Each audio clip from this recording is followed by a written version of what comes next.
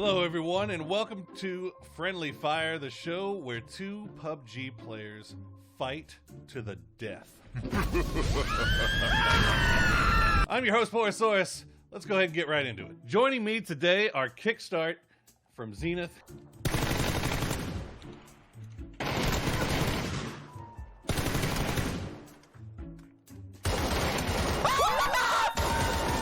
And Balefrost from Oath.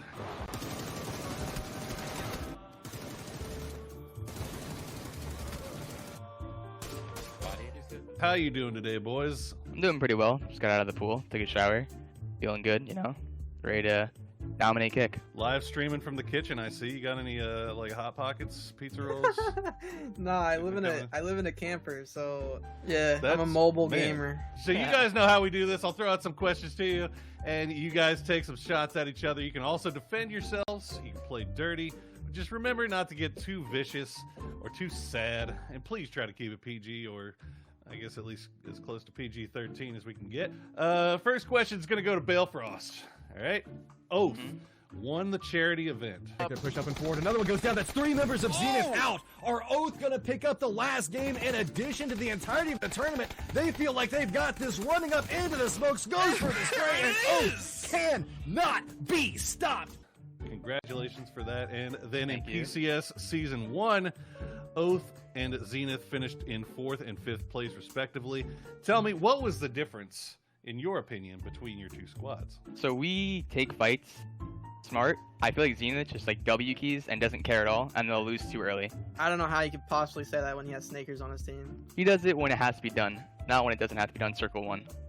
I definitely don't W key right. I've seen you guys pull up on compound Circle 1 and lose too early.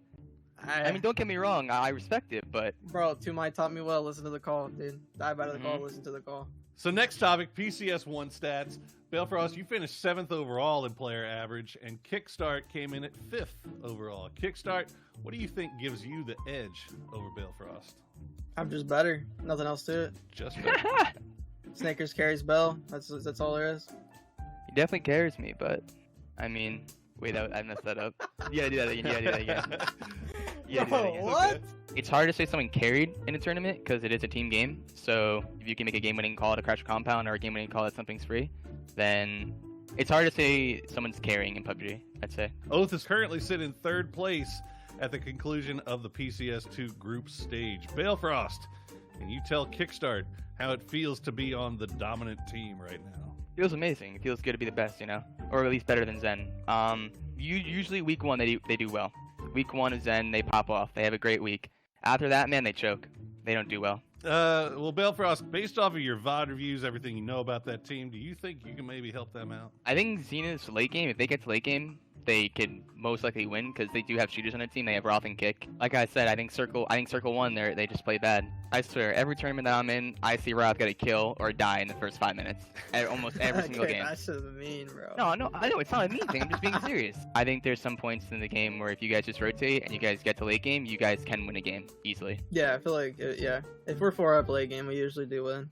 Well, there you go. Kickstart, based off of what you've seen from Oath, do you believe that they deserve to be in 3rd place overall? I think they got major circle luck in PCS. It was whatever Right. you won, you guys won. Wait, It was it charity, charity? yeah. Okay, Yeah, it was charity, yeah. You guys got fed. I don't care what you say. I will bro. say, we got that. You guys got fed like 3 games in a row. Mini power games are nice, you know, here and there. Yeah. You guys loot in a compound, bro. You sit there for the rest of the game, and then the zone ends in your compound, and you're gonna say you not get fed. That's some wild stuff right there. I don't want to hear anybody in chat talk about like circle luck bullshit. Like, I really do not want to hear that. Balefrost, do you think you could describe Kickstart's play style in one sentence or word?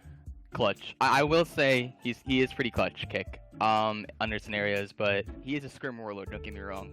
He's a Bro, scrim why do warlord. people There we say go. that? There we go. Why do I people say that, dude? He's got the nickname Scrimstar for a reason. Bro, STK started that. I don't get it. Like, I really don't. You see Kick and 1v4 in a scrim, he's winning it 9 times out of 10. I honestly don't know how that became. I guess my stats are good in scrims and they're not in tournaments. Oh, they're nuts. Yeah, I they're don't nuts. understand. Like, All right, well, we'll give you the same question. Do you think you could describe Balefrost's gameplay style in one sentence or word? just an ADR farmer.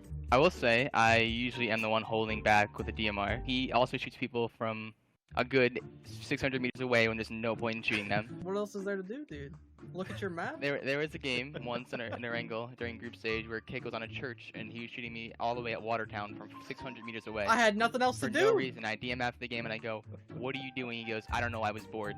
Yeah, if I'm sitting in the compound, bro, and we're doing nothing, I'm not gonna just AFK. I'm keeping my hands warm at least. All right, so Kickstart, do you think you could give me a prediction on where your team will finish and where you think Balefrost's team will finish in the grand finals? I think we'll be top 5 minimum.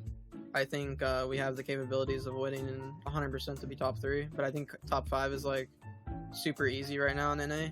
For Oath, I think they're going to be top 5 100% as well. You're saying that they're both going to be top 3, top 5. Who do you think is going to be ahead of the other? Yeah, I mean, Snakers is probably not going to be having a good week, so I'm sure we'll win.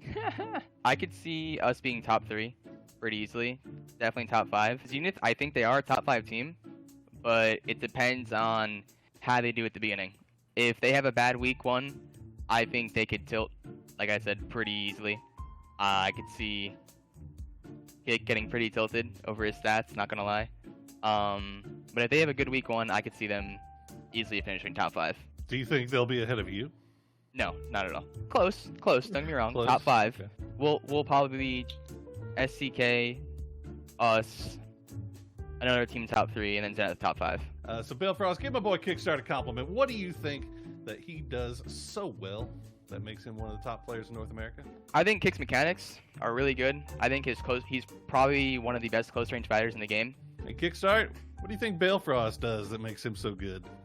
He's just overall a good player. He has really good comms. He's very vocal, and he has a really good shot, obviously. All right, so last thing, it's Balefrost's birthday in a couple of days. Kickstart, what'd you get? What'd you get Balefrost for his birthday? I gave him a hug, bro. He's not gonna be home. He's gonna be seeing his girlfriend in California. True. Yeah, I'll get you a Cali souvenir from MPL, bro. Well, that's going to do it for this episode of Friendly Fire. Thank you so much to our guests, Balefrost and Kickstart, for joining me. And thank you guys for watching. Now let's get back to the show.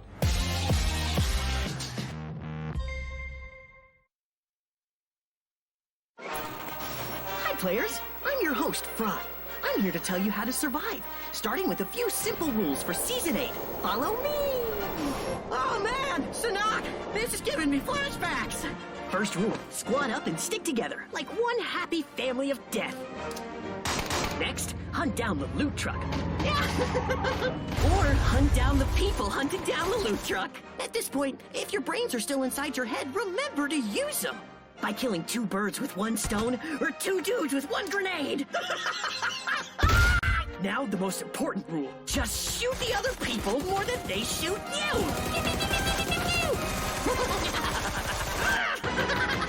When you're out of options, use me to bash someone's skull in. Whippy! Wow, what a great reminder of the fragile and fleeting nature of human life. Anywho, that's all for today, folks. PUBG Season 8 is available now. The first piece of good news all year. Good morning, good evening, good afternoon. Welcome back wherever you're watching around the world. We're glad to have you here for some NA PUBG. It is the Challengers Cup Promotionals or the PCS2 Relegationals, depending on how you look at it. My name's Toffee. Let's talk about what you're going to be seeing today. It is the second day of play in just 2. We jammed in 12 games into back-to-back days. We are on Sunday, and we've got 6 more to go. The teams on the right side are competing. 16 will drop today. By the end of day of play, 8 will advance to PCS 3, and 8 will crawl back down to Challengers to take another shot at proving that they deserve the shot at the big money. The map layout for today is Miramar, Miramar, Miramar, and then 3 on the island to finish out the day of play. First place is worth 10 points, 1 kill equals 1 point, and more often than not seems to be a determining factor in which teams will advance. Once we get to the scoreboard, you're going to see how close it is and why every point very likely will come into play. Prize pool, what are they playing for? $15,000, including the bonuses, which I'll get into in just a second. It is the top 8 teams from Challenger Series 2 playing the bottom 8 from PCS group stage. So the guys who didn't make it to the big show are going to be here earning their chance to get back, hopefully, into it, and maybe some new faces joining the fight as well. The top 8 teams will qualify for a return or a debut in PCS 3. Here's the prize pool and how it breaks down. $1,500 for 1st through 4th, $1,000 down to 8th, and on the right side, you get eliminated, pushed back to challengers, and $500 for your trouble. We're also giving out bonus prizing, $500 each to the team with the highest kills. So each player gets the $500 for the combined kill count, as well as the prize for a team with the most chicken dinners. My name's Toppies. I am joined by Clover and Cammy D, bringing you guys the analysis action here, and we'll have a great rotation of casters throughout the day today to walk you through it all. Let's start out with you, Clover. I had the pleasure of watching you and Poro cast much of the Challenger Series, so I think you have a good insight into what a lot of the teams were doing out there. Which team has stepped up the most, and which team has really let you down based on what you saw in the Challenger Series? Ooh, I mean, I really think Clueless, right, is a team that we really expected to see a lot come out of the Challengers. And right now they're sitting in second place, phenomenal, made up of a lot of veterans. But as far as teams that have been disappointing, it's kind of a bit torn between two. ELPX has really struggled this whole weekend. They're in 13th place right now. And this was a team that was constantly at the top at every stage through Challengers, but also pros don't snake. They started off a little bit weak yesterday, kind of found their footing near the second half in Miramar. So I'm hoping that today, as we start Miramar heavy, that might be a little bit to aid them and continue to play catch up on the leaderboard. Cameron, perspective, I know that you watched Challengers Cup, and you've got to watch a lot yesterday and sort of get to see what the teams were doing. What team stood out to you? Is there anybody who was a new surprise or unexpected? I don't think there were any... A lot of the Challenger teams specifically that came from the Challenger Series, being Challenger teams, the ones that are succeeding are the ones you more or less expected to succeed. However, there are a couple of names, as Clover said, in the, a little bit of a disappointment category. I have to echo her sentiments about LPX, as well as I think I'm going to throw Phoenix in a little bit. Phoenix, of course, started the last round of the Challenger Series, if I am not mistaken, very, very... I know I'm mixing my days up. One half was really good, one half was really bad. And so right here, they're sort of cresting in the middle. They're one of the teams that I'm looking at to see potentially step it up today compared to yesterday because it was a little mediocre. Fair enough. And I will say, Orion was a big surprise for me to be on the bottom of the brackets after what I thought would be a very good showing for them. It's been a little bit frustrating, but I'm sure we'll get into more of that as things go on throughout today. It is going to be an interesting one, guys, because remember, the top 8 teams go to PCS 3. That means not only are they playing for the larger prize pool at that level, but they have a chance to play for $200,000 in the grand final, which is a pretty big deal. That series, not far away, very soon, PCS 3 starts, but before that happens, we've got to get to PCS 2, the grand finals. Check out this video and why you need to be watching when it finally goes down.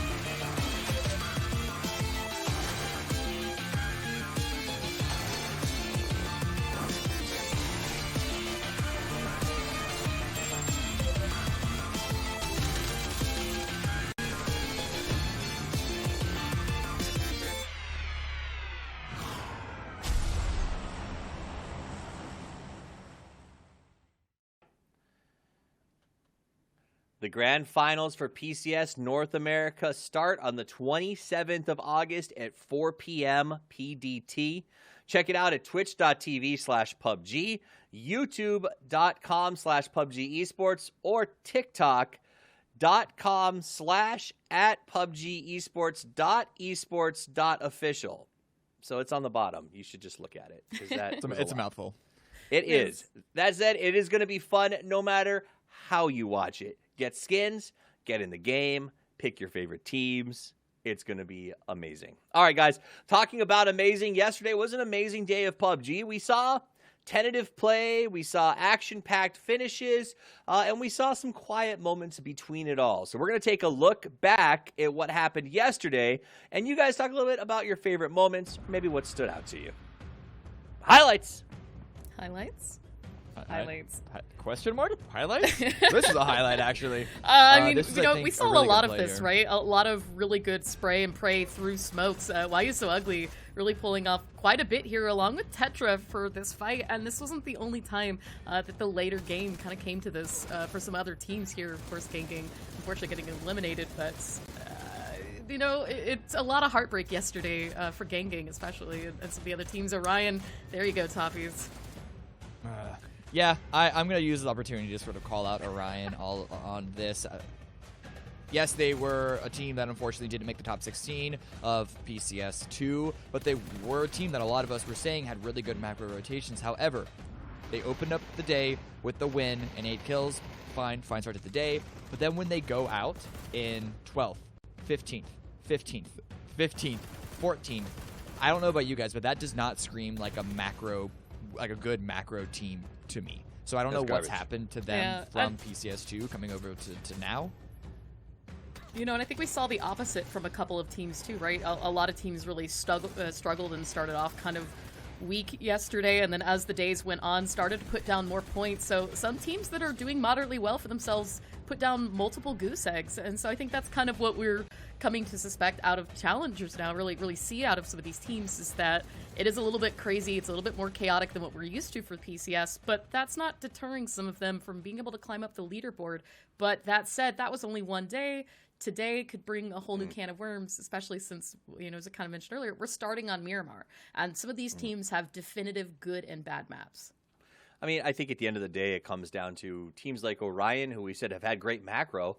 I think they were caught off guard, Cameron, by the fact that everyone else in this lobby is making wild outside rotations and late transitions and not crashing. And there was a lot of things that changed it up. But I will say this, Cameron, no team has gotten 2 chicken dinners yet. So that does mean there are points out there. It's not over for a lot of these teams. Let's take a look at the leaderboard in just a second so you can see where everyone stands, but I still think almost anyone is in the hunt to make top 8, Cammy.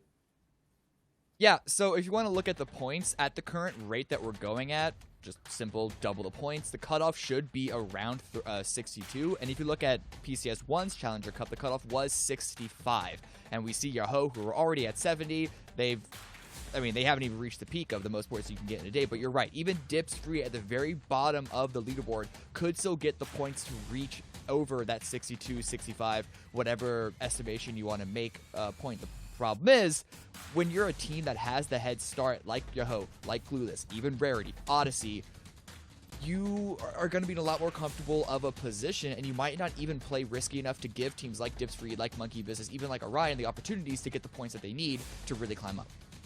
That's a fair point. Any thoughts, Clover? Actually, you know what? Before we do that, I really agree with Cammy there. It is kind of, you know, who can take points, but again, I mean, even with Yahoo, right? They very last match of the day, they only put down 2 points, so I think there's a lot of opportunity for some of these teams to play catch up. So they're by no means safe. Well, I got to talk about standouts. I think you guys see it there on the top left of the leaderboard. Yahoo is my standout pick. I think it'd be hard to disagree with that. 70 total points. Absolutely dominated yesterday. They were playing Smash Mouth PUBG. And if you want to call a good swan song for your departure from competitive play, this is exactly what Wolf would have loved. So I can't talk too much more about that. Clover, I do want you to tell me about your underdog. Who do you think is our underdog today? You know what? I'm going to go with Phoenix, because this is a team with a lot of, you know, talent. We're familiar with them. We've seen them playing in multiple leagues. They've been in the Challengers before. Mitchie Borgquist returning from Snow Patrol, along with Greta, Dox, and Regen. But they did have a goose egg on Erangel and a goose egg on Miramar, and it seemed like every time as they got through, their second match was better, the third match even best after that, and then reset again. So I'm hoping that they shook that off yesterday, kind of bring it today, and they should be able to secure themselves into the top 8. Every tournament needs an X factor, Cameron. Who you got your eyes on? I'm actually going to be watching Odyssey here. Odyssey have a good number of points, currently sitting at 43. However, their kill counts are significantly low across the board. They'll pick up a couple every single game, but the most that they've gotten is 5, and that's along with a win. They have a very tight end game once they get there, and so they're able to. They have a win, they have a second, they have a third, but the low kill count to me screams. I honestly don't even know what that says, but we're looking at the final day of qualification where there's a number of teams that really need to get those points. I am curious how well they're going to be able to hold off potential bombs, potential rushes for teams that are very, very hungry for those kill points.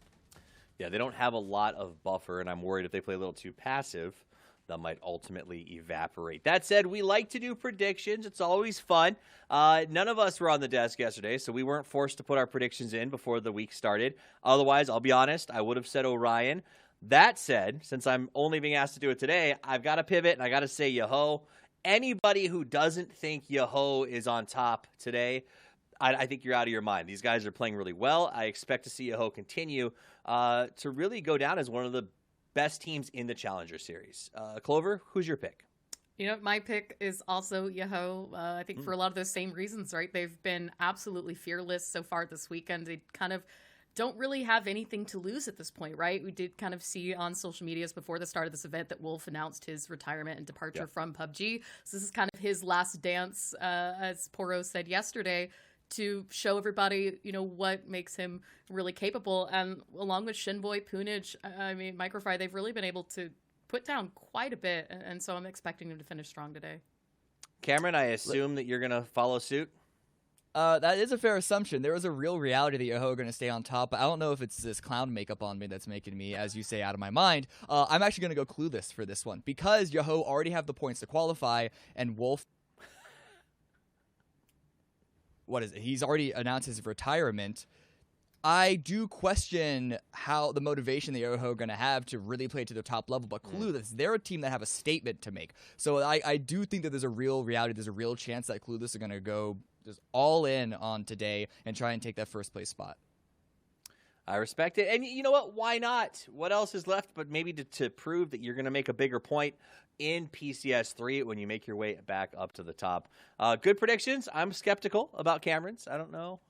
Clueless has had some good moments. I'll give you that, but Yoho is good. And actually, Clover, earlier today, Godspeed said he had a chance to talk, I think, with the team, and it sounds like Punij is making the calls because they know that Wolf is sort of stepping out after this, and I think that bodes well for them if the new shot caller is leading them so effectively.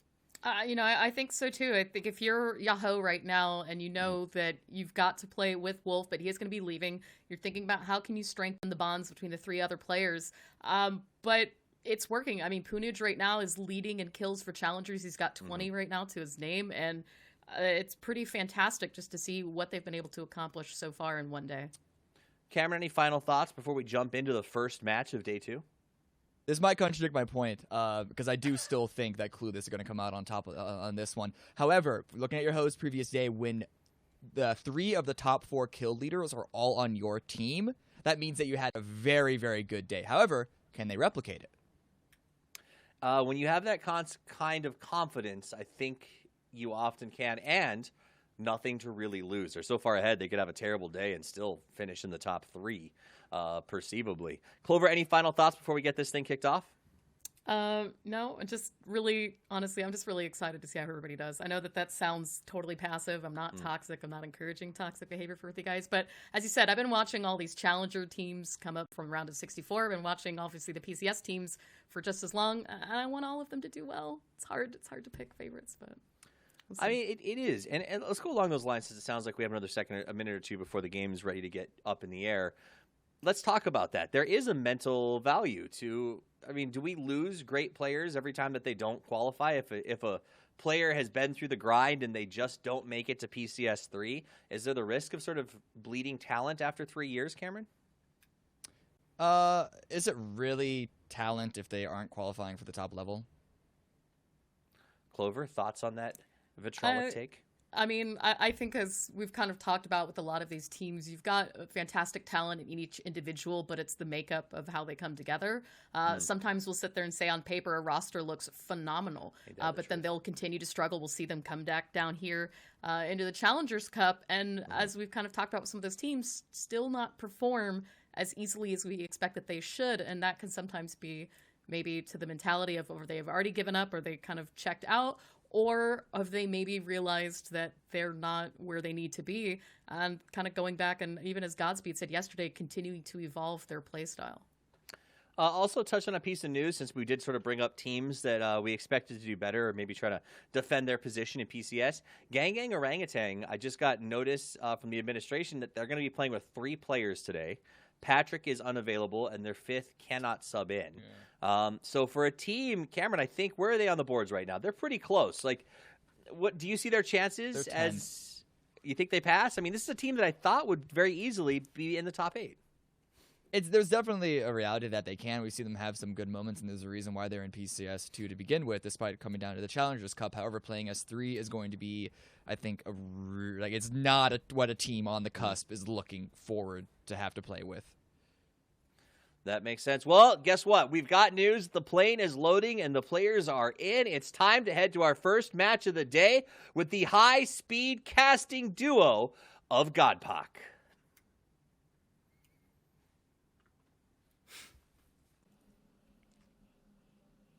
Oh, he got both of them in there. Yeah, that's impressive. The fact that he was able to squeeze both in, I respect it. I mean, they made a mistake. They let us, they let us casting in together, which was something that you and I did not think was going to happen again. But here we are. Here we are. Look at us. Who'd have thought? Look at us now. Yeah. How you doing? You look good, by the way. Oh, thank you. I appreciate that. Good. Oh, I'm excited. I had to obviously watch the VODs back. Apologies to everyone watching last time. My internet did die out, left Matt and Poro in the lurch. But you did. I'm excited to jump back into the action today. I actually have a question for you. So I did see. I know. I did see that a tweet by Poon saying that he was the one actually making the calls yesterday for the games. And obviously, with Wolf's departure, someone's going to have to step up and cast on that. Not cast. Jesus, what am I talking about? Someone's going to have to step up and make the calls on that team. What do you think about Poon stepping into that role, as opposed to, let's say, someone like Micro, who has had a lot of experience in the MPL? Experience, yes. I guess it comes down to relevancy of the experience. I'm not saying, either one of them kind of blank canvas wise is going to be a better IGL, but I think Poon's a player that's developed a lot over the even though he's obviously not been competing up until until he was over 18. But right. I don't know. It's maybe a confidence thing. But Poon is one of those players that kind of just oozes confidence, and I like that play style that comes out of IGLs like that. If you make the comparison to Wolf, I think prior to him being on a team with like Snakers, Relo, players like that, he was more of a passive IGL. So it was interesting to see the switch up from him coming onto obviously that Oath roster, and then kind of having. I mean, when you've got players like that on your team, you can kind of call anything, and they'll frag and make it work. That's true. Yeah, I think, honestly, I agree. I think having Poon call is actually great because he's kind of that young gun that you and I basically kind of watched grow up in the scene early on, you know what I mean? So to see him step into that role and to see that aggressive playstyle, I mean, yesterday Yahoo was all over the place. And again, I mean that in a good way. They were camping rotations, they were hitting different roadblocks for teams that were trying to rotate in, and they were just pushing everyone. Like a lot of the plays, especially in their endgame when they decided to get aggressive, I mean, they were spot on plays. And I think Poon stepping into that IGL role for this roster, especially once Wolf is gone, I think that's going to be a big boon for these guys.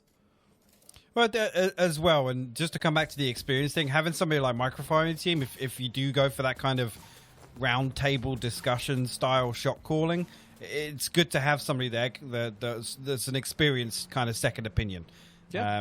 That's always helpful on a team, and it's because it is a tall order sometimes in PUBG to leave it all on one person, but that circle popping all the way up to the northeast, so kind of the complete opposite. The last few Miramar games, well, I said the last 20 Miramar games or so that I've casted have been over to the west or the south. But I'm excited to go somewhere else. It was the team we were talking about. They did have, I'll say a weird start to the day yesterday. It was very frag heavy, and I kind of put that down to, I mean, you can shed some light on this as well. Obviously that Rumblers-esque play style.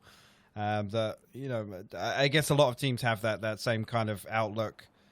which is obviously just secure kill points. If you haven't got a good position, just set up a rotation camp, as you said, put themselves somewhere where they can gatekeep, control an edge of the circle. And I love to see it, but it's difficult to maintain that in terms of consistency, I think. It is. No, it absolutely is. I agree with you. And I think like you said, the Rumbler mentality of trying to get as many frags, that's obviously something we try to do, but I think that actually helps Poon a lot. In the sense that if the team is fragging very well and getting those points, it takes a lot of pressure off of him or any new IGL for that matter to come in and know that you have the kill points to rely on. So if you do make, kind of like a voracious call or something that's going to be a little risky, you're like, okay, we have the points to do this. Let's see if it works out. And I think that's honestly what's been happening with Yahoo is they've just been able to make these calls that are a little more aggressive, but they've been working too, Pox. So like they haven't even really had to back off those calls because they've just been going in, fragging, doing whatever they've had to do, and they've been coming out on top. Oh, what is this? Gravity and Prozone Snake. I don't know what this is. Yeah, seemingly a knockout in the middle of nowhere. There's not a vehicle in sight. Obviously, Jin's going to finish off Enlan. Oh, you have to reload before you peek. That was close. He nearly got his head ripped off there. Yeah, and Pankill's pursuing this. It looks like he's actually going for a different angle. This is such a weird compound to be fighting did they at both, so early. Yeah, did they both drop into this? Like I said, I didn't see a vehicle out there, so it looks as if he's just kind of chased him out there. I mean, Dirty's obviously found the initial knock, but... Well, there is a vehicle. It looks like Pankill's going to take it, but there was two members. There. What? Yeah. I don't understand. And Maro's Odyssey is now going to be looking over towards the rotating members of Prozone Snake coming here through. Phoenix is a team we actually find dead center in the circle, and if I'm correct... Oh, wait a second. Is he going to take this? Maro actually. I mean, they're not going to have the information as well that this is the second team. They could just think this is the other half of the split from the first team they're engaging on, but looks like Maro's going to pull back on that. You were just about to talk about Phoenix. Go ahead. Yeah, I was going to ask you about Phoenix because and correct me if I'm wrong, that's one of the teams you were actually really looking at to find some success. Very, very close to my heart. Regen's my boy. Greta's really impressed me every time. Yeah, she's been great, honestly. She's my MVP so far. For that, I just think that's a roster that has a lot of potential. I mean, Missy Boy showed us some fantastic play on Snow Patrol. He was kind of the standout player on that team. So I just think on paper, as well as obviously my undying love for Regen, is it combines to make me really, really want to see them do well. And again, slow start yesterday. They managed to pick it up, but. Again, this is the test. I said this yesterday. As soon as you get this mismatch of a lobby where you have half of the PCS1 teams or the group stage teams and the challengers teams thrown together, this is where you're really tested. Yeah, and to be fair, they didn't necessarily have, like you said, the best start yesterday, but at the same time they're still in a position where they can qualify. I mean, every team. Absolutely. Yeah, I think all the teams honestly are in a position to qualify. Here's your boy Regen coming in for shots maybe on ELPX's mat. No, he went over the ridge, but Phoenix find themselves in a really strong position, and we didn't really talk about the circle. This is a little bit of an awkward circle because there is quite a bit that's actually not playable, but overall we've seen circles kind of lend themselves towards the northeast before, and these ones tend to be pretty okay to play. I mean, there's not too much unplayable terrain. It's not like the Hacienda circles where there's just nothing to play there. There's a lot of actual terrain here that you can play on foot or otherwise. Yeah, this is kind of weird here with Regents, and I like the fact he's peeled back a little bit, but ELPX have actually managed to get in between Phoenix here. Regents that's going to open up onto the final vehicle coming through. You can see Docs gets the opener onto Caesar elsewhere, and that might be the signal for Regen to peel back again. Yeah, and he pushed in, and now it's actually Mitchy Boy that's trying to find some aggression here onto ELPX as they know they have one down. And with that flank coming around from the last Phoenix member, this could actually be a really nice play coming out of these guys. Yeah, I mean, the fact that they got in between the kind of Phoenix here is now possibly their downfall, to be honest with you, because they're going to be pinched if Regen can get a really good position. You can see him in the distance there. I saw a lot of really good plays coming out from Phoenix yesterday. Oh, that was nice. Nice little flush there. The thing that's impressed me about Phoenix, even though their start wasn't that great, is especially on their edge play towards the last couple of games, is it looks like they're the ideas that they want to employ, their plan it's really great. I think that these guys have a great mind for the game. It's just the execution has been what's been a little faulty. Yeah, and I mean that's something that comes with time, right? Right. That comes down to, those kind of the things that are rarely acknowledged. So those micro team synergies and trusting your teammates and kind of anticipating where your teammates are going to be looking, what they're going to be doing before they do it. But I mean, on paper, this is a very frag heavy team. I think if they can kind of adopt that edge play style that works for so many other teams, I think they can be really deadly. I mean, look at the positioning here from Regen and the patience. I really like this from Phoenix and specifically Regen. I mean, this is a really great play. If he can find a knock, that's going to open it up. He's going to take shots now. Tetris! What? Oh my God!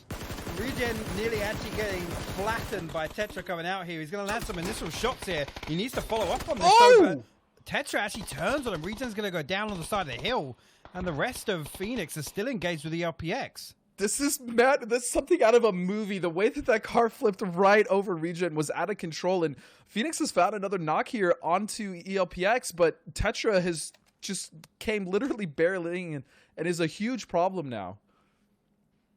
I would have, sorry, Regen, but I would have loved to have seen him get flattened by that Murado as it came rolling over the hill.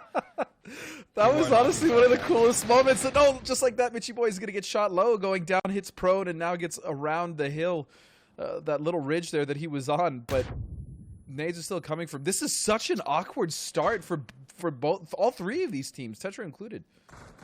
Yeah, and I'm not sure where Tetra's coming from there. I mean, Circle's going to shift. It is kind of favorable for this part of the map, so they can kind of draw this out. I mean, this is the second time Mitchy Boy has made this push across the road, and it's to secure the second kill for the team so far now. Maybe they can kind of reset a little bit. I don't expect to see them pushing, considering where the circle shifted here.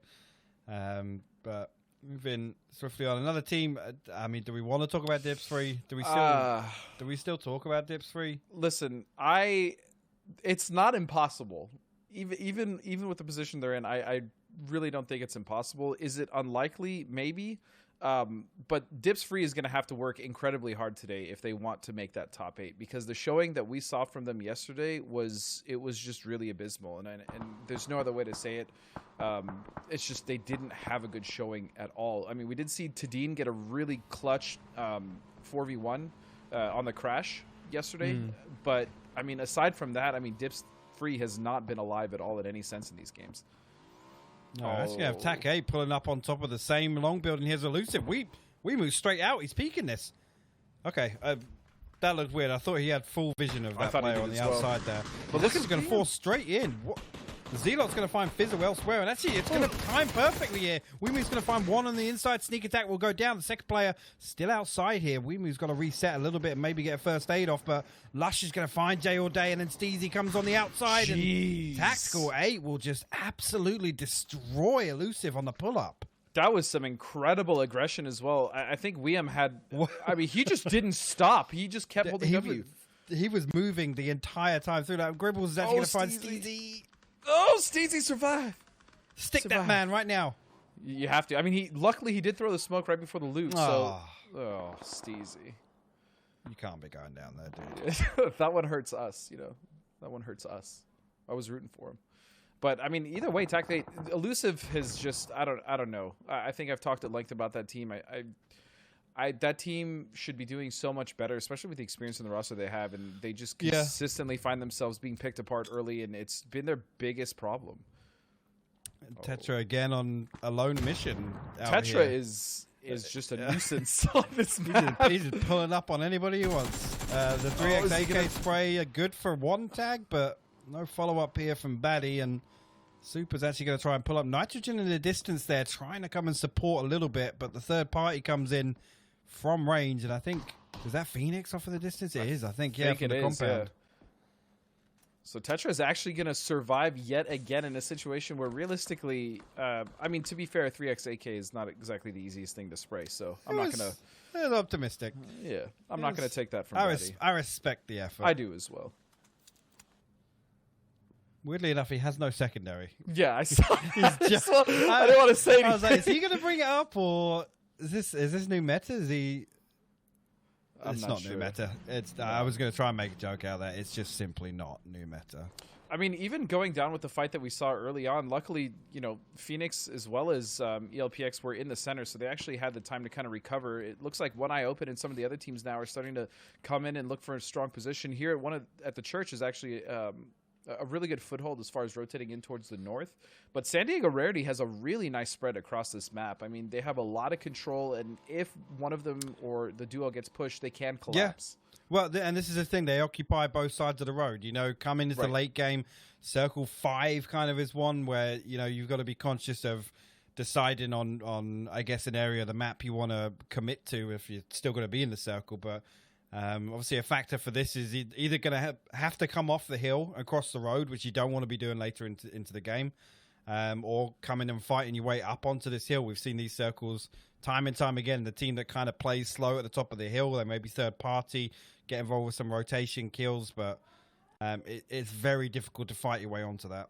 Yeah, it is. At the same time, if you can hold the hill, I mean, it's obviously incredibly beneficial. And we've seen some teams really kind of hold those apex points very well. I think, obviously, STK comes into mind, especially the way they play, Everest on Erangel. But yeah, it's going to be tough. I don't know if any of these guys are going to really opt. I don't know how long San Diego Rarity is actually going to keep themselves on that hill, or maybe they'll consolidate to a road on the next shift. We'll have to see. But TAC 8 starting off this game really well. TAC 8 is a team that's kind of thrived in this lobby, to be completely honest. I mean, 51 points. They've been getting a lot of kills, playing much more aggressive than we've ever seen in any of the PCSs, to be honest. No, I think that's we were talking about this a little bit earlier. I think it's good for that team. Again, Steez is a guy that isn't going to be happy with, obviously, the previous performance. Sure. And again, you talk about little wins for your team, confidence boosters coming in, fragging out in the lobby. It could get you back on track. Do you know what I mean? In the long run. Oh, of course. That's kind of my whole spiel about coming down to challengers or a situation like this where you get relegated. You use that as a learning experience, and then you take those little wins that you can, learning experiences to improve going into PCS. With Sovereign taking shots now, he's going to find one connection there on TAC 8, but now he's going to be kind of rolling away. And look at this. Monkey Business now in a fight with Gang Orangutan. Wow, that's actually perfect. Monkey Business and Gang Orangutan. That's perfection right there. Nice shots. Shrew's going to finish. Shrew's nuts. And he was nuts in MPL. I mean, this guy, it's really nice to see him back, to be completely honest. Yeah, as a player with a lot of potential, in my eyes, very mechanically talented. Clueless, again, looking to put on a show here. They're going to full force up. Actually, they'll try and drive away here. Goes for the barrel spray on the way out. Doesn't actually land anything with it, though. I do see a thumb grip on the bottom of that, so it's understandable. They're going to tag the distance here. That's a rather long distance as well. Those multiple tags coming out, so nice shots from T8. This circle is going to hurt quite a bit. It'll tickle. So Shrew's going to have to get out. Is he going to make it, though? Oh, Gravity is right behind as well. This is a bad situation for Clueless. NHS gets picked off, and there you go. It is going to shift down to the south. We do still have about a 65-35 split, I'd say, with the road, but the hill I was talking about now going to be a huge factor in this, as we see more casualties on the side of Team Clueless. Maybe just hanging around a little bit too late there, and two teams kind of shooting at them from distance. But they do get two members inside. You can see, is Tetra still up? I can't tell if he's still up or if he just died. So he's been on a mission this game, a solo mission at that, but ELPX still inside this compound, while the two remaining members of ELPX, and I can see Phoenix still on the opposite side of the road. Mm-hmm. These guys are definitely going to have to rotate out soon, because they're essentially just going to clash with each other as they rotate down, which is going to be mutually assured destruction, because neither of them are in a circle. And once phase 5 hits, Puck, I mean, you can't be sitting in the blue much longer. I think the more time these teams take, the worse off it's going to be for them. But here we have Odyssey, Mr. Blown Apart, going to be taking shots down at Orion, is a team that has been struggling. Nice shot, though, coming out of Detonator. And Potato's gone. Actually. He's out. He's like, nah. He just left. See you later, dude. You hit a headshot. Hit another one. See you later. Actually, it doesn't look like Mr. Blown Apart has any meds because he just popped a bandage. He's going to have to peel away from this a little bit. But Potato is okay. He's just healing in the blue, taking his time. And honestly, again, these teams, I feel like, especially watching yesterday, a lot of these teams are actually taking a little too long to rotate, and they've been getting caught in the blue. And I think that's been the biggest issue so far in this lobby. Yeah, Destinator will fall to the blue zone. But 3 members of Orion do make it in. I'm not sure how they kind of got caught out there that were either side. Gwen Stacy's actually going to get found by Microfry, and here we've got the 2-seater sender. I mean, this is the easiest way to get up. But see what I was saying? It was difficult earlier. Look at it. Just drive up there. Just get a 2-seater for it. I mean, it's easy. I don't see what the big issue is. They're driving right in between TAC 8 as well. TAC 8, you've got the low ground position down at the oil tankers. And Phoenix set up for this. This could be a fantastic hold here. Lush is actually going to get into it. Yeah, Greta's going to get found, unfortunately. Such an odd place for Lush to be, but I mean, he wouldn't be Lush if... I mean, it's an odd place for somebody to be. It's not an odd place for Lush to be. That's fair. That's fair. Lush, I mean, that's kind of his specialty, though. He's always... I mean, you, of all people, have experience with Lush. I don't want to talk about Rosok, man. I don't want to talk about Rosok. Mitchy Boy's got himself up to the high ground. This is what I was talking about. If they could get a position to hold this here, Mitchy Boy's actually going to open up onto one member attack 8, but San Diego Rarity pulling up on the other side of it, and Lush still around out in the open here. Does get tagged up a little bit downhill.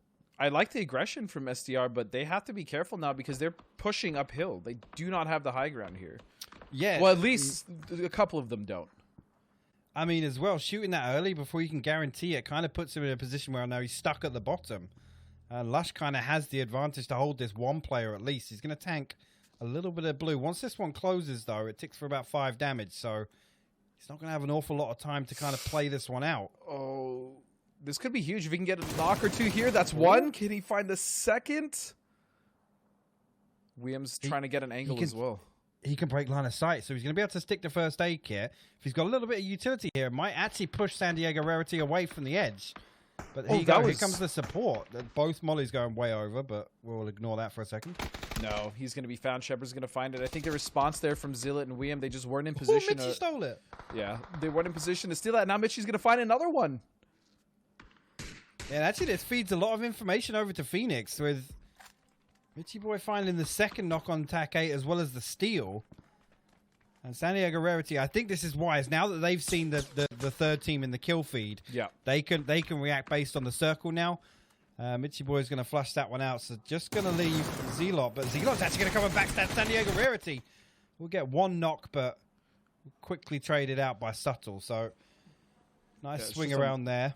Minor inconvenience there for San Diego Raiders. Are going to go up. The other issue is that the area that they're going to is essentially kind of like an open plateau, and I'm pretty sure not only Phoenix but the team that's just south of them is going to have a nice angle. I think that's Prozone Snake. Yeah, shots coming out from Winnie, and this is going to be really rough to get off this plateau. Phoenix is in a very tough position, but 5 kills at least, not the worst start for Phoenix. No, they actually kind of need to follow San Diego Rarity's path in. Because they can't stay up on this side, as you said, and that's going to be difficult. If they can find a little ridge, I'm not completely familiar with how it lies up here. We haven't seen a circle end here in a while. The biggest thing is, I mean, they can play to the shack at least. Yeah. If SDR keeps rotating, they can just come in slowly behind them. But nope, they don't have a choice. They have to take the fight. Shots coming in. Docs.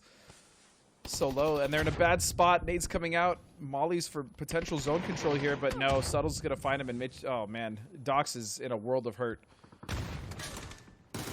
Oh, if he'd got the flush. Yeah, no, that's fair enough. I respect it. He had no other option. There was no other play for him to make.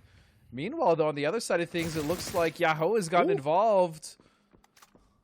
Yeah, Micro landed a nice little headshot with the barrel uphill there. He's going to spy out another player in the distance, but doesn't scope into it just yet. Waiting for a peek, maybe.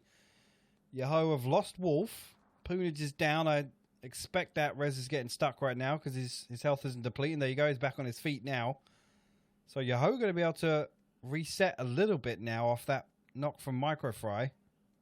And here comes the shift, and they're going to have to move in, and that's actually not that great because you also have, it looks like Orion, the remnants of Orion is still holding fast to very west edge of that. And then San Diego Rarity's coming in as well. If Yahoo doesn't wrap this fight up quick, they're gonna be looking at a really rough run in.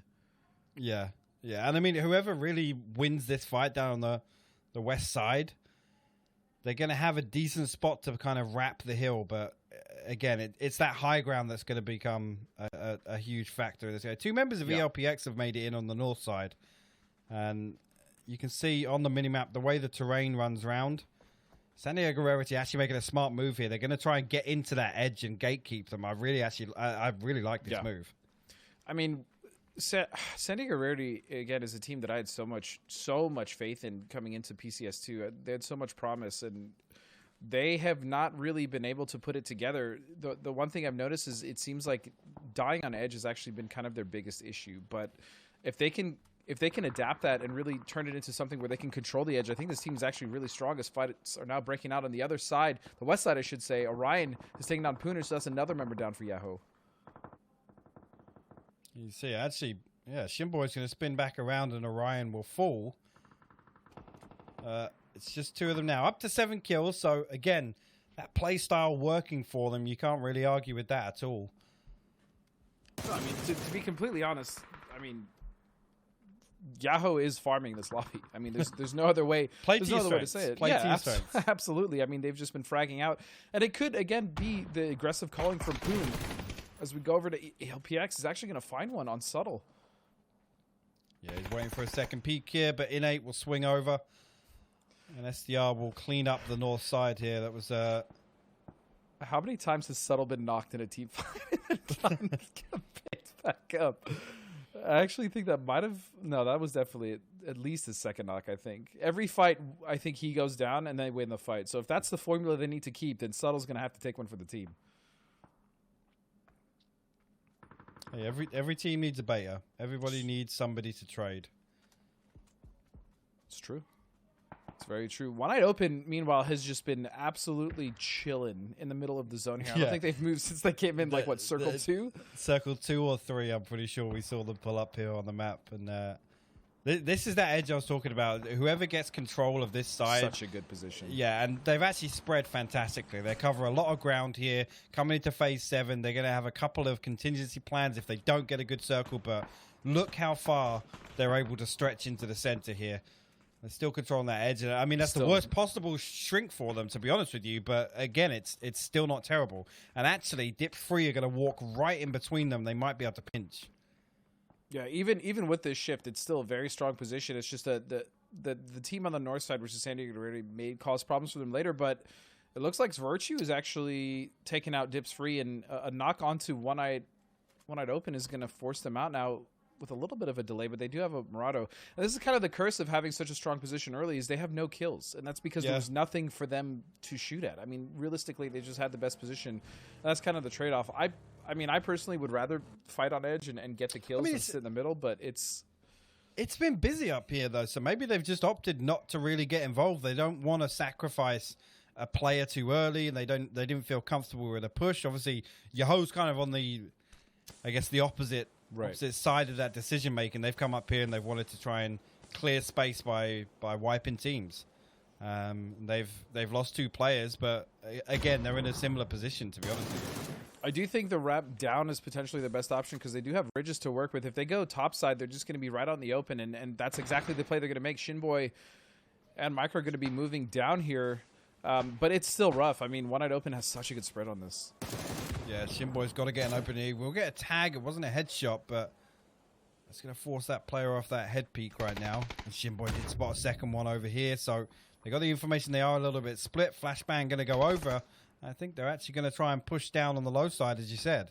Yeah, they're going to, and to be completely honest, they might actually be able to pull this off, especially if they get an opening knock here.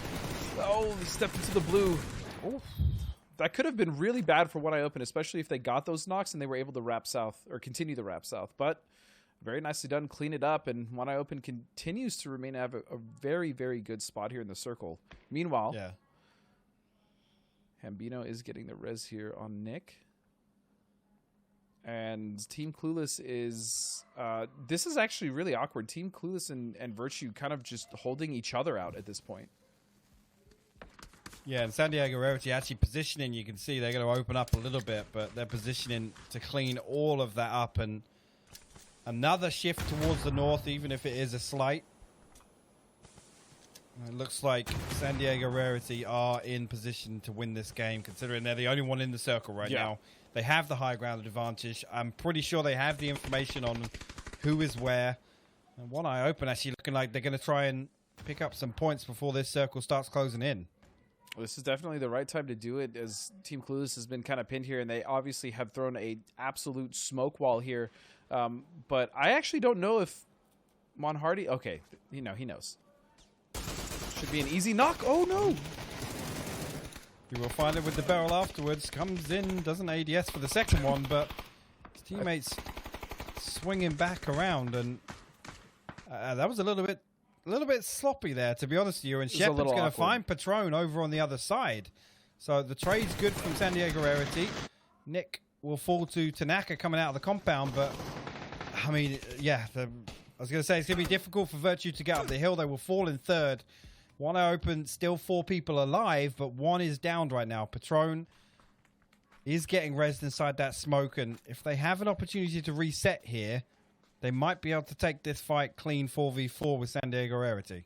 The only issue is that they are running out of terrain, running out of room to do it in. And in fact, they're pretty much pinned here down to the south. San Diego Rarity has, as you called earlier, like the best position in the circle. And so for them to fight, it's pretty much going to be on the fringes here, as they have nowhere to run. Monhardy's going to take a lot of damage. Winlow looking to get a little bit of forward ground here, or at least try and find an angle over on this side. They do still have a little bit of utility, so a little bit of smoke cover going to come down now. But yeah, San Diego Rarity's spread is just fantastic. And it's going to be very difficult. I'm not going to count them out. It's definitely possible, especially if they get like a really nice opening knock. If they get 2, that potentially could be the fight. They're using all their utility. The issue is that circle is dead center on San Diego Rarity, and their spread, as you said, is just, it's fantastic. It's phenomenal. I mean, I would really be hard pressed to think that San Diego would lose only if they threw the game.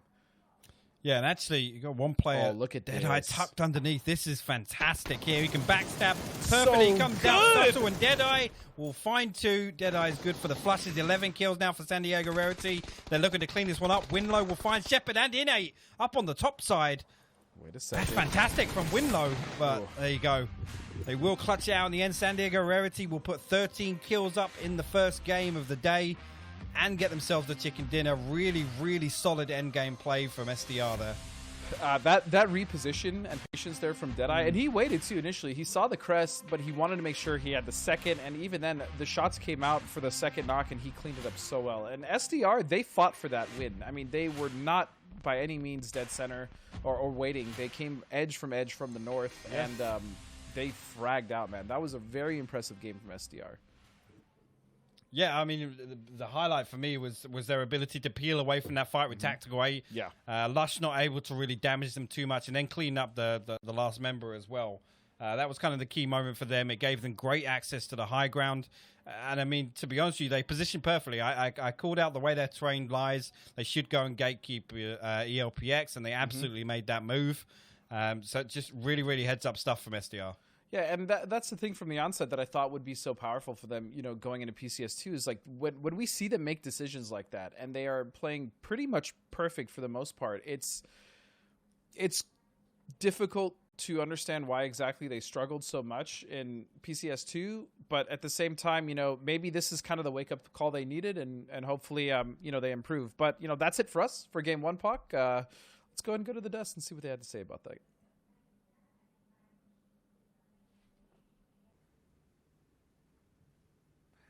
Congratulations to San Diego Rarity for getting their chicken dinner, and the first team, as far as I can, if I remember serves me correctly, to get the repeat.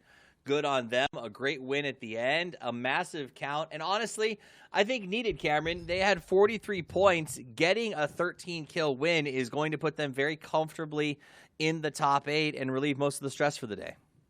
Yeah, they were a team that yesterday that sort of went back and forth a little bit. We can of course look at the highlights while I go over this real quick. But they were one of the teams that they didn't really seem to really find their footing. They had a couple of all-right games, a couple of subpar games, and for, I don't know, a team that I couldn't have been the only one super excited to see them in PCS2. To sort of come in a little waffly like that was a bit disappointing, but you're right. Second win, first team to get 2, puts them in a really, really comfortable spot that hopefully any stress that they may have had on their shoulders, it's now off. They can now breathe for the rest of this event. Yeah, and I think too, right? This is kind of a team that we talked a lot about yesterday with Rarity, that we were a little bit disappointed in some of their kind of performance, right? That they have been in and out of the Challenger Series, and for kind of quite a lot of these teams. I mean, Yahoo, again, kind of went out a little bit early, but they managed to go out with 7 kills, and that still kind of kept them up the top of the match leaderboard for this match. And so by no means, I think for some of the teams, to start off today, should we be a little bit too concerned? But again, look at this beautiful placement here from San Diego Rarity. They really put themselves in such a great place and kind of kept the team going quite strong up till the end. And speaking of great place too, One Eye Open, I know they didn't really walk out with a lot of kills in this, but held the center, held themselves strong, kind of positioned themselves where they needed to be. Ultimately, just couldn't hold it out towards San Diego Rarity in the end.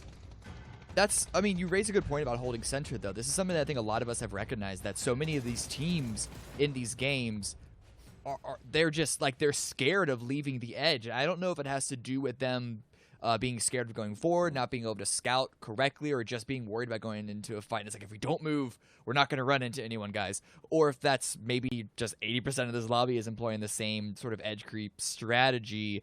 Unfortunately, when everyone does it, suddenly it's not so powerful anymore. But One Eye Open, holding down the center, they didn't get a lot of kills, but that's because they didn't have to fight that often, because so many of those edge creep teams were sort of taking care of each other before they even had to bother with One Eye Open. It does seem like those edge creep teams, though, are creating unfortunate, like, everyone's sort of sandwiching together, and a lot of them seem to be betting on, I just hope I'm not the team that's in the middle when that happens, because every game I feel like we're seeing at least 1 or 2, 3 to 4 ways with one team who was edge playing just stuck right smack in the middle. And then even beyond that, in that One Eye Open was caught in a sandwich situation. As we look at the leaderboard for the first game, we'll see that. So One Eye Open does get the position, but like you said, no kills, and they kind of get sandwiched there towards the end. I do want to give a shout out to Deadeye, Subtle, Super, and I think in actually Mitchy Boy from 10th place Phoenix all got 4 kills in this game. So all those players got to feel pretty good about themselves. But talk to me about this leaderboard, Clover. Yeah, I mean, look, beautiful 23 points, San Diego Rarity. That is huge for them right now. Like you said, to kind of give them a bit more of a comfortable lead in this leaderboard, and another chicken dinner. So they are the one now to have 2. Everybody else still with 1 each to their name. Yahoo still managed to put down 7 kills, giving him 10 points, along with Virtue, right? Virtue, I saw them that wrap there towards the end. Tanaka trying to farm just a little bit on Team Clueless. And unfortunately for them, San Diego Rarity already kind of established themselves up to the center of the zone at the end. And that's kind of where we saw Virtue fall out. I mean, to put that in perspective, Cameron, yesterday, Rarity finished the day in 5th place with 43 points. That means in one game, they did more than they got more than half of their points from 6 games yesterday. To me, that says it's anybody's day. Mitchy Boy and the Phoenix lads could have a couple of games where all 4 of them turn on, and they're right back in the mix. Yeah, I mean, just look at the kill and damage right now. Mitchy Boy at the top. I mean, it's all tied between Mitchy, Subtle, and Deadeye, and Super as well. So I don't know exactly if Mitchy Boy is the crowning champion of the game, or it's just going to be one that they split 4 ways, which of course doesn't have the same retail value if they want to sell that on the black market. But you're right, though, Phoenix, like, this is just another example of why we're constantly going to be looking at this team, despite them not really showing up in the way that we have been. It's still going to be in the back on everyone's minds. Currently up in 10th place right now. They've jumped up a few points. This is going to have to be a continual process for Phoenix, though, to climb up to get into the top 8. San Diego Rarity walks into 2nd place on those 2 skinny little chicken legs as they get up behind Yahoo and feel pretty comfortable with their ability to return to the top 8. Clueless, Tactical 8, Gravity right behind them to put 5 of the teams potentially advancing to PCS 3 as teams who have that experience. Pros, Don't Snake, Odyssey, and One Eye Open, though, are on the hunt and in a pretty good spot right now, Clover. Yeah, I mean, really good spot indeed. And there's so much. Right? I mean, this is only match number 1 for the day. We've still got 5 more to go. A lot more momentum, so to speak, to carry this on. And I think momentum is going to be the key factor for a lot of teams here. You know, coming out of this first match, you've got to be feeling really good for yourself and hopefully carry that on through the another 5 that we've got going on today. I think that's going to be the. Let's take a look at the kill and damage leaders, Punij and Shinboy. Despite the fact that they didn't win, Yoho, I believe, went out in 5th place, but they're doing damage. This is the way that they've approached this entire lobby, Cameron, is punch you in the face and just put up a bunch of kills. Yeah. Well, Clover mentioned for this round that they went out maybe a little earlier than you would expect the lobby leader to be at, but they still picked up 7 kills. That's not uncommon for them this entire series. Yes, they have a first and a second place, but they have as many 9th place with 12 kills, 9th place with 5 kills, 4th place with 7 kills. In fact, like their worst scoring game is 11th with 2nd. So they're just going in, they're just fragging out. And maybe my prediction for them not going at the same velocity is sort of incorrect. It's one game. We'll see. Clueless are still playing well as well. I think there's so much potential for Clueless. I mean, I think you have your pick just yet, so I wouldn't worry too hard. So we're on board that we think Clueless is going to be okay. And again, I think we said 23 points in one shot means that it's anybody's game. I do want to give this. STK, one of the things that gets heralded the most in the last season was the fact that Purdy Curdy was a top fragger, but also the IGL. We found out today that Punij seems to be stepping into that role for Yoho potentially going forward, and is also performing as the top kill leader for the team. A huge damage output on that team. What does that mean for the future of Yoho? I mean, he is a young fragger to be doing this, in my opinion, Clover.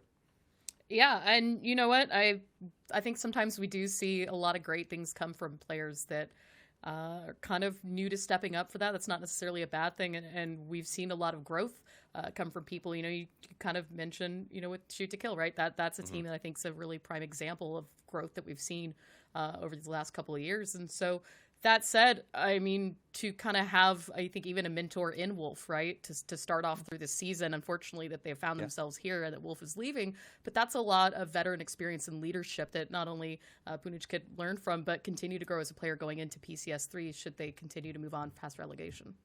So I'd love to hear how big his impact has been in terms of that. Cameron, do you think it's a good indicator of future success, or is Challengers Cup just Challengers Cup, and when they go back to PCS3, it's going to be a different ballgame? It is. I mean, you can't. It's not going to be the same ball game at all. However, it is certainly a good indicator of where they can develop here on out. I don't know if I want to read too much into Punij IGLing over Wolf, because Wolf came in at the last second, virtually last second before the game started, and so I'd be shocked if he was given the reins 100%. He probably, of course, had his input, but I think them leaning over towards Punij is not going to be necessarily new waters, new grounds for Yoho here, and also I think it's been a long time since it's been acceptable for any top team to have an IGL who wasn't able to get any kills. Yes, they can't all be Punij at the top right now. They can't all be Purdy Curdy from SDK winning MVP while also IGLing, but they at least need to be able to put some effort in the game. This is not a game. Battle Royales are just not games that you can have one guy who is all mental, no frag. I think if I had to pick any indicator, it's hoping maybe Punij emerges as the dominant voice and we go from family calling to shot calling, because I think that could be the future for Yoho. That said, it's time for the game. Number 2 is in our future as we head over there right now to Hypoc and Godspeed, who are going to tell you all about the action. Gentlemen?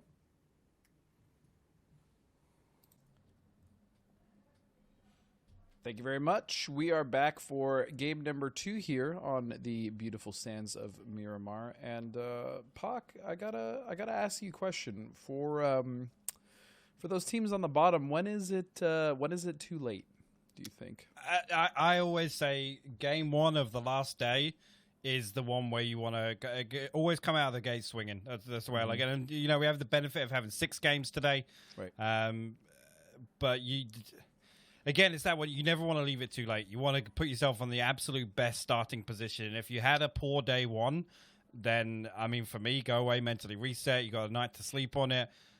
Not a huge opportunity to kind of do VOD review and things like that. So just come back and play confidently. But for me, if you have a bad Miramar showing, you leave it to the last 3 Erangel games. That's never ever the way to do it for me. Yeah, I agree. It's not a good look, and to be completely honest, that it's all about momentum, which is exactly what we talked about, killing it in that first game. And if you don't, it's it's so deflating. You know what I mean? You had a bad day 1, you're like, all right, reset, guys, coming in game 1, and then have like a 14th, 15th place game, it's just not a good look. I'm hoping that somehow Dips Free and Orion can potentially turn this around, because those are obviously the two teams I'm talking about, specifically because they just had so much promise going into this initially. Well, just on that, and again, Orion's a team that I've sung their praises.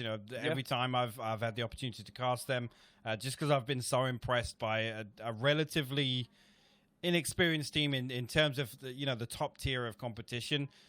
To be rotating the way they have has been a massive positive point around that roster. But if the playbook doesn't go beyond that, then I'm sorry, you've got to work on that. And every single time we see them coming up in team fights, they come close, they just can't close it out. And I want to see them get 4 people to the end game to see what they're actually capable of, but we never get that opportunity.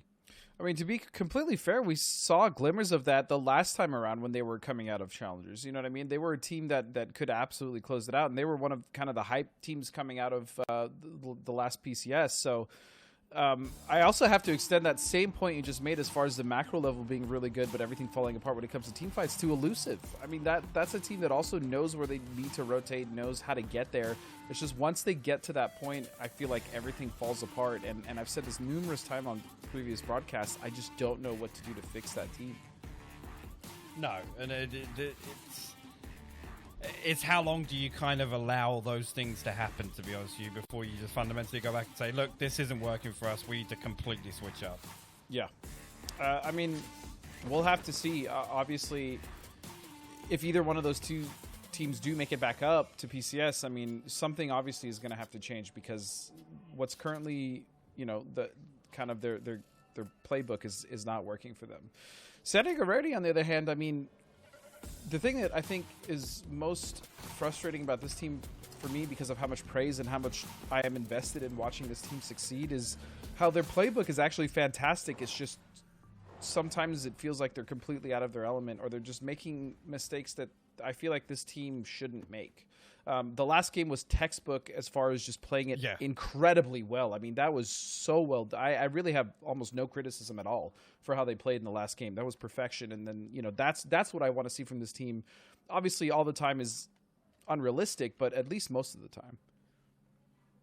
Yeah, and do you know what? To see a team kind of take control in the end game is always rare to see. Quite often in PUBG, it comes down to people will hold on to a position come circle 5, and I mean SDR looked active. They came across from the north side of the road. They fought their way across, and they got themselves to the very point of the map that I talked about in circle 2 that was going to become a factor in the late game. And they weren't one of the teams that was there. So it's fantastic to see a team really say, look, this is what we've got to do. We might have to fight through 3 or 4 teams to do it, but let's just get it done, boys. And they did it. That's the thing. Like, they actually did it, and they did it impressively well. So, yeah, I mean, I've been a little harsh, I think, on some of the teams here, this Challenger Cup. That's also because I just know what these guys are capable of, and to see them not kind of meet that expectation or even come close is kind of the big issue for me. I mean, just seeing Orion down there, Dips Free, even Gang, Elusive. I mean, these are teams that I know have the capability to frag, and we're just not seeing it. Meanwhile, though, I mean, we're seeing some other teams kind of step up. Pros Don't Snake. I would say even Odyssey. Obviously, Yahoo and STR. We don't really need to talk about them. They're just absolutely killing it. But even Gravity. I've been really enjoying watching Gravity play, as well as One Eye Open, the team we're watching right now. Yeah, there was a shame the way that one worked out for them in the previous match, but again, that split perfectly positioned to kind of clean up kills before the late game. And I mean, sometimes it be like that. Like they got 3 or 4 kills stolen away from by Virtue, and that's frustrating when you kind of make all the right decisions and it doesn't pay off for you in terms of A, getting the win, or B, kind of picking up the consolation prize of a stack of kills.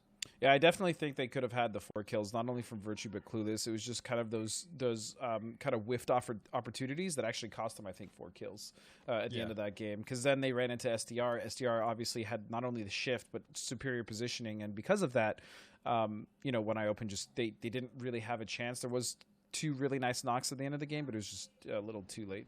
Too little, too late. But overall, I mean, they did play that macro very well. Their position was strong, and the fact that they didn't get kills wasn't a knock on their, their playstyle. It's just their position was just that good, and teams couldn't really get close to them. And Gang making a rotation pretty close by. That player is gonna escape away down the hill, but this is It's nice to see Tetra with the team, Yeah. I guess he just didn't get the memo. Maybe he just wasn't in the Discord call with them. He had to run that one alone, but got himself into just some weird scenarios. And but he made it work, though. Yeah, I was going to say. I think the first 2 times he managed to pull it off, but see a couple of these spots, the kind of hot spots for a circle like this, obviously, I don't know what we call this. I've always called this Navi Rock. Always called it Navi Rock. We actually, I think, referred to this as Optic Rock. This is good. You guys would. We you guys started would. Playing it. Yeah. Yes. You guys started scouting from here, and so we would start using it. But yeah, you guys That's use this funny. position often, yeah. Well, we got absolutely 'cause you looted dominated Pozo. by we got absolutely dominated by Navi once when we came out of Pozo to go north here. I can't even remember what event it was at, and then we started calling it Navi Rock, and then we always wanted to play it, but we always just kept calling it Navi Rock. Or did we call it White Temp? I don't remember, to be completely honest, because we also had a similar story where the nice shots come. Oh, Mitchie boy, Tetra again, a nuisance. Yeah, and this is going to have to be a full reset for Phoenix. You can see Mitchie Boy a little bit split off and not the safest of reses right now. Regen's actually going to get himself caught out in the open if he can't get back behind cover. Elusive right under them as well. That's dangerous. Yeah. Gang Are they hear this? Or excuse me, Phoenix is in a rough position with Gang on top of him as well. That was a nice shot from Tetra. It was. I thought Mitchie Boy was going to get the jump on them as well. Elusive actually coming up to kind of, I guess, toy with the idea of messing with this. Phoenix were extremely split in that. Regen now, he's got to be careful. I don't want to see him opening up onto Elusive here. Tetra's going to get the flush out onto Mitchie Boy, so that should be the signal for Phoenix to pull back here, but instead, Regen's actually going to land, I guess, a headshot onto J All Day there in the vehicle, and J All Day's going to hop out and try and pressure back, but... I mean, my question is that they heard this, right? And they knew this fight was happening, or at least shots were happening here. They chose to pull it behind, but the way that they did it was so loud. I mean, Phoenix is ready for this. They're immediately ready for this, and that's going to be some nice shots coming out of Greta. She's not going to be able to get the knock, but still damage, and now a nade should be able to do considerable damage here if she can land it. Nitrogen finds Regen, though, and that's what I was saying. If he gets caught out in the open, with Phoenix being this split, they can't really cover each other. This terrain is an absolute nightmare to play around. It is not great. I was just going to say, too, that playing up here in the north towards La Cabrera, it's very awkward. There's so many different elevations, as well as just little pockets that you can be in those hills, especially around the crater. I don't like fighting here at all. No, especially in the early game, because, I mean, exactly what happened just now is what tends to happen. You open up onto one team, there's another team in rotation looking to kind of scout out ground. If they hear that and they see some knocks in the kill feed, then chances are they're going to want to pull up on it. And Elusive applying just the right amount of pressure, forcing Regen back over the other side of the hill and into the waiting arms of Gang Gang. Yeah, and because of that, I mean, Phoenix had to completely back off as well. Elusive, I don't know if what their plan is, whether they're going to stay or not. But, I mean, being at the bottom of that crater is also not a great position either. So, Gang Gang obviously controls that zone right now. And as we see, Mardones is actually going to go straight up towards this hill compound right under Prozone Snake. Yeah, and this is, again, not somewhere you want to get stuck. Oh, that was a nice... I think that was a headshot, too. Dude, he just shot a bullet. He looked away. He's like, yeah, that's a hit. Yeah, that's kind of like when you keep the wrist arced, you know? You got the... on the 3? Okay. It's a terrible, terrible sports reference, but you know what I was saying.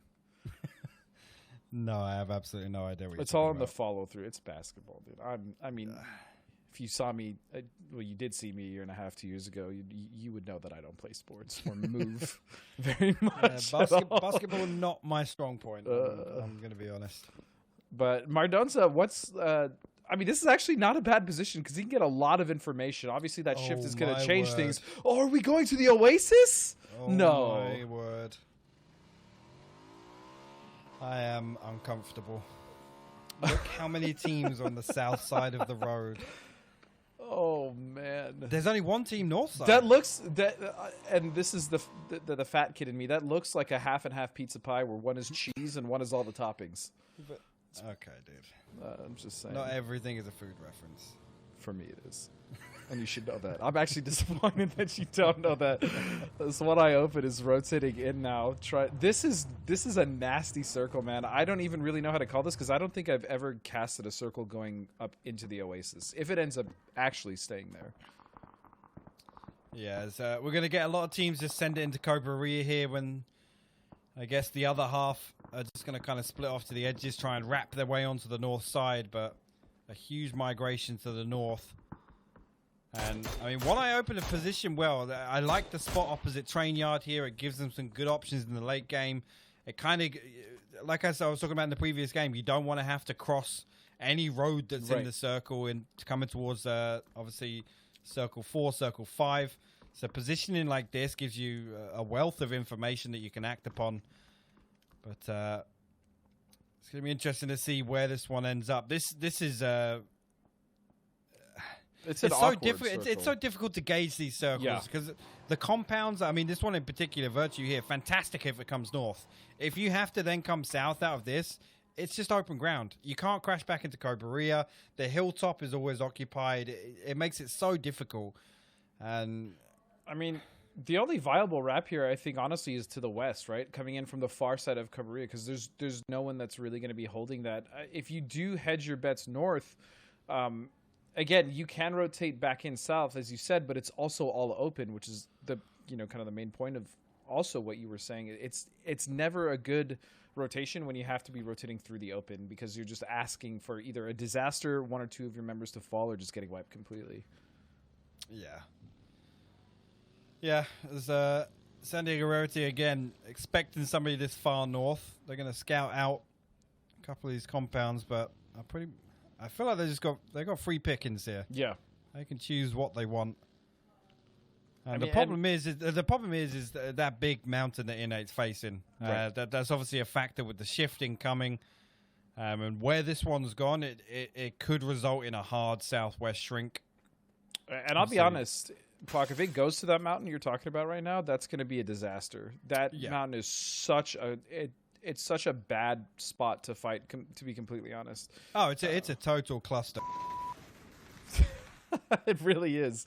And speaking of cluster, it looks like Fizzle has gone down. Again, like Elusive, they had so much time to scout this out. Because if you remember, they were one of the teams that initially got kind of caught up in that fight between Gang and Phoenix. And they're still coming in kind of late to Cabrera, and they're losing one. Fizzle's just down automatically.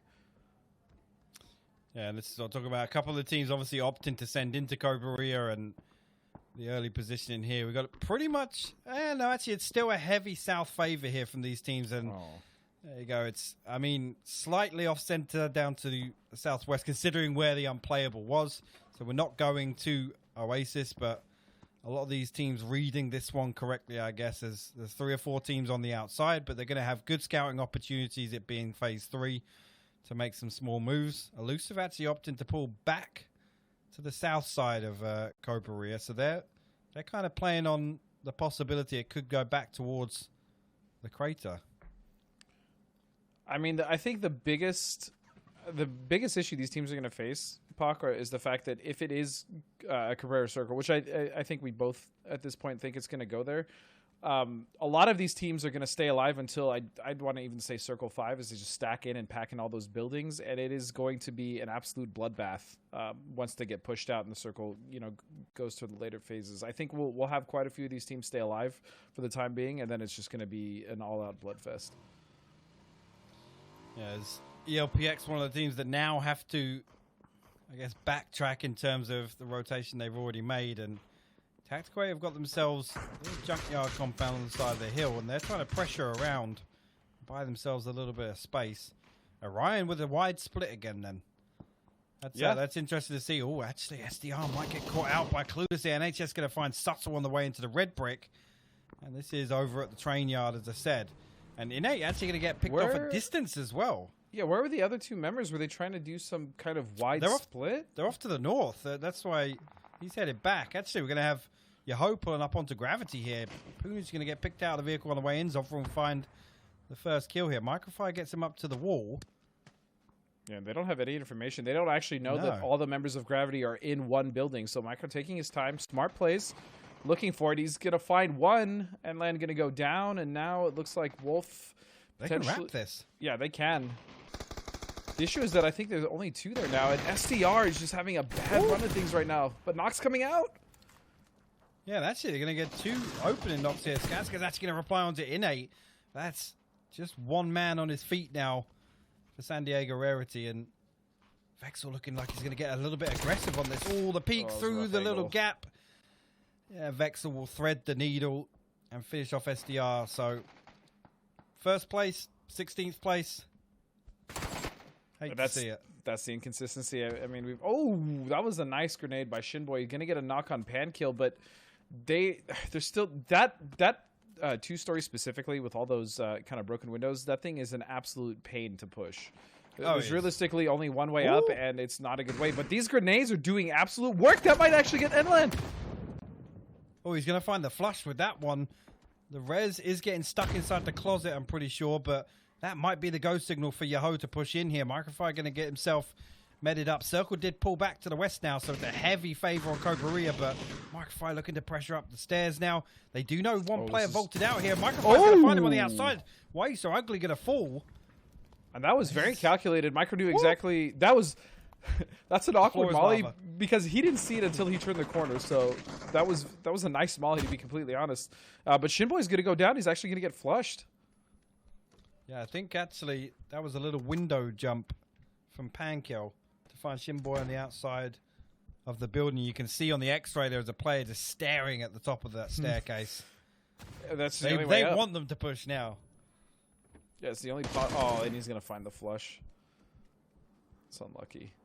As this fight has not really been beneficial to either team, but nice molly coming up.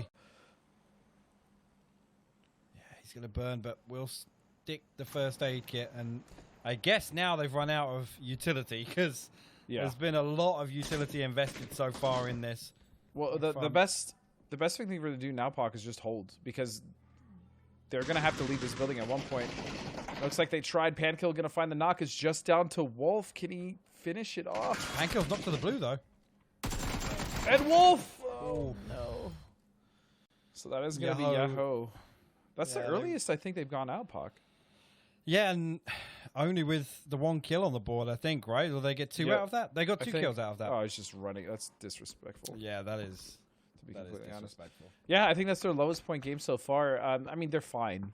It's not really they're going to big do anything. Big but yeah, they took the fight. To be honest, Gravity's also in a fine position as well. So there's just 2 teams that it just looked like wanted to fight it out. The positioning from Gravity to stack all 4 in that building was a little awkward, but at the end, it ended up working out for them. And here...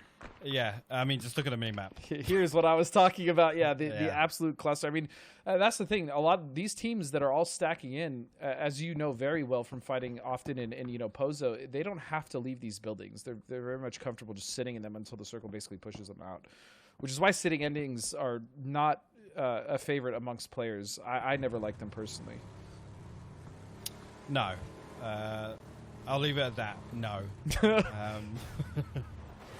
As you see, ELPX did manage to make it back down. We knew they were kind of caught out over on the north side. I say caught out. They were caught outside the circle in a pretty poor position. They will make it back into Cobreria. That's a little bit of a Tokyo drift there. Odyssey going to get caught out on the crossroads here. A lot of pressure coming in from Tactical 8, but... Oh, look at Gang Gang. If they just peek over... Tetra is... God... I would hate him if I was in this lobby. He is so annoying. He finds, and I mean that the best. Yeah, I mean that in the best way possible. He just finds all of these frags in the most awkward spots. Even when he's barrel rolling in a Murado, he still manages to get a frag out of that, which is just crazy. Yeah, and actually, it's just the one man left standing for Mara. I don't know if it's the right decision to stick that res. I don't even know if he is, to be honest with you. But Destinator will open up onto the backside of Gang Gang. Nitrogen will get knocked.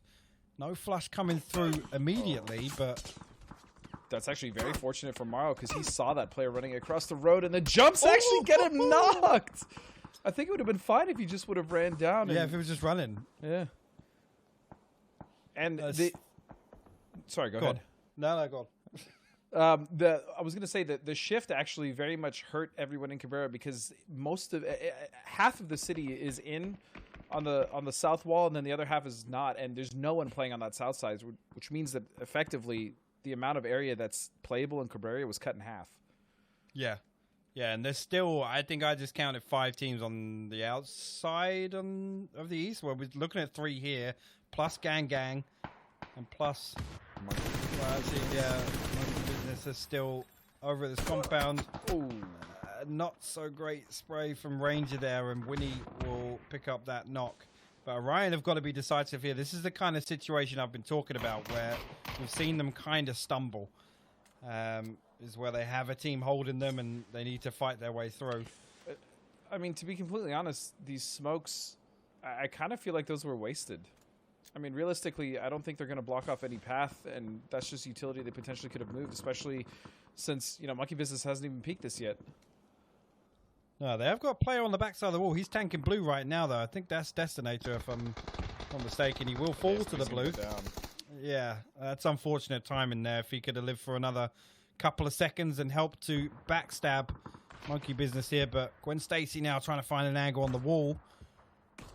Not going to spot anything out just yet, but they know where this player is, and there you go, going to come out, going to find the knock onto Kite. Actually, the spin around, there's a player prone behind him. How the hell did Ethan get into that spot without them seeing? I don't know, but Orion will manage to fight their way through, but they got a lot of ground to cover here. Yeah, and Tactical 8 on the other side of things is in a very bad position as Frozen Snake has knocked down 2. They're both going to get flushed here, it looks like. And PDS actually in a pretty decent position. The only thing they really need to worry about is their back, which is going to be Orion coming off that hill, and maybe the Lone Ranger there from Phoenix is going to be Greta. But this is a nice position to hold, to be completely honest. They can put in a lot of control from here. They can indeed. They're going to pull back from this wisely, I will add. And back with Orion. They do manage to get themselves in, but Greta's here to shut down Potato with the instant flush. Ranger now down to 50 HP. You got to argue this one's going to go in favor of Greta, but Ranger desperately trying to find an angle to fight his way through. The flashbang nice through, flash. yeah, flashbang through the ticket booth might actually catch Greta, but she managed to get back behind the school building. Now, just in a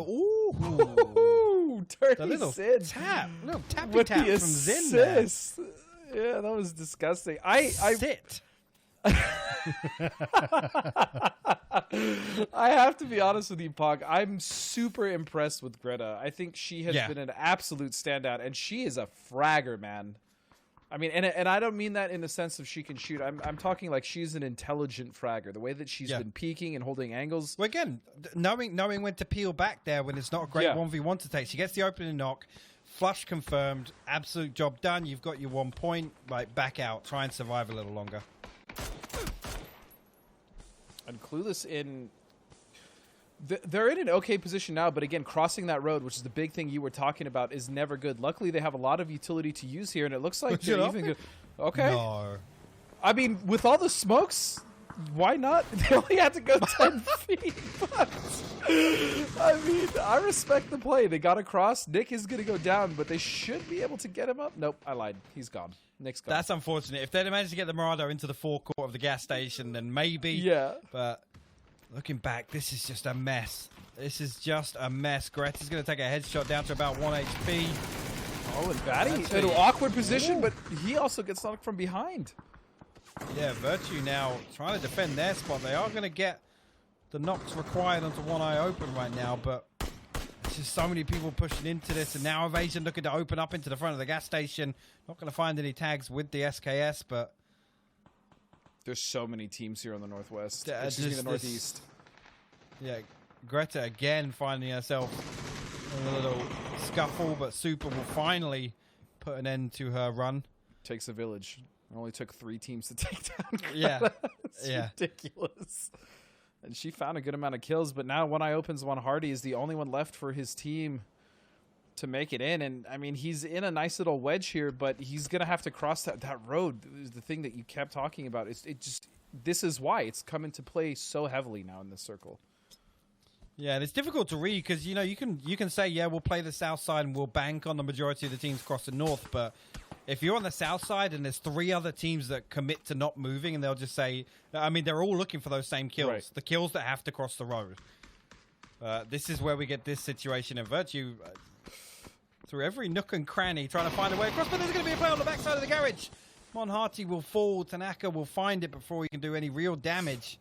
But the blue is so close. And that's going to cost them super. There's no way he's going to get up from that. So remember, down from Virtue, and they still have to cross the road. And ELPX, actually, they have a lot of control in this circle. Arguably, I would say the best position of all the teams. Although Gang Gang potentially could do something from the south side, the issue is that wall is still going to pose a problem, and more so, it's going to be ELPX. Yeah, it's still on 0 kills, but we know they spent around 14 minutes rotating, so you can kind of make an allowance for that because they've got themselves into a really, really strong position. And here it is, the cross, lots of smokes, and a molly as well on top of the gas station for good measure, but they are going to make it in. And remember, this is where Clueless was just playing, is they're now trying to move out as well, so Virtue is going to be backfilling Clueless, and I think Clueless is only down to 2 members as well, potentially down to 1. I Nice. like that. Yeah. I like. 100%. I like. But Clueless has to be aware of this, right? Nice knock from Hambino. They were shot at from the other side of the road, so they have to know that someone's going to be crossing right after them. Again, I like Clueless's decision-making there. Get out before the crunch comes in. Don't fight the edge. Try and find yourself a spot in and then defend it. And they do get a kill onto Elusive and will weaken Elusive's defense here. And they are aware of actually the threat coming out here this side as well. And I'm also just looking at Elusive's positioning. They're kind of just scattered all over the place. I mean, that's why they were able to. That's why Clueless was able to drop 1. That's going to be a drop coming from Hambino. Evasion X now, maybe wishing he took that shot earlier, as it looks like Team Clueless is actually going to fight them off. We'll have to escape up to this the aggression. side of the wall. Oh, no, I like this little flank here. Actually, he doesn't get the knock there, Paddy. You got to convert that one, dude. Down to 14 HP now. He's got to back up. That was a freebie. I think that was an absolute freebie. Oh my goodness! I'm sorry, Paddy, dude. You got clapped. That son. was so wrong. Look at the way he just sat down. He's like, "Yeah, I'm done. I'm done." Sit. The most unfortunate thing, Hambino, you're done, buddy. That's unlucky. A valiant attempt, though. Yeah, seriously. Team Clueless, the 2 of them, Hambino and Shrew, and those are 2 very experienced players, and it shows. But I think what happened with Batty is he thought he got the knock, so he immediately wanted to stop peeking. I can't tell you how many times it's happened to me, and it's incredibly frustrating. So I feel for you, Batty. I feel for you. But he did get sat down. Literally. Literally. And This is a god spot, by the way. It really is. Inside the skip. I like that. Gang Gang seemingly have no clue. How long? I wonder how long he's been there. 5 kills. We should get a stat for like just some kind of alert that tells us a player hasn't moved in how many minutes. Who would look there? I tell you right now, I wouldn't. I wouldn't be looking. I would not be looking in that little. What is that? Like a half trash can, half. It's a skip. Dumpster? You don't know what a skip is? No, what's a skip? Educate me. Okay, dude. Skip is that. That is a skip. Okay. Thank you. That clarification. Consider yourself educated, Yep. all right? Oh. And then that's going to Floyd try was and get ready aggressive for with the that. Gang Gang. Yeah, and Nitrogen's still healing up. He's not all the way back to full strength, but Tactical 8 are here as well. The circle does shift, so this fight is going to become very important. Actually, Flowy just going to swing on it. Very nice. With the AK. Nicely done. That was hyper awareness coming out from Floyd, because he immediately snapped as soon as I think he heard maybe Enline get a little too excited when he was walking up to that. 7 kills. Wall. Yeah, I also want to point out only 3 players this game. Very well done by Gang Gang. They are unfortunately missing a member tonight, but it's not affecting them too much. A good kill count, and they've got themselves to the late game here in a top 4 situation. And ELPX, they've put 1 kill on the board now, but This is where you want to maximize kind of the takeaway from a position like this. Gang going to take control of the edge of the wall. I love this move here with the vehicle. That is pretty much center circle. Matt has been in that bathroom watching that doorway, I think, this entire time, and I just don't see what the benefit from that potentially is. I mean, they have so much more to work with here. I mean, look at it. And now Caesar's in there as well. There's 2 players from the LPX in that bathroom, and they've been incredibly passive. I mean, yeah, they had a position initially that was really good, and they didn't have to move, but they've left a lot of kills on the board with their position. They have indeed. And now, again, this is the point of the game where if you want to make your case for the win, you've got to be decisive here, and ELPX just aren't doing so. They are backs against the wall, not moving out of that school. Yeah, I mean, it's one thing to be given circle, like, for instance, when I opened last game and not do anything with. I mean, they tried to do something with it, but there's something else to be said when I think ELPX has been, they really haven't been looking for anything. I mean, you have 2 members inside of that bathroom when there's only one doorway to peek out, and there's, I mean, look at this. I mean, this is the problem now. If anybody has any utility, they're able to just force you and literally box you in. And we using the utility fantastically, waiting for the first one to burn out, puts down a second one, it cuts off the wall. Absolutely love this. Very well played. Attack 8 is coming to life here, even with just 2 members. They're putting on so much aggression. Steezy is going to find Monster with the flush, and he's getting even more damage on ELPX. As now here comes the run out. This is... Oh! That was... okay. I like it. I see you, Steezy. But that was the problem we were talking about. Now here comes Gang Gang is being thrown around. And another knock. Steezy's on fire! The flush comes through. Oh! The peek comes through. Steezy's going to find Math as well. Down to 1 HP. He's got to stick this first aid kit. The last member of the LPX. He's going to get it. He's going to manage to stick it here. And there's just 1 member left in front of him. Is he going to spot him there on the edge? Oh, he's going to go for the flush. No! Steezy! Oh, I think the smoke just dissipated at the wrong moment. Yeah. Gang going to get 2 members back on their feet, so now find themselves in a 2v1 situation for the win here. Going to smoke off the edge of the wall. Milo going to get a first aid kit off, so he's going to be back at 75 HP. Floey going to pick up the flush on that one. And I think Floey's going to fall to the blue. He's going to go in for the kill. Oh my goodness. No. ELPX will clutch this one out with 4 kills, if we can call it a clutch. I don't... The last thing that I ever want to do is discredit a win, but I mean, ELPX, I feel like they really didn't work that hard for that, considering what we saw from Tactical 8, what we saw from Gang Gang. I mean, even what we saw from Team Clueless coming in late as just a 2-man. I mean, I just really feel like ELPX, that's kind of one of those situations where they were kind of handed that. I mean, you take them.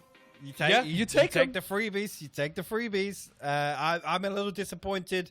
Gang Gang couldn't close that one out. Floey can't be going down to the blue there. I'm not sure if there was a smoke still down and he couldn't exactly decipher where the edge of the blue was coming in.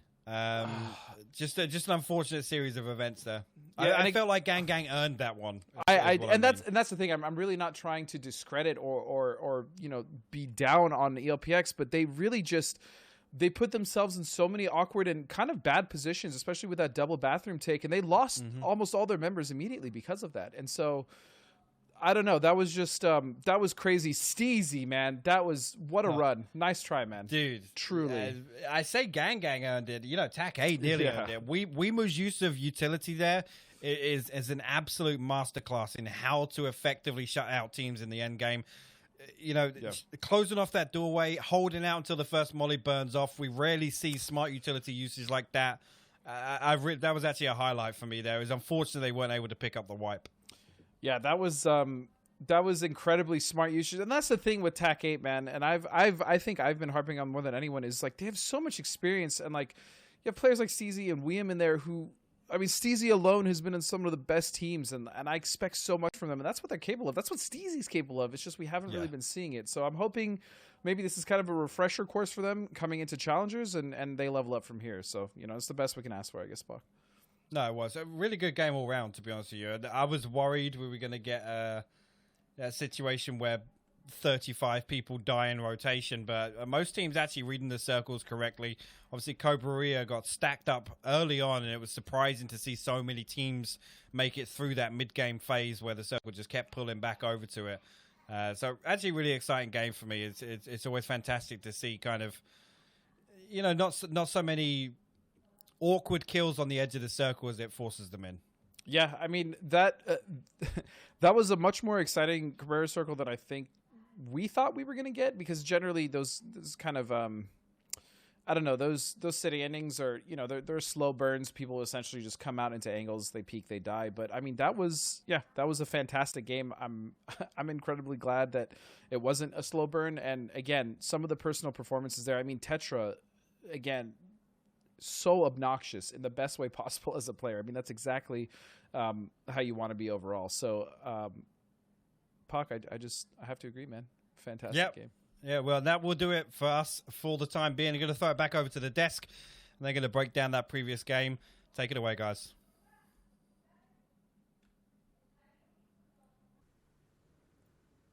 Thank you very much, Hypoc. It is not over for them. They got one more game to go. I'm excited about it because I got to be honest, Cameron, Clover, I love yelling "Weemoo," but I think my new favorite yell was the two of them and us at the end of that game when Steezy went down and everyone yelled together, "No, Steezy!" It was, he was making such great plays. He was down to 4 freaking bullets at the end of that thing. Like, that was just absolutely wild. Cameron, we're going to watch the highlights, but I want you to talk to me about sort of the end of the game specifically as we get there. And then, Clover, if you want to start us off with the beginning of this game, that'd be great. You know what? Actually, I am going to toss this to Cam because I am having some slight technical difficulties. So, Cam, if you want to go ahead and walk us That's through perfectly this one. fine. I can talk about this whole entire game. We complained. Maybe complain's a little bit too hard of a word, but we recognized and observed that a lot of the teams were really scared of center. But this first circle either incentivize them, force them, whatever adjective that you want or verb you want to use, because that first center was the hill just east of Monte Nuevo, and that's such a huge part of El Pozo. That's such a huge ground in the center. You really want to take that. And so we finally saw everyone really try and cram it at that center position. Circle swung north, and I think we saw a lot different of a game because of that, because it forced or at least incentivized these teams to play differently than what they were used to, which is sort of edge creep on in. But this ending moment here, that was yes, Steezy almost had that, but then at the end, Gang almost had that. I do want to echo what Hypoc and Godspeed were saying, and that I hope I'm not misquoting them, but it was a bit of a messy ending for LPix. Yeah. I mean, it is.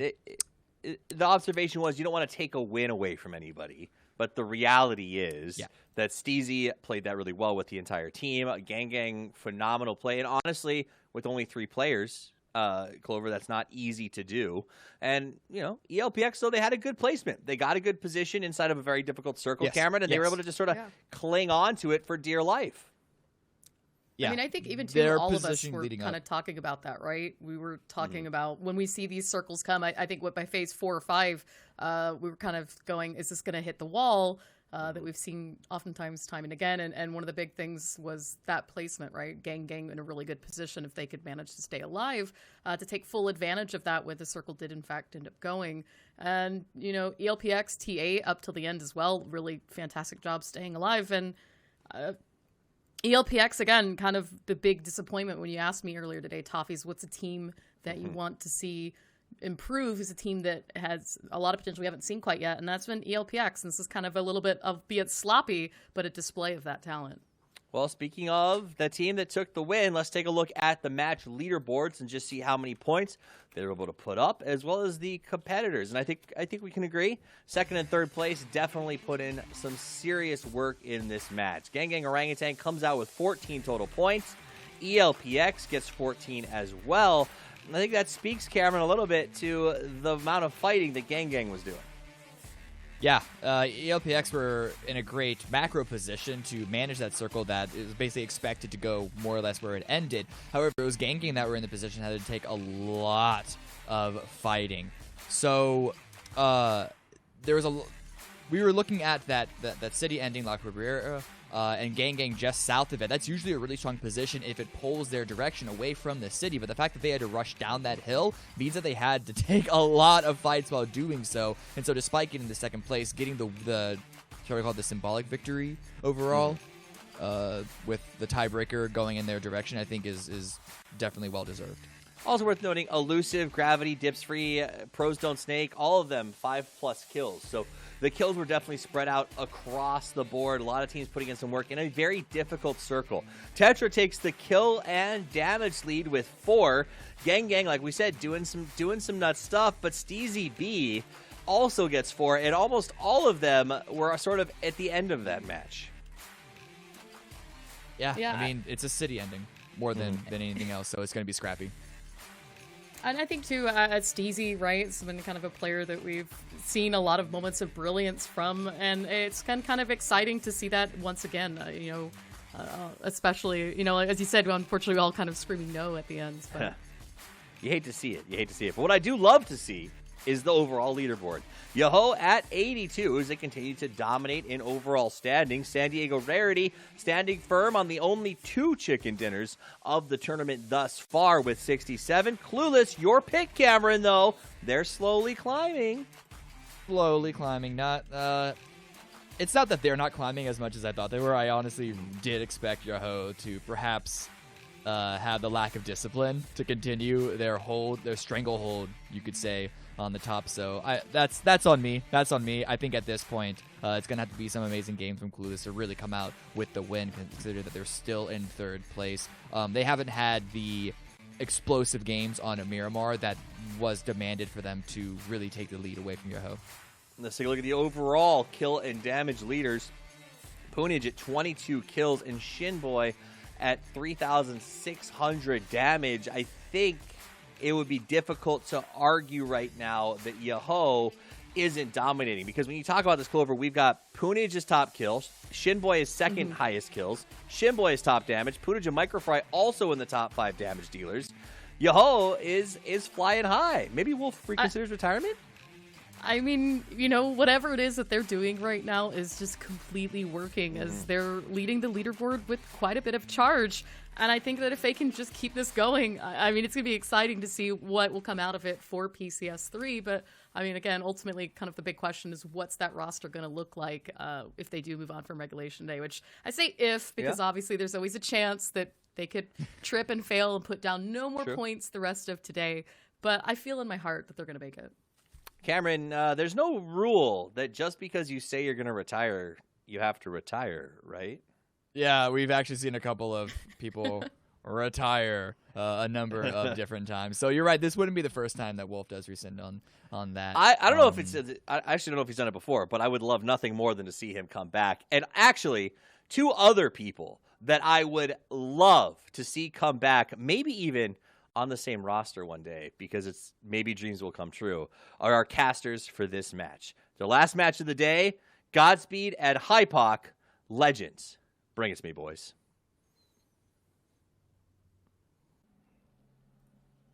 I think that's the nicest thing he's ever said to us. Yeah, I guess we'll have to make a decision on who else out of the talent team would fill out that roster, Godspeed. Who you picking? Man, I'll start from the bottom of my list. Yeah, Poro? Yeah, I mean... man. I'll keep my eyes on my DMs. I know when that one goes out. Oh, that's coming right now. I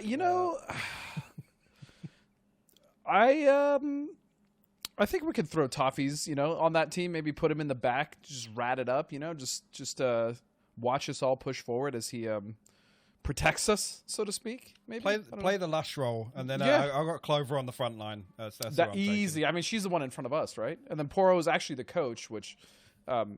He's coached me, so I can say with confidence that he fits that role well. Getting into the last game of Miramar. Ooh, a bit of a funky plane. I can only imagine that one's going to be followed by a famous Hypoc. Well, usually Hypoc Poro Circle one, but I guess for the time being, Sneak Attack's going to ride this one all the way out to the end. Actually, I don't know if maybe he's on the porcelain throne. In I think some very plain words, that plane sucked for anyone that wanted to go west. I mean, that was not good for Monty, not good for Pozo. Granted, obviously these teams can stretch and get vehicles and get there, but that just takes away from their loot time. This was just not a great circle, or excuse me, plane for anyone trying to go out west. Well, we got a couple of overlaps, which I can only imagine is due to the plane being that extreme. Circle is going to pop kind of centered off kind of northeast of Hacienda. It's a good area for it to end, and Gravity have got themselves a long split down that road. Clueless and One Eye Open is the overlap I was talking about. They're the only real teams kind of on top of each other right now, so everybody's going to have a bit of space to work with. As I say that, not a lot of space for Tactical 8. will fall first within the first 2 minutes of the game. Sneak Attack will find that one with the M16. That's unfortunate after their previous match. Yeah, I was just going to say, I agree 100%. That just sucks. I mean, again, another plane where it just sucks that after such an amazing performance and such a good use of utility and the synergy between a duo of Steezy and William there from the last game, I mean, just to kind of go down like that is a little bit of a damper. But, I mean, hey, Gang only had 3 players. Oh, and that's going to be another play down, actually, from One Eye Open. So that's 2 teams just going to be immediately starting the game off with 3. But to my point, Gang was able to make quite a lot happen with 3, so I think they'll be all right. Yeah. I mean, they've set the standard now for 3-man performances, to be honest with you. Yeah, I agree.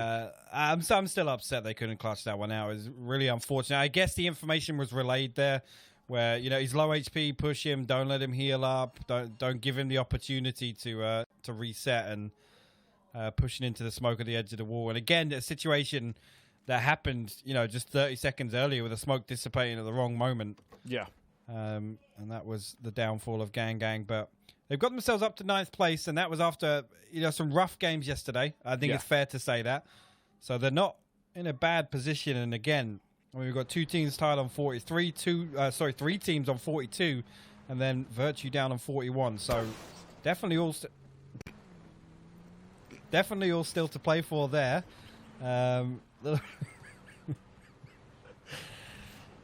Keep it professional, Pug. Yeah, dude, that is literally me. That's Miramar. That's just yeah. I'm the person that always finds them, so it actually brings me great pleasure to see somebody else find one of those ridges. But, that really took the wind out of my sails there, I'm not gonna lie. Yeah, it did. As a player who loves this is my favorite map, I have to say I don't really miss that happening in COM. I'll tell you that right now. But Gang, you know, they figured, hey, the first time we played with 3, that was kind of ideal. Let's do it again. And so here they are with 3 members. Let's see if they can make that magic happen again. It's kind of a similar circle for them to work with. This circle does have a very dangerous road, though, kind of going back to what you were saying in the last game with the road through Cabrera, and that's the kind of giant ravine that's going straight through the center that leads away from Hacienda to the east that goes straight into, oh my goodness, the city on the very east. Why can I not remember it?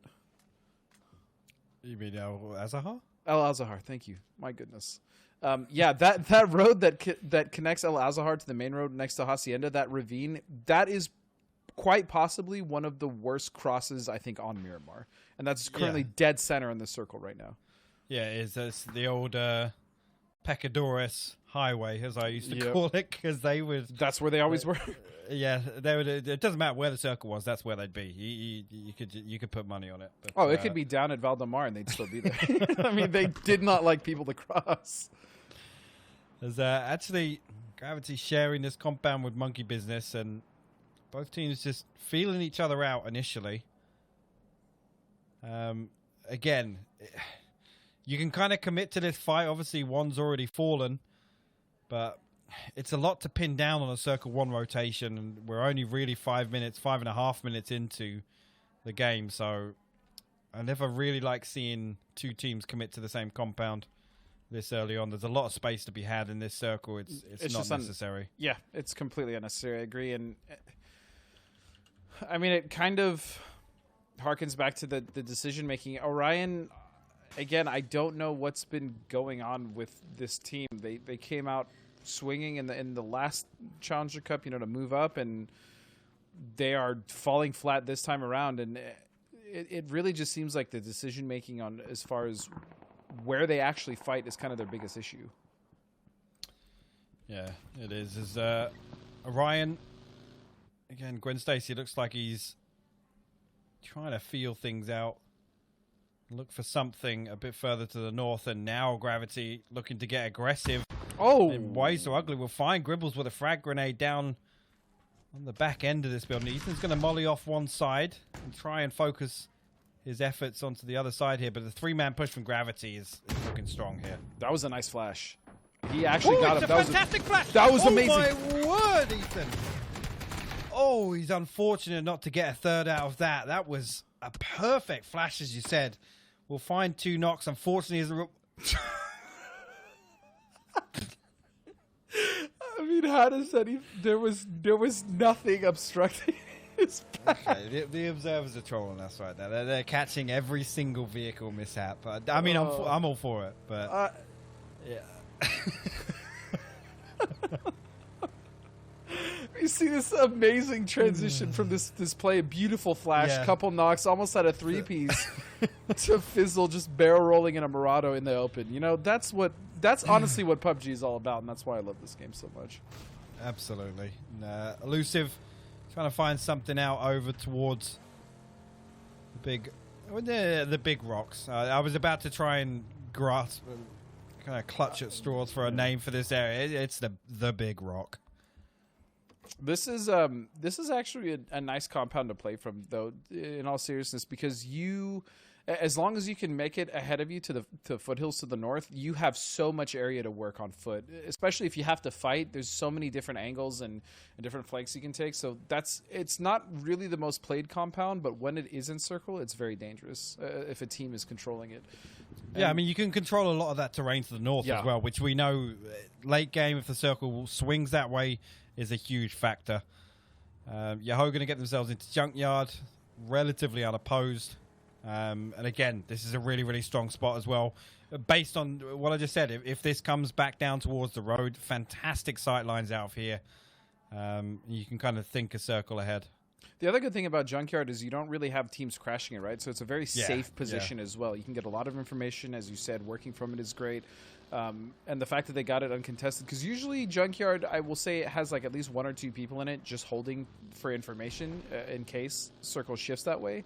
But yeah, they're just going to get it for free. We're going to see the first shift here, and it's going to go back north, this time on Cruz, which Cruz is not the most pleasant city to fight in, because you also have that gigantic kind of radio tower. I was going to say 2 out of 10 experience to fight end game in Cruz de Valle. It's not comfortable. There's too much going on. There's too many elevations. Again, specifically with that gigantic kind of tower compound just to the east of it, and it's not fun. You generally don't have the freedom of movement that you would normally have in another city ending, and even then the city ending and being down in that bowl is awful. It's just bad. I'm not going to try to articulate. It's just bad. No, and again, it's much like Carburia in the sense that, if teams do send it in there early, it's usually just a lot of players either dying to the blue or getting gate kept within the city. There's just not a lot of space to move around. And it looks like Subtle is actually going to find Blown Apart, and Mardone's actually for a trade here, so it's going to be Odyssey and San Diego Rarity here as they trade 1 for 1. Deadeye coming on the other side of this. Mardone's holding the angle. Going for the peak. Oh, he shot the hay barrels. That's tragic. That could have been a knock. Yeah, he's unfortunate not to get something out of that. Actually, being given a peek on the side of the building, but Mardonis seems to be holding down the fort himself. You can see on the minimap that his teammates are close by uphill, but San Diego Rarity actually collapsing onto the compound here. Door's going to swing open. Mardonis not going to commit to the peak. Opt to take a different angle upstairs. The Molotov going to block off the bathroom, and now the pressure's on to Mardonis. If they invest a lot of utility here, they could find him without even having to risk a gunfight. All I'm going to say is thank goodness that couch is fireproof, because Mardonis would be in a lot of trouble right now. That'd be a sick play if he went for a vault on the backside of that. I don't even know if Shepard could hear that, especially with the smokes going off.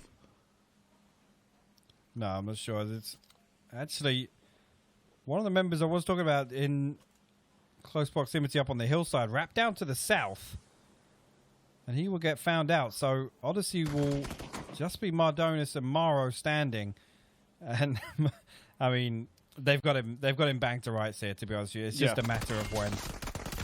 And Deadeye now going in from the other angle. I really do think vaulting out the back here is his best option, and it looks like Maro's just out. He's just like, yeah, you're on your own, dude.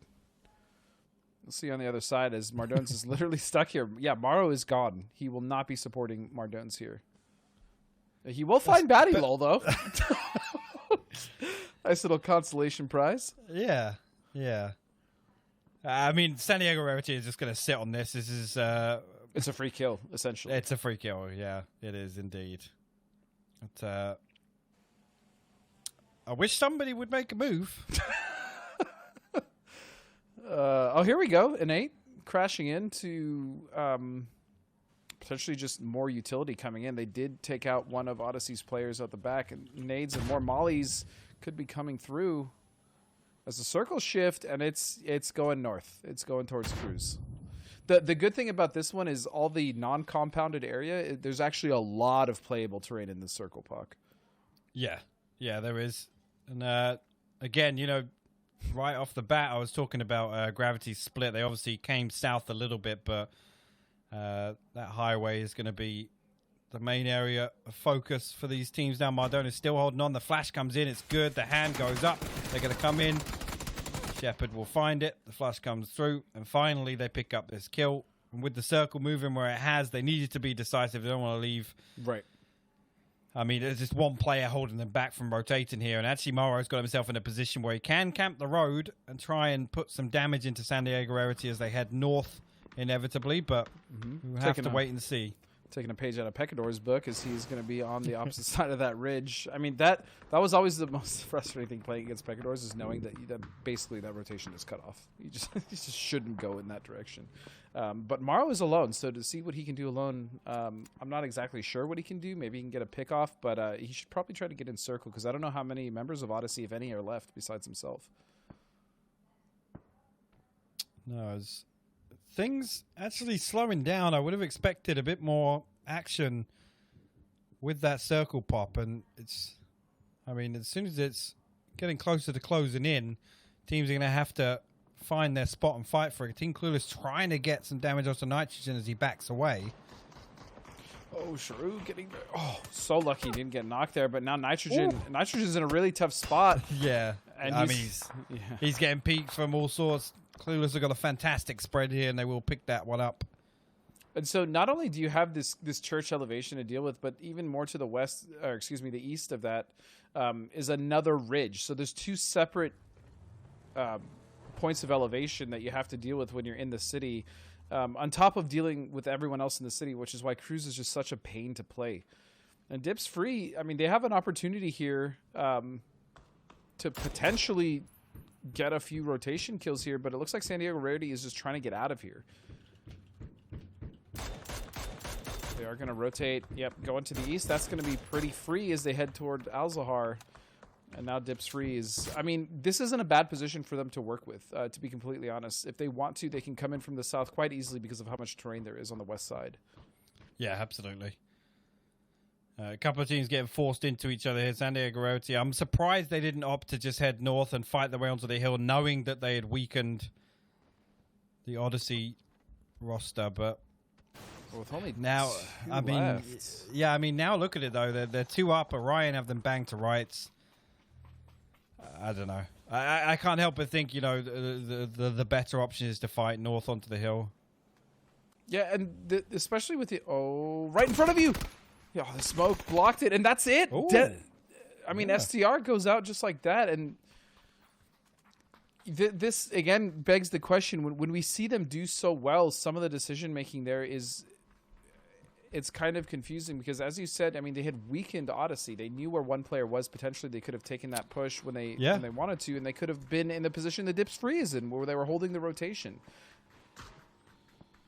It's unfortunate, but again, it's all easy for us to call. Of course. From the outside looking in. Clueless now have themselves kind of control of the south side of Cruz.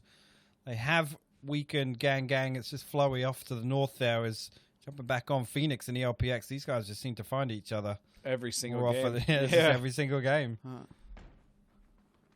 I mean, even the last game, they pretty much took over one of the positions that Phoenix was in. As now they need to move, potentially navigate around Phoenix. I mean, I don't see how they avoid a fight unless they go for a really wide wrap. And in the interest of time, I don't really think that's the best play. Phoenix, though, you know, they don't really have to move because the circle is just right in front of them. And they do, I believe, have potentially a bull to play in front of them. So they can sit here and hold out ELPX right until the blue hits their backs. Yeah, it is.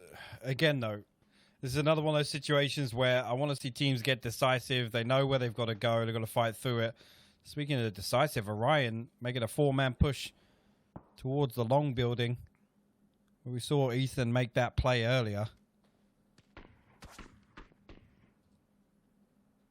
And the question is, what is Orion going to do with this? They honestly have a nice little split here to take this compound. Shots coming out. He's not going to get the knock. And now this kind of puts Orion at odds because the position's been found out. But to be fair, Virtue really hasn't moved much. I mean, they're actually just backing off, if anything. Yeah, it's surprising, really. Yeah, I mean, Orion have a fantastic spread. They don't need to force the issue here. It's Virtue that they're the ones that have to defend. They have a little bit of time. You can see a minute still ticking down on the clock above the minimap. But again, nobody wants to be having the blue zone to worry about. As I say that, Tanaka will find Detonator on the way in here. He's going to hop back outside the warehouse. Come in for a second peek. We'll find Gwen Stacy as well. She's going to pick up both of those flushes here. And just a bit of a split focus from Orion, to be honest with you. They look like they had control of the compound. Yeah. That almost seemed like two duos doing their own thing. The initial split was great. I think we both liked that split, but then the disjointed timing was really what killed them. Orion and team fighting, the execution it's just not there. Yeah, they've struggled to put anything in motion where they have the setup. Wait, Morrow's just found 3 knocks on Dips free, and he just flushed Vexel. Wait, he just is he just wiped? Wait, and Ranger is going back in the blue. I'm getting a little bit angry. I'm just confused. I'm confusioned, to be honest. That was really wild. I think as opposed to running into gravity, which that's the only wrap they realistically had, they decided to go back into a fight where they had lost position of where the players from Virtue were. So that's Morrow will actually find the 4th. He will find Soup. He just single-handedly dismantled Dips free. Okay, yeah, that happened. I don't know how it happened. I don't really know what to say. I mean, that's what you want out of your solo player, right? Last man up. He's finding 4 kills, and I mean, Odyssey need him. They're in that crunch zone on the leaderboard. This is really fantastic stuff. He will get found by Evasion, but I mean, hats off to you. Yeah, I think that the thing that confused me was, again, the decision that Orion also made coming back in. I mean, he basically just came in to die. And I think that's really all there is to say about that. I mean, I think you and I even talked about Orion in the past, like when they were coming out of the last challenges with so much promise. It's, I don't know what's going on with that team. No, I don't. It's just disappointing because I was so impressed with Orion. Team Clueless in a little bit of trouble here as we see Monster just cruising through the center of the circle. He's actually going to find an okay spot here with all these rocks. The issue for him will be the north, but I don't think we saw what exactly happened with ELPX and Phoenix there on the edge. No, and I mean, ELPX lost 3 members. 1 was still down and bleeding out. So I guess that was just a gatekeeper situation, or they were just I guess, picked apart in their rotation. But coming through into Circle 5 now, a couple of teams have found themselves a good spot. Pros Don't Snake is the guys on your screen right now. This is a... I mean, if they can defend it, great, but they are kind of in the firing line to three different teams. I was going to say, I think that dip it's a strong position, especially early. The issue is once it comes towards the late game, you have teams kind of coming all around your position, potentially just cresting over. I mean, they're literally in a dip, so they're in danger of getting, utilitied out, especially if the circle does start to kind of close on top of them and teams are coming around. But for now, I mean, they're doing a good job of staying active. They're peeking all directions. They're making sure they're not getting pushed, and that's the way you want to play a position like that. And now they're actually poised to hold the south edge of the circle out. The south and kind of the west. Yeah, that's a fantastic shift for them. It forces the compound to the west over, as you just said, and they have the ridge in pretty much the perfect position. The most important thing, I think, Pac, is the fact that they're staying very active, and that's what you want to see from a team in that position. Yeah, pressuring teams away, letting them know that you're there, and also gaining information. That these peaks now are going to give them a good opportunity to set up, and in anticipation of any pushes that might come. Now, Elusive here on the north edge, they're either going to have to make it. I mean, they have. The problem for them is they do have quite a lot of terrain in front of them that's open. It's not taken by another team. The reason it's open is because there's not a lot of cover there. And as we see, Steezy is coming back for round 2. I mean, kind of on his own. I mean, he's just kind of solo pushing this. Yeah, they're going to get the audio cue from the vehicle pulling up. Steezy will find the opener. Sneak will fall initially, but he's got to go prone and stick the first aid kit. Lush is here to back him up, but Fizzle comes over and will find the headshot on Steezy. No. And he'll find Lush as well. That's fantastic from Fizzle to find the first, but he's good for the second, and he will get the revive here. And like you said, these two TAC 8 players a little bit split from Z-Lot. T-Sock will actually spot him out here over by the compound. That's a G-Pro double click if ever I've seen one. Oh, that was beautiful. And that was very well played from Fizzle. That I honestly thought TAC 8 had a really good beat on that. Ooh, but then, I see it right in front of him. They've heard it. The flash comes out. Oh, and this is absolutely wild. TAC 8's not even involved anymore. It's just going to be Elusive. And Yahoo, and it's a bloodbath. Fizzle's still looking back. I mean, they didn't read that situation great, but they managed to recover on the back of, favorable trades. That's all you can call that, right? Yahoo had the drop on them. 100% had the drop on them there. So they've done fantastically well. I mean, they played that all very well. They weren't technically in the circle. They were still looking for a position. Oh, wait a second. Coming in, nice shots from Why You So Ugly. And now this is where that dip becomes kind of a prison. Good second peek, actually, from Why You So Ugly. Doesn't find the knock, but he's going to try and convert some of this damage. He's going to get another tag, but can't close this out. Gravity up to 10 kills now. 10 kills. They've been cutting a swath through the south side of the circle. I mean, they've just been fragging everyone coming in, and this is incredibly impressive. And this is why we've seen them so consistent so far this series. It doesn't seem like these guys are afraid to fight. They hold their edge very well, and they move forward very well in that regards too. So I really like so far what we've seen from Gravity. I know they kind of had some hiccups, quite a few actually in PCS, but I mean, it seems like they're taking this as a good experience, and they've come out stronger. Truly, I think so. They have, and like you said, now this dip. Again, if they were able to stay active and defend it, it would have been a fantastic spot to hold on to, but Gravity just full force pushing into this. They will find Dirty's in. They will put the 12th on the board, and now, I mean, it stands to say the same. That position now is a fantastic spot for them to fight their way out. Yeah. Circle pulls up to the north. Elusive and Team Clueless kind of crunched into the same area. You can see the utility coming out from Hambino. They're looking to push on and be the aggressors here. And, I mean, Clueless has been here for a long time, and this isn't necessarily the easiest position to stay alive from as NHS takes some damage.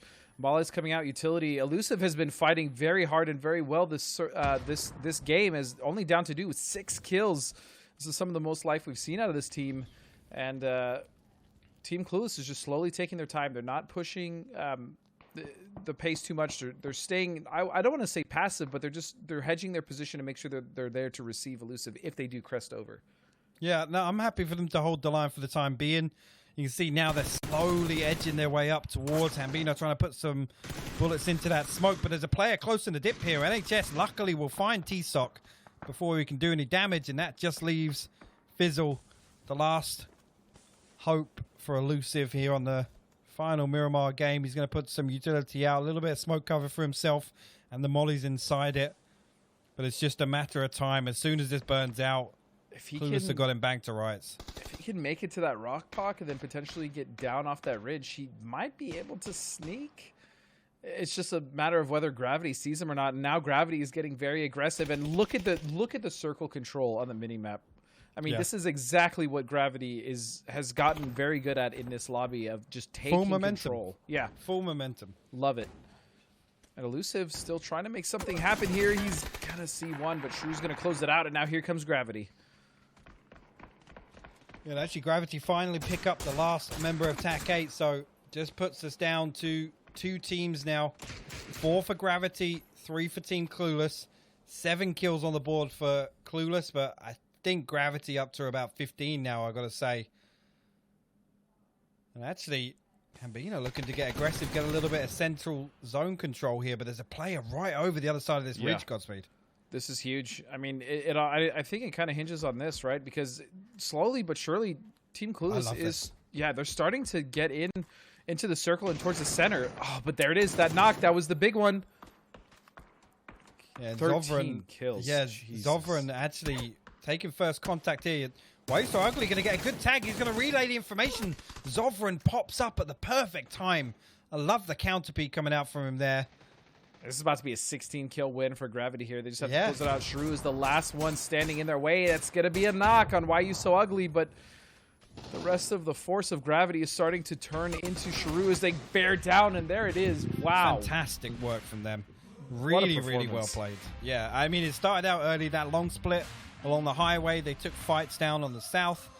They obviously cleared that compound out when they were pushed. Wow, Zovran, 7 kills. Fantastic performance from him. Well, great performance from all of the boys, to be honest with you. Just a really, really well-executed game. Not only that, but I also have to give credit to Team Clueless. I mean, they had positioned themselves there, and that wasn't really the best spot to play, you know, especially early because of how open they were. But they used their vehicles well. They used what little terrain cover they had, and they were fragging, man, from I would say, not the greatest position. So Team Clueless also really fought, and then I think Fizzle and Elusive also deserve a shout-out for that game as well, Pac. Oh, for sure. For sure. And, you know, it started with Clueless defending that position in Cruz de Valle. And ultimately fighting out, coming south out of there, you know, in Circle 5 is very, very risky. But, you know, they fought for a spot. They pretty much walked through the first 2 teams they encountered coming out. And I think the fight with Gang Gang was one of the most crucial parts of that. The fact that they were able to hold off Gang Gang kind of gave them the option to do that. And we know, you know, cities are the crunch point in weird circles. Yeah, but overall, I also want to give a little bit of a shout out to Prozone Snake, because they really were trying to stay active in that dip before it was taken over by Gravity. I mean, they were doing their best, but again, because of how early they were there, I mean, and because of how just disgustingly well Gravity played that, they wiped them out. But overall, I mean, that's Miramar sometimes, man, and that terrain can kind of be a blessing and a curse at the same time. Overall, 3 games of Miramar done, and dip's free. And Orion's still just struggling. The dip ain't free. Ain't free no more. Yeah, it ain't free no more. But that's going to be it for us, Pac. I mean, I just want to thank Chris for letting us cast together. Yeah. But yeah, that's going to be it for us, guys. Thank you so much. We're going to toss it over to our fantastic host and analyst. Take it away, guys.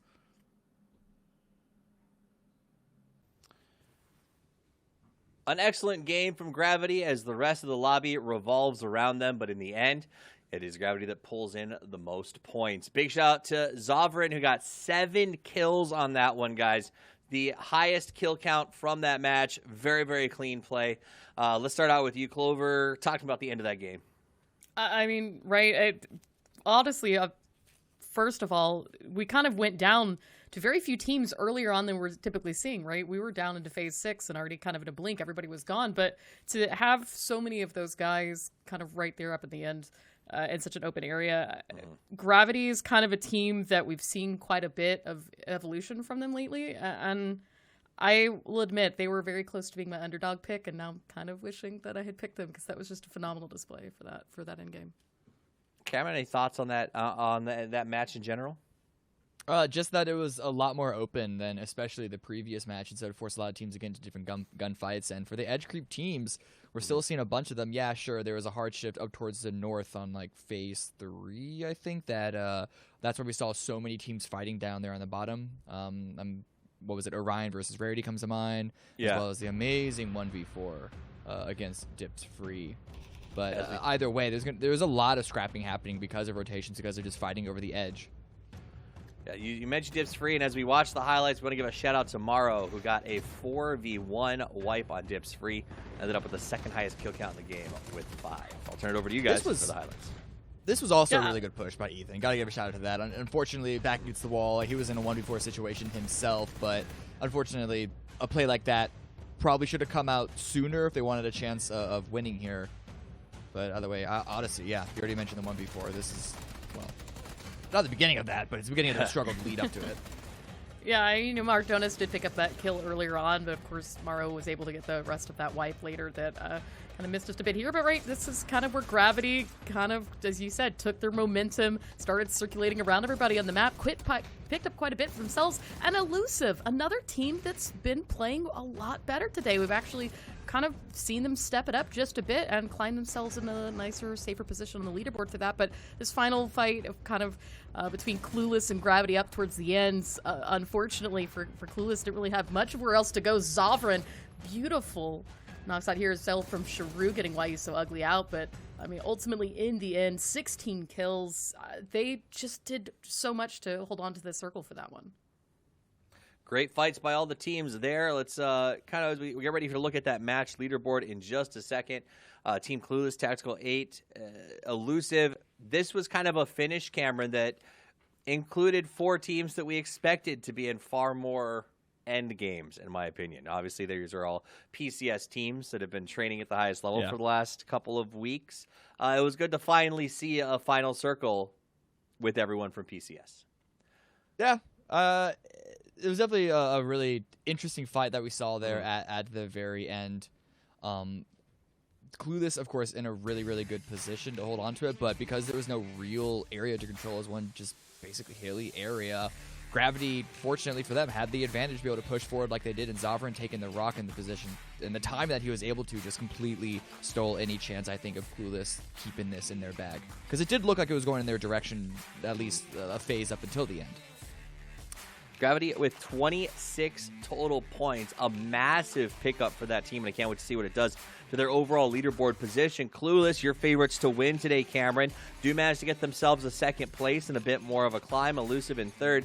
And then you got Odyssey, Virtue, and One Eye Open. It seems like these 3, as well as Pros Don't Snake, are the ones who are in the in terms of like getting promoted. Clover, it's going to be 2, maybe 3 of these 4. I think so. I mean, you've got kind of a lot of back and forth, as we've kind of said repeatedly, right? We will have a day, or rather, I'd say a match, where they pop off, get quite a bit of kills, or they're going to sit out, go early for goose eggs. And so that kind of instability is what they really need to hammer out going into Erangel. We look at kills and damage. I mean, it is just completely across the board right now. Gravity, of course, Maru with that wonderful display earlier on, and Sharu, shout out to him for Clueless. But kind of now that we're done with Miramar entirely for this weekend, we've got 3 more matches for Erangel to go. You've got to kind of, I guess, maybe put the foot down and say, you know what, enough is enough. We've really got to make it work here because it's getting really close. And as we look at the overall leaderboard, you can see exactly that when we look at points there. Odyssey, 49 out in 8th place. One Eye Open, 47. Virtue, 45. Gang Gang and Team ELPX, 43 each as well. And there's teams that have chicken dinners here on the right side that still aren't comfortably in the top 8. And as the day moves on, we'll be moving more and more towards focusing on that sort of top 8 cutoff. I do want to say Yahoo and Gravity. Gravity's closed the gap significantly, Cameron. Yahoo started today with a very significant lead. That is not so much that anymore. Yeah, they've been playing it very, very scrappy themselves as well. But I think yesterday's success, while it wasn't a fluke by any sense, is a very, very hard level of success to continue over the course of like multiple days. So I don't think it's so much that they're not stepping up like they were. It's just a very hard task if they wanted to keep the lead like they did. They still been performing very, very well. Punish is still at the top of kills. Shinboy is still at the top of damage. But yeah, the gap has closed, and it's possible that it's not going to be in their favor at the end of Erangel. We shall see. I want to give a shout out to N8 popping up on here from Rarity. And also, you saw that leaderboard. I do want to give a shout out to Gang Gang, as they are still holding in 10th, but very close to breaking the top 8 potentially, Clover, and they're doing it with just 3 players. Yeah, I mean, at the end of yesterday, their top big player was Patrick, and Patrick unfortunately is not able to join them today. And so to be able to kind of hold on as well as they've done without their top fragger, I think is showing just how fantastic it is. And I mean, look at this, Tetra now at the top for Nox with 20 himself. So there's still hope for Gang Gang, even as a 3-man, but it's not going to be easy by any means. Yeah, I mean, I think that is it right now, Cameron. You want to hope that they get back in. It's a tough situation to find yourself in. Obviously, in that situation, no one at fault. That said, though, how mad are they at themselves if they don't make it to the top 8? Gang Gang? I mean, yeah. They can only be so mad because, I guess that's unfortunately, they have. It's not their fault that they're having to play as 3. It just does suck that when they not only play as 3, to lose a player like Patrick, who so far has been so pivotal to that team's success. I guess that's true. Lush, 13 assists. As Hypocker and Godspeed put it, plays that back role. Bit of scouting, bit of popping, but I guess it works well for assists. He's dishing out some damage, and his team is finishing it for him, Clover. Yeah, I mean, he's living the Lush life, right? They're 13 Lush assists, life. really doing quite a bit to help out TAC A. And this is a team that we've kind of seen hover near the top today. I think at one point they were second place on the leaderboard after one of the Miramar matches earlier today. But that said, Erengel's still pretty good for them going forward. Shinboy, again, I mean, just beautiful display from him with assists helping clear up the knocks. Because I think one of the big things that we've seen a lot of these teams struggle with is they're going to get those knocks and someone else steals it, right? We saw Tetra at the very top of Nox, but we didn't really see his name anywhere else on the list. And that's because, especially with Gang Gang, who find themselves rotating in with quite a bit of a crowd around them, is kind of giving those knocks away to other people for those kills and assists. So assists are just as important because it's going to secure that kill for your team. Hey, I'm just loving that you created #LushLife. So that's anytime we get one of those assists from range, we can talk about it. Final thoughts, Cameron, before we get to a break on what we've seen in the first half of the day? Listen, we're going to Erangel, and it was a slow start for a number of teams yesterday, but I just hope that they're going to full commit and full send, because we're still looking at that 62 to 65 range of cutoff here. So for the teams like One Eye Opened, or maybe even Phoenix, who didn't have the greatest level of success on Erangel, there are the hopes that they can turn that around, but we'll have to wait and see. Fair enough. Well, guys, we're not going anywhere. Clover, myself, and Cameron will be right back after the break with more analysis, switching out the casters for a fresh face as we go to Erangel. So don't go anywhere. We'll be back with the last 3 games of the North American Challenge Cup right after this break.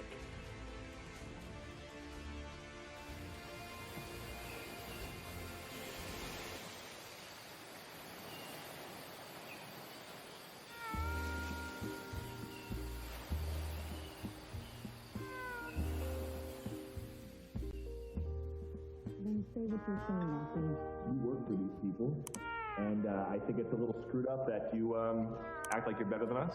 I never said I was better. It's the way you act. Oh, I could never watch these things? That's exactly your job. It's not my job. And is that how you think I talk? Guys, someone's viewer isn't muted. Me? Sorry. I don't know why you're all over me on this. Martin doesn't watch either. Martin? Really? Martin, you recruited these guys. These are your people. You don't watch? I watch. Oh, now you watch. I watch if I have to, okay? Do you know how much these people pay to watch this? Chef, gotta taste the food. If I bred dogs for a living, would I need to go downtown to watch every dog fight? See? Everyone, attitude, okay? This is what I'm talking about. Nelson's just testy because he's the only one who has to work on site. Not that I don't mind being in a bunker. 30 feet underground. But now that you bring it up, why am I the only one that has to be here? Because you work the blue zone.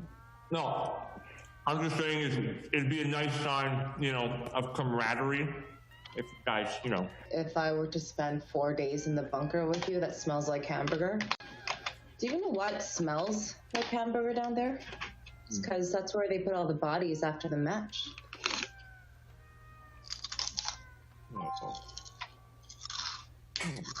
Hey, is anyone else still getting the interference? Audio or video? I'm still getting both every time the blue zone moves. Which camera, Shay? 4, 5, 14, 15, 27. You want me to keep going? Yeah, I'm getting freezing too. So you are watching then? Hmm? Piss off, Nelson. Guys, chat's not pleased. Yeah, the chat's never pleased. Okay? You can't please everyone. Working on that. How about now? Yeah, that's good, Studio. Thanks, Martin. Okay. Shrinking the blue zone. Anybody want to make a bet?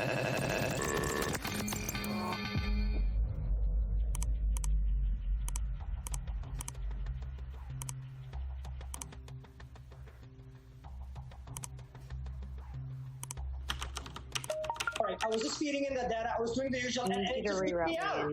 Yeah, Cabaltic's still not loading for me.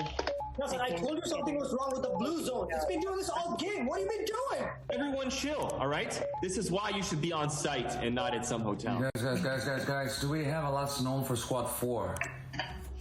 Which combatant? Any of them. What does system error mean? System error means the blue chip's offline. Can't be offline. It says it's offline. Well, is it possible they're just dead? And it would say deceased. So. Nelson, well, chat's asking questions. What should I tell them? Tell them, just tell them we'll get this fixed. We'll get this fixed. Yes, Jay, we will get this fixed. Do you know the kind of people we work for? Martin, is Squad 4 the one with the engineer? Yep. Slade's team. Why is it Slade's team? Why isn't it Mad Malholtra's team? Or Is this Slade the American? The one that you paired with the psychopath, so ham meat. It is lunch meat. Oh, she is cute. Gals, you know she killed 14 people before she was 18. She's actually the one that broke Martin's nose during the interview. So it's Slade, Malhotra, lunch meat, and Julie, and you're saying we lost them. All of them. Okay, everybody calm down, take a deep breath. Try not to worry, okay? Don't worry about the illegal murder game we could all go to jail for. Or don't worry about the fact that someone might show up in my hotel room tonight with a silenced 45. Sudhir, I need eyes. Give me Omega override, please. I'm on it. Alright, I'm coming through the other side. Yeah, I'm rewriting it. Thank you. Nelson, you feel like jumping in at all? Martin, has anyone tried to get off the island before? No. No one's ever had their chip go offline before, Shay. Okay, I think I have something. Boot truck went down 4 minutes ago, half a click from boot camp. I think it's Yeah, I see it. I've got down cameras south along Main Street. Where were they when the blue zone messed up? Say it was the blue zone again, Martin, and it'll be your body stashed in this bunker.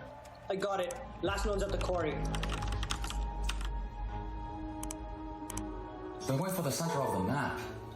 Nelson, there's no way in hell they can get into the bunker, is there? Of course not. How do you know? In the history of Battlegrounds, no one has ever found the bunker. And no one's ever disabled the chip either. Okay, guys, everyone just calm down. This isn't a bloody moon landing. We can...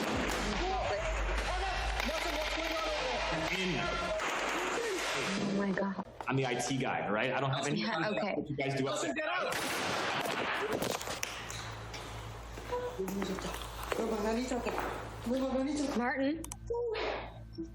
Martin, what are we gonna do? It was a pleasure working with you guys. Nadir, what are you doing? I hope this works Nadir. out. No, I still don't have a shot. Bye, guys. This is not our fault. We did not. I'll tell him. We were not involved with anything. Yeah, can we just? I mean, isn't there a team we can send in? There was. They were at the bunker. Okay, well, how How long until they make it to the mainland? 18 minutes.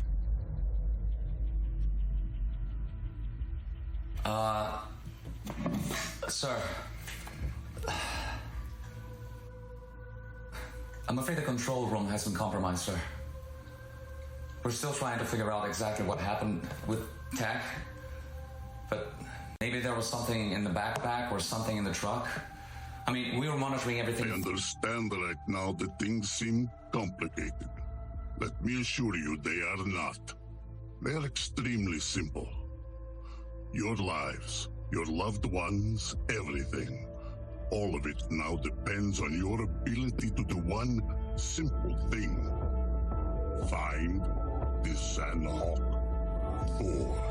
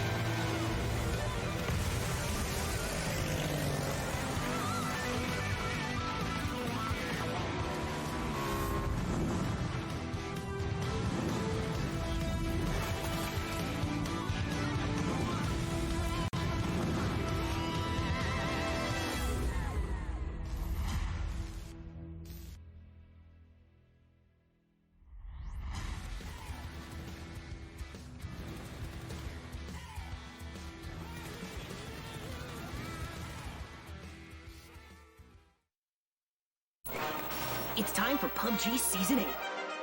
Wow! Wow! Wow!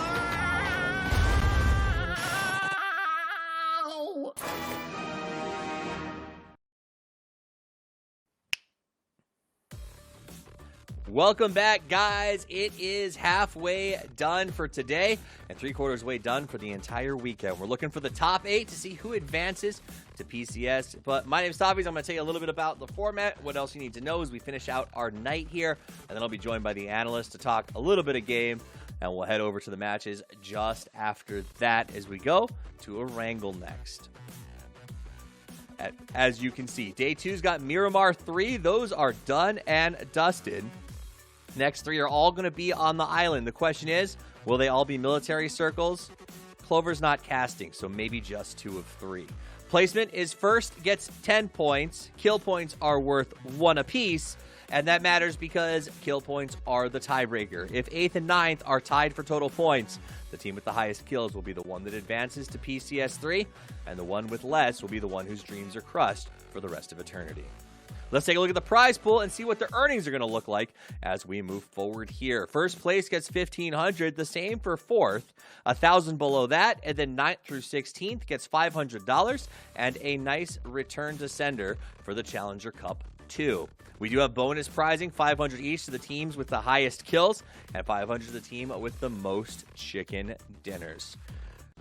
But I'm not doing this alone. I'm joined by the best and brightest minds that PUBG has to offer. It is Clover and Cameron Davis here with me. Before we get into that, though, I want both of you to remember something very big is happening, and that is that Season 8 is out right now.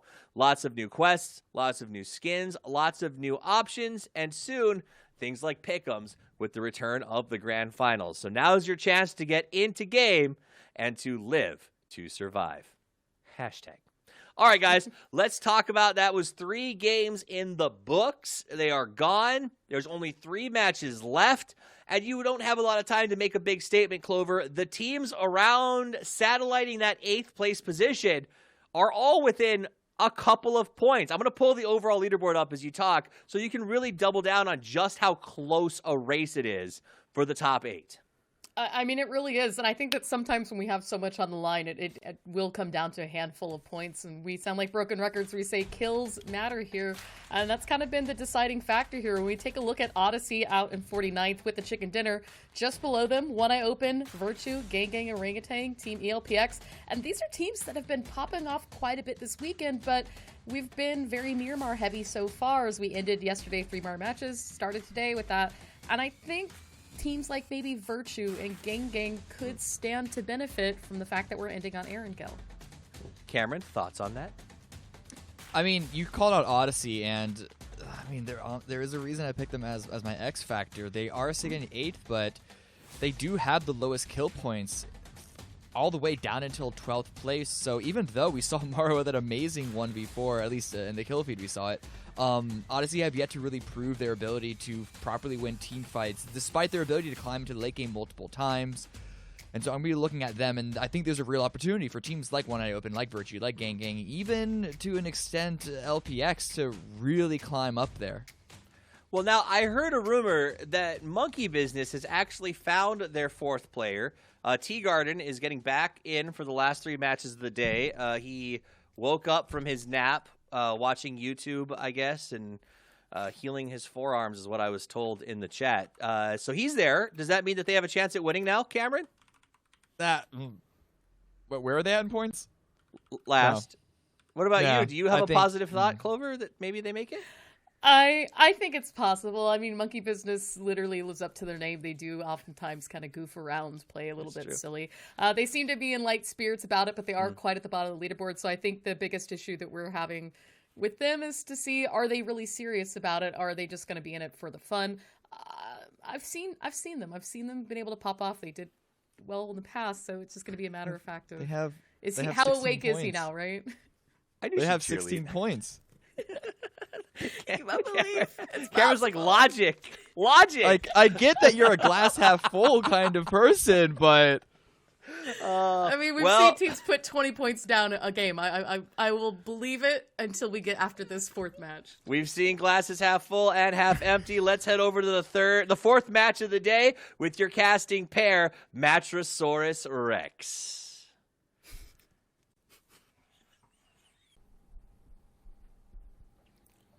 That was some savagery just coming in off of that one there, Poro. I like it. Kinda, We're getting yeah, some no. spice out of Cam today.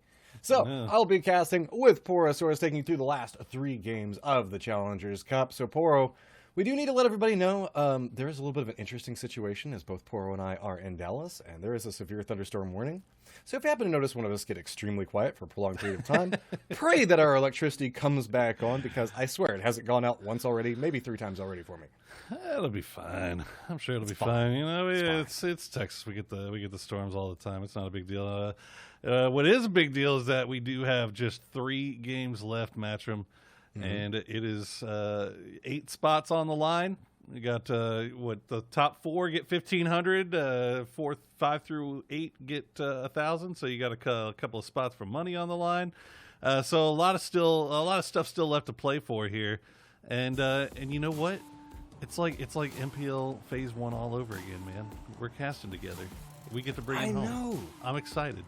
It has been so long, but the tag team is back together yet again. Blame Bat's going to be coming up way over next to Severny, ending back over towards military base. Everything is available. We've been seeing some interesting circles coming in, but I think we have yet to see the elusive military base circle.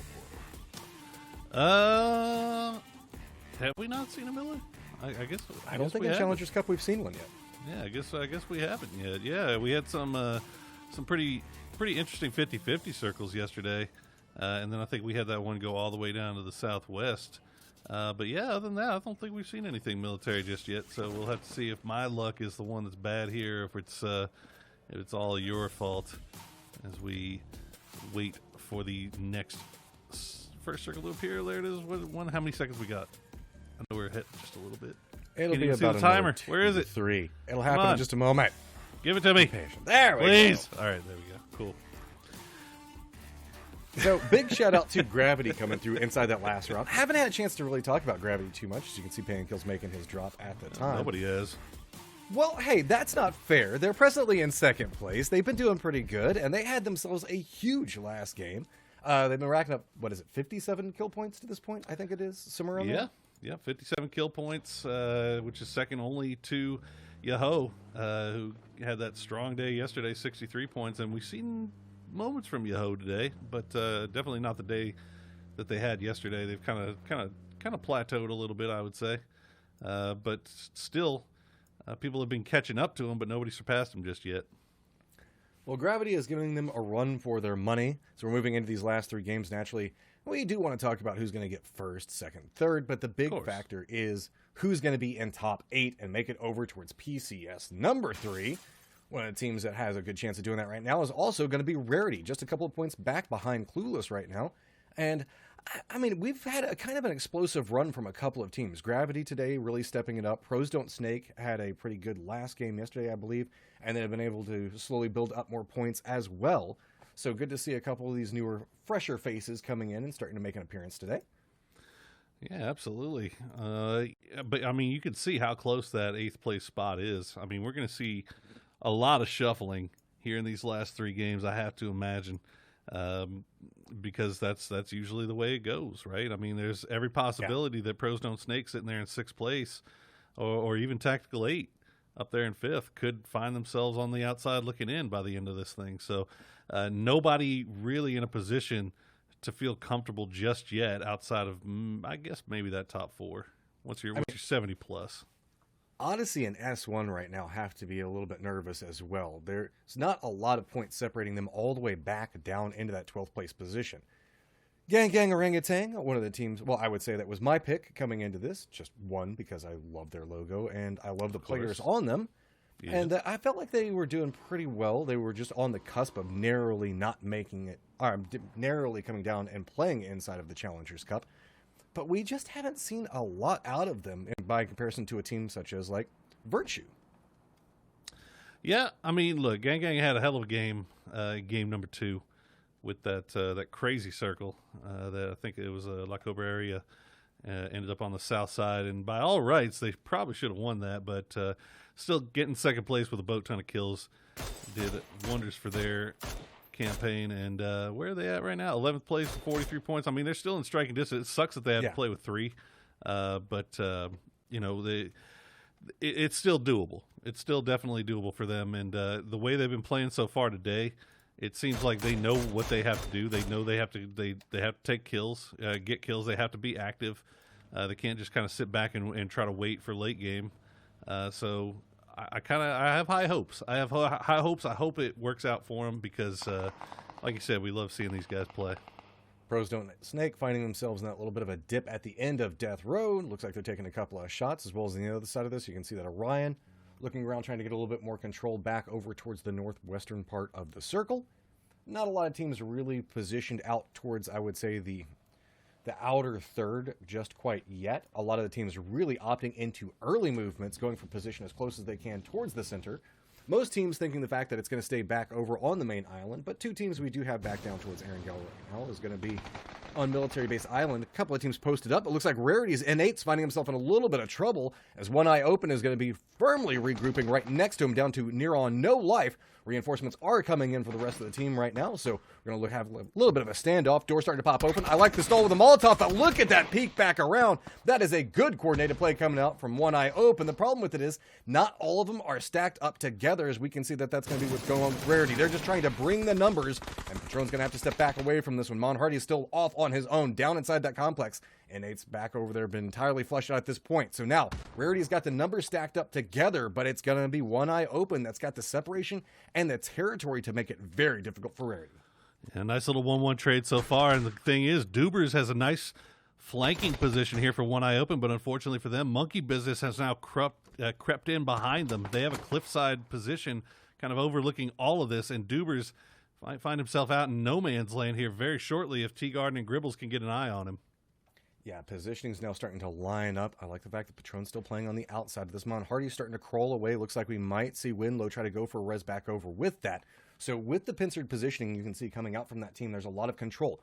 Off in the distance, though, Monkey Business is starting to take a couple of pot shots back down into everything, and that could make a really big problem depending on how we see the push come out between those two teams. On the other side of this, we got T8 way up towards the north. Clueless is going to be one of the closest teams to them. That's still rotating back down towards the south, but pretty wide open by themselves. Got a lot of control over the area. And it looks like, to conclude that last fight, it looks like Rarity's going to be able to get in vehicles and make their way out for the most part. Actually, it looks like they might have had their tires popped here. But yeah, Tactical 8 holding down a nice little 2-2 split. I imagine they're going to send William up to the hill just to the southwest of this, or southeast of this, rather. They do need to be careful, though, because Gang Gang is sniffing around in that area as well. As we see Team Clueless just off to the south, working their way around Death Row. They might find themselves in a fight here with Pros Don't Snake very shortly. We don't see this fight happen too often, but it was extremely popular in the early days of PUBG. When you get control over Death Row, you can get a lot of vision, especially in a circle like this. It might be a little bit of congestion. We do have T8 that's approaching from the north, could find a little bit more of an interesting situation, but Hambino is going to come up, take down Dirty Zen, and now Nick 101 starting to reposition. You can see everybody from Pros Don't Snake trying to hop into vehicles. Good shots are going to go through to really drive them out of this point. So that should be a quick pickup and flush, but remember, up towards the north, we have a couple of small fights that are starting to brew between Gang Gang and T8. Not a lot of good rotation positions that could be coming out from Pros Don't Snake. Very lucky that Pros Don't Snake was able to get out of that fight. It was kind of surprising to see that they gave up on it so quickly, just off of one down. But I guess they saw the kill feed. They decided they didn't want any piece of Team Clueless. Meanwhile, we see Monkey Business still driving around. They try to get position and take advantage of San Diego Rarity as they were making their way out of the compound with One Eye Open. And it looks like they paid the price for it too, losing 2 in the process. It's now just down to Ethan and Kite. Yeah, they've got Yoho back behind them that is just eating them alive. So now Monkey Business is going to have to do a big rotation around. They are presently in last. Losing those members early is going to make this so much more difficult for them to have a very big game because they need it so much right now. You can see One Eye Open already beat it in onto position, but I think they might be able to sneak by this. The problem is on how these other rotations are going to come into play. Rarity is now also joining into a northern section of this fight. Yoho is going to be right on the edge of it. 4 seconds before the next circle is going to pop and show us where the action is going to continue over to. So with this, you can see Yoho right on the edge of it, and it looks like everything is centered around farm for this circle. Elpix actually made a long rotation all the way from South George all the way to Military Island, and now they might be coming up across Dips Free here if they're not careful. Looks like they're going to stop and do a little scouting, much like Yoho is doing on the top of this cliffside right now, trying to figure out where One Eye Open is, figure out where the next spot to call home is going to be, because they do not want to play the edge. Ooh, small problems starting to brew in a couple of sections of the map. You can see the Odyssey's trying to make a rotation at the same time Rarity is starting to get pretty problematic and looking like an LA traffic jam back over towards the western part of the circle right now. Everybody is starting to stack up on top of each other. Clueless is stretching back down from Death Road, sending 2 members down into what's going to be a very contested point. We did see the rotation come out from Monkey Business, putting pretty close to this location as well. Everybody is now huddling together around the outskirts of farm, and it is just a quick exchange. As you can see, multiple teams starting to pop off, but quick rotations now starting to come up from the southern location as it's starting to be pretty problematic as a quick group is going to run in. Monkey Business already loses 1. Got to be very careful. Now just 1 more person alive. Quick spot out, and there we go. Monkey Business is down and dusted in 16. Fresh and clean from one eye open. I think they saw Monkey Business make that rotation just ahead of them. They realized who it was. They knew that they had the advantage. Pushed in as a 3v2 and clean as you like. Take care of business. They have the compound for themselves right now. They do have Yahoo just off to their south and Clueless, or at least the duo from Clueless, off to their north. And Farm is occupied as well. So we'll have to see how they decide to play it from here. But for now, they should be safe as a trio. Looks like everybody pretty much made their rotations through for the most part. We saw a little bit of a scuffle break off on Military Island between Dips Free and Elpix, and I think both of those teams losing at least one. Yeah, it looks like Elpix might be down to 2 here. And Shelter, not free. Yeah, there's a lot of little bit small skirmishes that are starting to happen right now. You can see already running down into the recesses of Moria there. We've already got one team posted up. Ryan's got the high ground onto it, but problems starting to abound for a couple of these teams. One thing I did want to note, whenever we were watching One Eye Open and how they were repositioning through this, Yahoo was just following them point per point. Not after any kills, not after any directed points for positioning yet, but just know the fact that where the open positions are by paying attention to the fights that are happening next to them. That's something you guys can carry back over into your games whenever you're playing. If you hear firefights that are around you and you see how teams are rotating in front of you, nobody's shooting at them from different directions, you now know where an open complex is, and you can just kind of mosey your way over there, get in there comfortably, and if the firefight happens in range where you can see it, pick up a couple of kills for yourself, all from the comforts and niceties of your own new house. There you go. It's just as easy as that, right? You just got to gain information and then do something with that information once you got it. We can see, Winnie from Pros Don't Snake just slowly bleeding out in the middle of an open field. I believe Pros Don't Snake might just be down to that one player in Shelter trying to survive as Orion just clip-clops right around the top.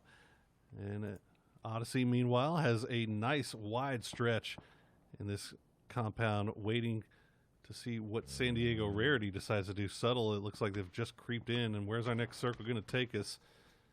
Give us fun. Come on. Yes! That's what I'm talking about. Keep a whole bunch of section of the canal in play. We want to see these people that are trying to compete to get inside of PCS number 3. We want to give them a couple of hard circles to really have to deal with, because that's whenever you see who can really play the game. It's when you have to disgusting. deal with adverse situations. It's brutal, man. Why are you going to do that now? Love it. The absolute opposite of brutal. Somehow Elpix managed to hop into a couple of boats, and they found shark fin free and clear. So they have a nice little rotation for them, despite losing 2 to Dips Free a little bit earlier. Now they're going to have to defend it, though, because there are a number of teams off to the west here that are starting to make their way in. Phoenix right now is one of them, and it looks like they're running right into San Diego Rarity with a little bit of a third-party potential here from Odyssey. Yeah, it's real mess back over towards the west. We saw a lot of the teams that were trying to play back over around the positionings on farm, firmly condensing back over here. As you can see, Virtue's just going to go ahead and take the third quadrant of this setup. So now all 3 of these teams within touching distance of each other, with no real way to push over there unless they're just going to use a whole bunch of smokes and utilities. For that fight, we're talking back off to the west. It's where a lot of real big mess is happening. You can see Rarity had a little bit of troubles coming through here. Phoenix still on the roll. We do have Odyssey to the north of this, but not with clean vision due to these hills right along the beach. It's a good thing Rarity had their good games, man, because they have been struggling at times here today as well. It's a kind of a feast or famine here for the boys, but they do have 4th place. They should be okay for now. We see Odyssey taking some shots over the top at Phoenix, but not going to find too much just yet. What else we got? We got Tactical 8 still has to make their way in just to the north of Odyssey. So you want to make sure if you're Odyssey, you're not tunnel visioning too hard to the south here, that you get distracted and let TAC 8 come up behind you and take advantage of you. Things to note while all of this was going on, and rotations galore, as Lush is going to be heading off towards the horizon to see if maybe he can find somewhere new to live at. All of our teams that were back down on military base proper have made their way back over towards the main island. So Dips Free is playing in that section just north of the Eastern Bridge, so a little bit of vision to work with. We still have 14 teams alive, and it should be noted, this circle is about half the size that it appears to be for a normal Phase 3, just due to how much of it is water right now. Nobody's playing back over towards the water, and that's why all of these teams are already stacked on top of each other.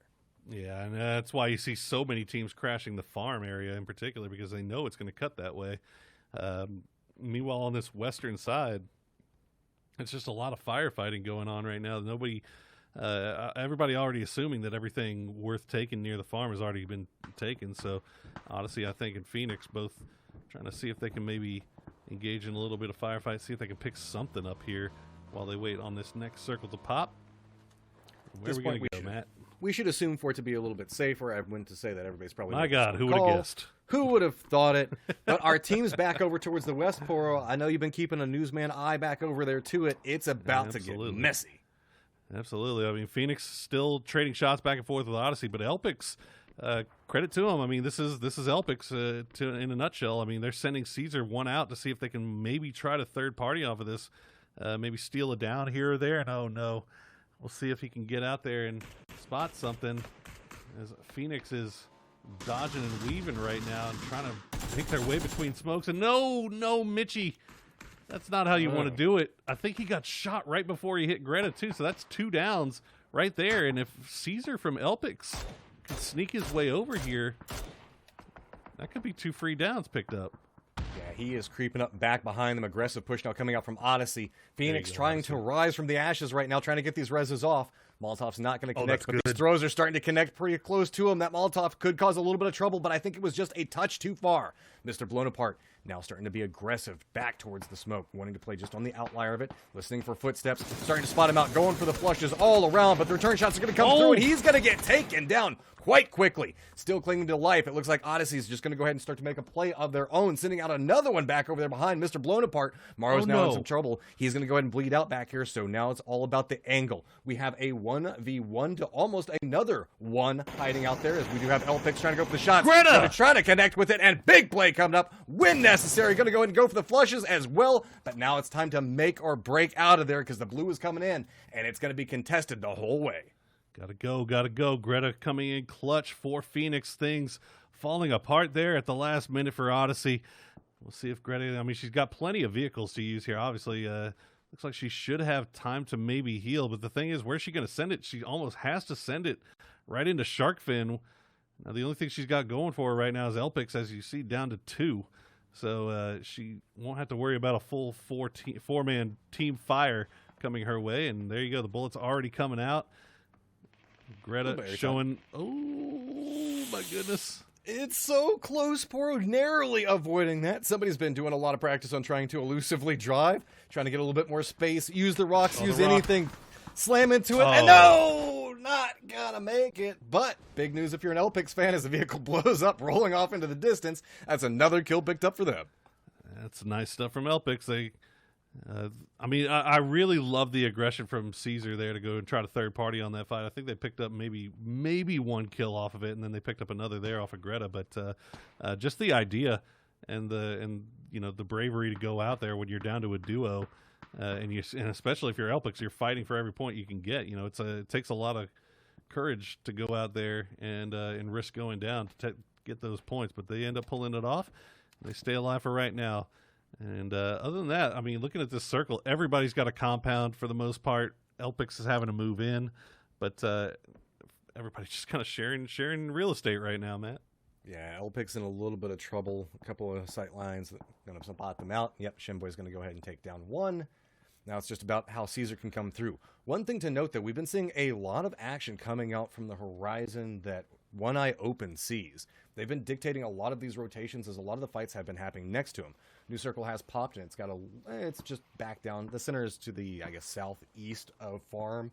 It's still got a little bit of that road next to Milta in play, but it's a lot of flatlands and hills, I think, are going to be the factors we're looking at, Poro. Absolutely. Gravity's still looking good in their compound. 4 up. Yahoo still have 4 up as well. So if you're looking at that fight for first place, those two still looking real good. Team Clueless as well. 4 up inside of the farm. It's really just going to be a question of where these next circles decide to go. Because if this thing hard shifts south, it's going to be great for Gravity. But all those farm teams are going to have to fight it out, trying to figure out how to get in. And we see Elpix Caesar trying to keep the dream alive here. They're still in striking distance. I mean, they're at 46 points in 10th. They're not that far out of that top 8. But it's definitely been a rough weekend for Elpix so far. We'll see if they can pull it off. Wait a minute. Okay, so One Eye Open is about to make their rotation. Keep in mind, Mardonis is the last one alive. Watching back where behind they're us. going to go. Is he going to take any shots at them? Is he going to go for any spray, maybe try to get another kill? Because it's going to be rough for him to make his way through, but they're leaving vehicles back behind, so he might be able to run over there and get something out of that to somehow manage to make it inside the circle. One Eye opens, making the rush very quickly for when it looks like they're choosing to go back over towards Team Clueless of all people right now. Clueless has been very aggressive today. Ooh, that was almost a nice pre-nade there. Just misses, and here we go. One Eye Open has managed to make their way in. Nick 101 is going to take half health from that grenade, holding the windows right now. You got to be careful of the bars. They're going to find one. Patron goes down, gets flushed. It's down to Winlow, who makes his way in, gets Nick, works his way back out. But Dubers got picked off. Dubers got picked off by Mardonis. So it's down to just Winlow. That snake play that you were worried about, that you were eyeing, it ends up happening. Big pickup going to be coming out for them. Now Winlow all by himself. We've seen him pull off some big plays for his team, but now he is in a lot of trouble. He's competing against the third place team right now. Did do a little bit of damage back over to him, taking down Nick 101, who's been a big component of Team Clueless's success. But let's not forget about the other three all having shining moments as we've moved through. Now starting to get a little bit more information. You can see Clueless is aware. Okay, with everything that's going to be going on outside, he's playing some outside location. No information being fed back over yet. Shuru, might want to watch your feet there, buddy, as you almost walked into some a little bit of fire. That would have been a little bit problematic. Okay, there you go. Hambino's going to spot him out, and that is problem sorted there for Team Clueless as Winlow gets taken care of. And now Clueless can regroup a little bit now that they've lost Nick. They're going to wait for this next circle. Hopefully they can stay still. And yet, looks like they should be able to. But I imagine that they're going to have to defend that compound again here very shortly. Matchroom is Yaho, Gravity, Dips Free, Orion, T8. They all have to find somewhere to go inside this circle. I mean, there are the hills that are kind of to the southeast of this position. About it. See, but with the amount of teams that are going to need to rotate through, this is going to be very problematic. Don't be surprised if you see a couple of these teams decide to regroup a little bit closer to each other instead of trying to hold every single building independently. That can sometimes lead to a stray. Two strategies are going to come into play. Regroup, firing line setup, or separate out and try to scare anybody into coming into play. Depending on how hard crashes we see coming in, that could be a big factor. Liam does go down in a quick exchange. But look, Orion's starting to use this, starting to be a little bit more aggressive, but there's going to be Dips Free coming up right back behind them. Potato's going to have the first line of sight, but he's going to get taken down by Steezy on an outside angle towards that. Detonator gets the revenge back over towards him. Lush still playing back behind the tree. Going to reveal his position. A lot of throwables coming back down towards him, and he's quickly retreating from that. But the whole time, as Orion's starting to stop, it's going to be DF coming up back behind them. They have to be aware of how this is going, so Gwen Stacy's playing it aggressive, running right into the thick of everything, but is going to be moving out and around the smokes, while back behind them, it's just going to be DF destroying everyone, and there you go. Orion goes down on a quick, and I would say wise play coming out from Dips Free. Dips Free just in a perfect spot to third party all that. And while this was all going on, Yaho and Gravity trying to fight it out for who was going to get priority onto that hillside, like you said. It was kind of a game of chicken, right? Like neither one could take it before the other because then they would be just completely exposed. But as a result, it's down to just Wolf and Zovrin here for for control over this hillside. Dips Free actually has a run at this too. We'll see how long Lush can. Well, we know how long Lush can survive. Lush can prone for as long as he needs to. He probably has 56,000 smokes right now and can just sit there for the next 10 years and probably enough med kits to at least tank a circle or two. Lush somehow manages to survive for so long. On the flip side of that, though, it should be noted Mardonis, after that sneak attack they pulled off a little while ago, is still alive and has managed to sneak right into the thick of farm and is in a pretty decent position as well. So all depending on how Dips Free plays this, we might see Lush just hanging out, and that Molotov could have been bad, but instead went on the other side of the cars and not inside the smoke itself. Oh, I think that Molotov was bad, Matt. Don't get mistaken there. It could have been bad for Lush, but instead it was bad for Dips Free. All right, let's see. The new circle should be popping here shortly. It looks like the Dean and Wolf are cracking it out on the south side. Who's going to win that one? Is Yaho going to stay in it for a little bit longer? Nope. Okay. He's going to get picked off by Dips Free. Where are we going, Poro? Oh, man. This is... Okay. Look, we have given Dips Free so much trash, and for good reason. Like, last game, they got 1v4'd by Morrow. But this is a perfect situation for them to maybe pick up some points here, do a little damage, move their way up a little bit further in the leaderboard. We'll see if they can put this together, but they do have to worry about those snakes, man. They know that Lush is there. They have an idea that Zovrin is there, but they have to do something about all these teams that are making their way out of farm right now. And Elusive looks like they're going to be the first. And they're going to throw out a smoke wall to buy a little bit more space. I like this. Very quickly trying to make it back over towards the hills. That's going to put them back over towards Dips Free and Lush. See how both of them opt into playing this. Lush is going to have a beautiful angle back over towards Fizzle. Quick pickup, but then suddenly there are 4 people, and Tactical 8 is eliminated with some gusto. He managed to put in a little bit of work onto this one, though. So now it's going to be all up to Dips Free. The doors are now open. They can control this territory. They have the high ground. They managed to take down Sneak Attack. JL Day is on no life. They have to play this so cautiously. Molotov's going to land right back behind him. Fizzle's already down, and JL Day is just crawling up and forward, trying to contend with the fire that's on top of him.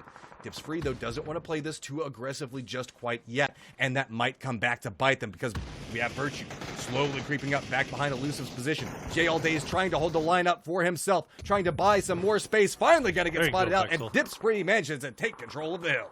9 kills, but as you said, Virtue has been moving up on this, and meanwhile, on the south side, Gravity, Zovrin just 1v3'd Clueless. He just absolutely decimated them. All right, Clueless fans that have been spamming your Hambinos chats in the where are you now? Where are you at? Zovrin just destroyed your boys. That's probably the one time that they don't want to spam the camera tours they're coming through. All right, so Virtue has managed to make it back over towards Dips Free's hill. At this point, it's kind of starting to become everybody's hill because Zovrin's on the other side of it. Virtue's getting a little bit more aggressive. You can see Zaska's taking a little bit of damage. Batty Lowell's going to be playing the other side of the rock. Just 2 members of Dips Free alive, and Virtue has the numbers in their favor. Down to just 4 different teams, and I will say that it is a 4v2 v1 v1. So Virtue, once they get control and pretty much become king of the hill, it's all theirs to reign. Yeah, they're looking pretty good for the win here, but you know, not without cost. They got the compound and farm early on, and they had to sit in it, and you know, a little bit of compound curse going their way. Only 2 kills on the board for them, and I think they just picked up both of them as they third partied onto that fight. So we'll see how they try to deal with these final 4 players, because dealing with a 4v4 fight obviously a lot different than dealing with 2 solos and a duo here, Matcham. Yeah, the reposition coming out from Dips Free is going to force a little bit of a reposition coming out from Zovrin as well.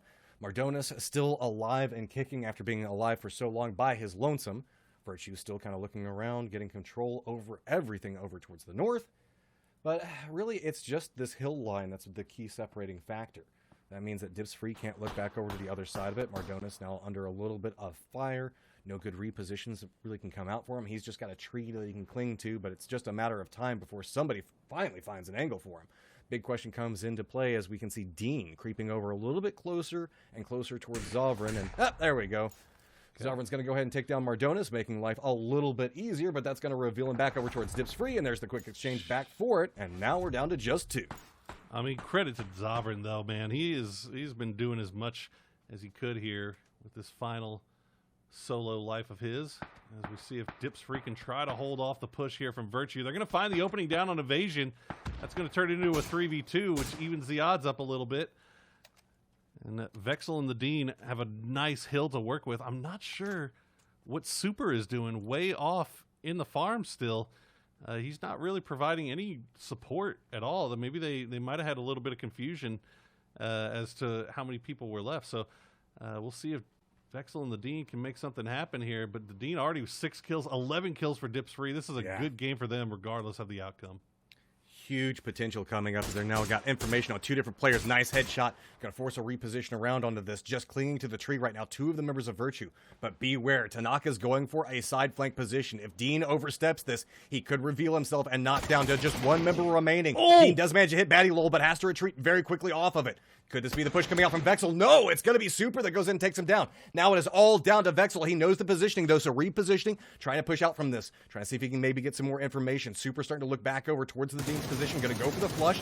Shots are going to reveal where he's hiding at. Quick now peek back around behind the tree as full on defensive line setting back up again for Virtue, and now it's all pressure onto Vexel. He has nowhere to go. Rez potentially going to come out as well. Vexel has all the angles that he's trying to work around Poro, but there is absolutely nowhere for him to go. Trying to step around, trying to move down the tree. A little bit of damage coming through. The moment he steps around this, he's just going to get popped. Oh, that's a great Molotov on the tree. And Batty Lull is going to flush him out with the flaming Viking funeral for Vexel. 4 kills and a win for Virtue. 4 kills and I know you're happy about that. I know you're excited about it. You love the Viking funeral. Look, okay, everybody's got their weird stats that they like. I really enjoy anything that's revolving Molotovs. And there's something about it. It just makes me absolutely happy. All right, so Virtue, big game from them. Walking away with not the highest amount of kills, especially when you compare against Dips Free. 4 kills for Virtue, but by God, the Dean has 6 just by himself. Dean popping off, 11 kills overall for Dips Free. Gravity, once again, Zavr and some phenomenal solo play there. It sucks that they that the fight with Yahoo kind of went the way it did. Otherwise, you know, if they win that, they have great position on that hilltop. You'd love to see what Gravity could pull off there. But once again, I mean, they're already up at the top. They're still climbing now with 6 more points, or 6 more kills and 3rd place placement points added to their total. Really interesting here, though. A lot of our top 5 here, other than Dips Free, the kills have been kind of spread out amongst everybody. Yeah, I also want to give a big shout out to Mardonas, who managed to survive for so long by himself and managed to buy his team 4th position. So great job for them. But we're kind of running through kills and stats, and I know we gave Team Clueless a little bit of a heckling there, but they do walk away with 5th, and Ambito gets 3. Kidding. So Analyst Desk, you guys break down everything you saw inside that action.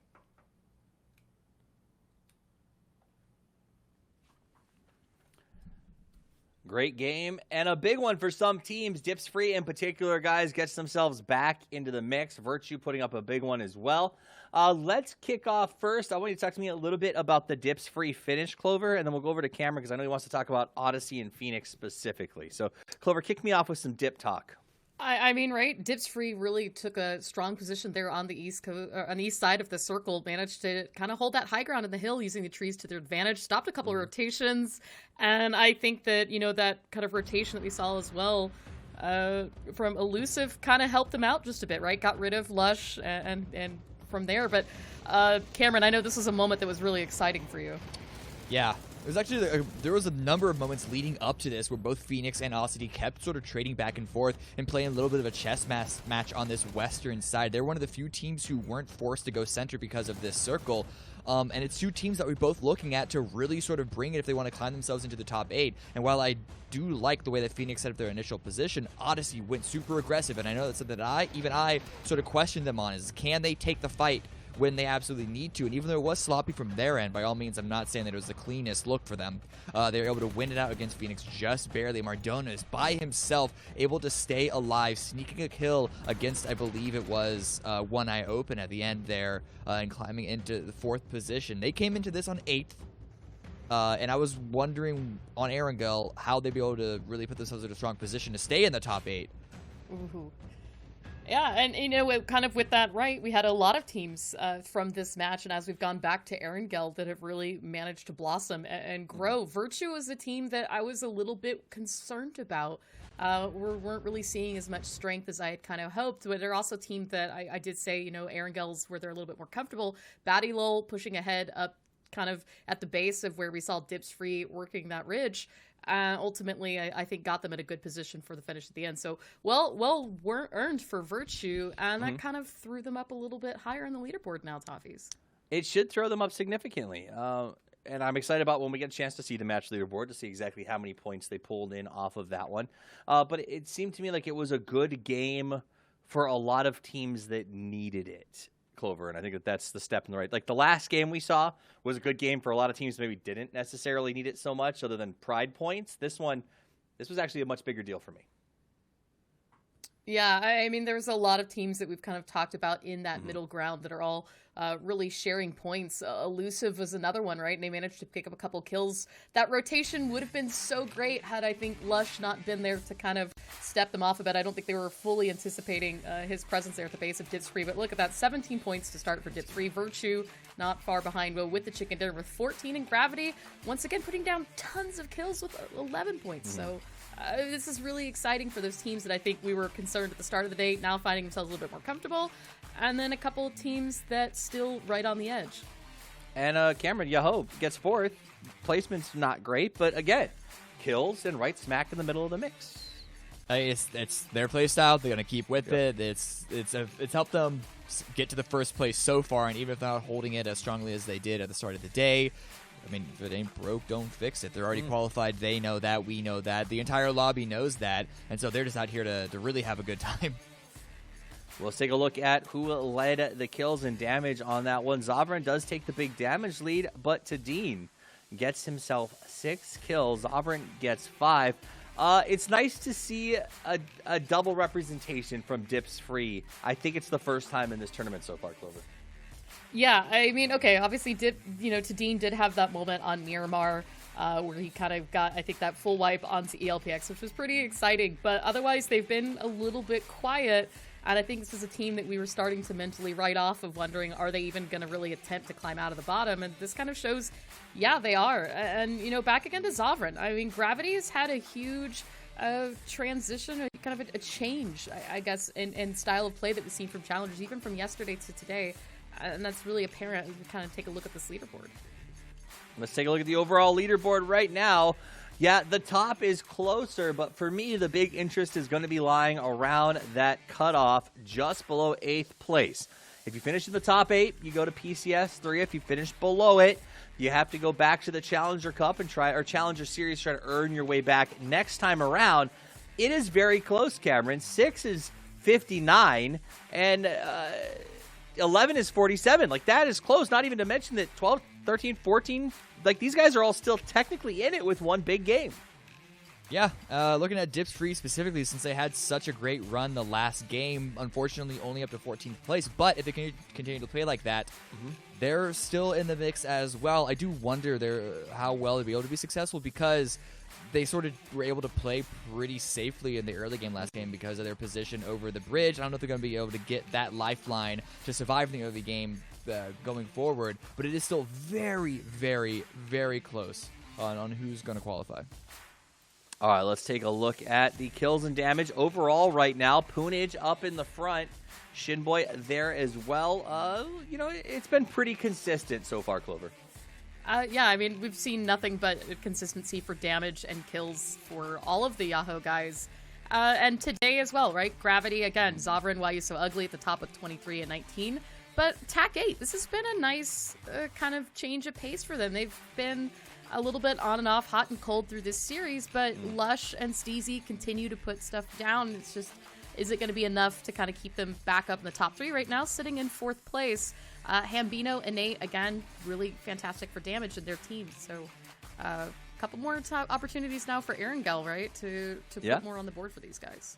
Cameron, 2 games left. What's your messaging? What are you looking for? I mean, this is it. This is 2 matches left for all the marbles. It's getting kind of close, and even though the beginning of the Challenger Cup was sort of a mix-up in between Challenger teams and XPCS2 teams, looking at the leaderboard right now, it's seeming to be the PCS2 teams are the ones who are able to really wrangle together and get their series back in. I don't know how many we're really going to be replacing at the end of this Challenger Cup, but looking at Odyssey, looking at Phoenix's play, this is the time to step it up. It's an obvious thing to say, but it's the final 2 games. You really got to go for those big plays that we saw Phoenix and Odyssey do. Clover, any thoughts as we go into the final 2? I mean, same thing, right? Elusive in that same bout. You're showing moments of brilliance. We're seeing that you guys are fully capable of staying into the top 8 and playing at a level that you need to see at PCS 3. So just keep that going, keep the momentum going, make smart plays, and fully commit to what you guys got coming. And I think we'll see good things from these guys. I think fully commit, and I know 2 guys who are fully committed to putting up a great performance. It is our casters for this match. It's going to be Matchroom and Porosaurus.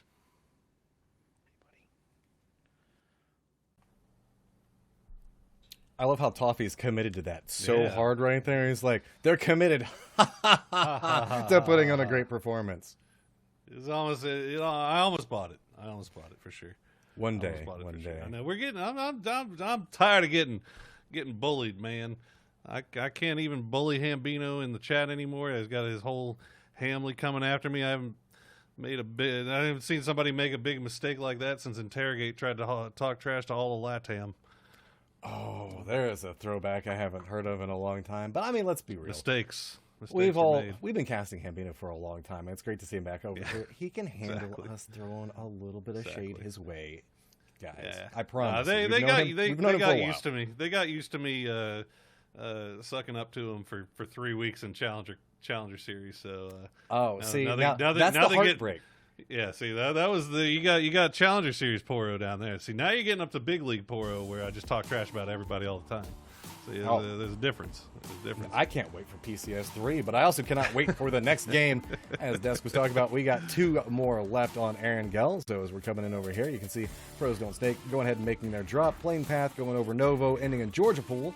So unless you're really going to try to make your way up next to Stalver, Kameshki, maybe you have to do a little bit of stretch for Yaznaya. You should be pretty comfortable in this position. A couple of small rotations coming in back down towards military base, but nothing too crazy. The scariest part about this plane is the fact that it could be Millie. Very good chance that it could be Millie. Don't say it's scary, Poro. What do you want me to do? It's looking like it could be a thing. Here, let's test it. I really hope that it is not a military base circle, Poro, with everything in my heart. Boy, I sure do hope it's not one of those either. I guess we'll find out in 7 seconds which one of us is actually cursed, and we'll see where. Nobody's hot dropping each other either, so it's kind of slow going here for the first couple of minutes. All we got to look forward to really is a circle. Even though we got 3 teams on Military Island right now, so that's a good thing. And look at that. Oh well, it's neither of us are cursed. Neither of us are cursed.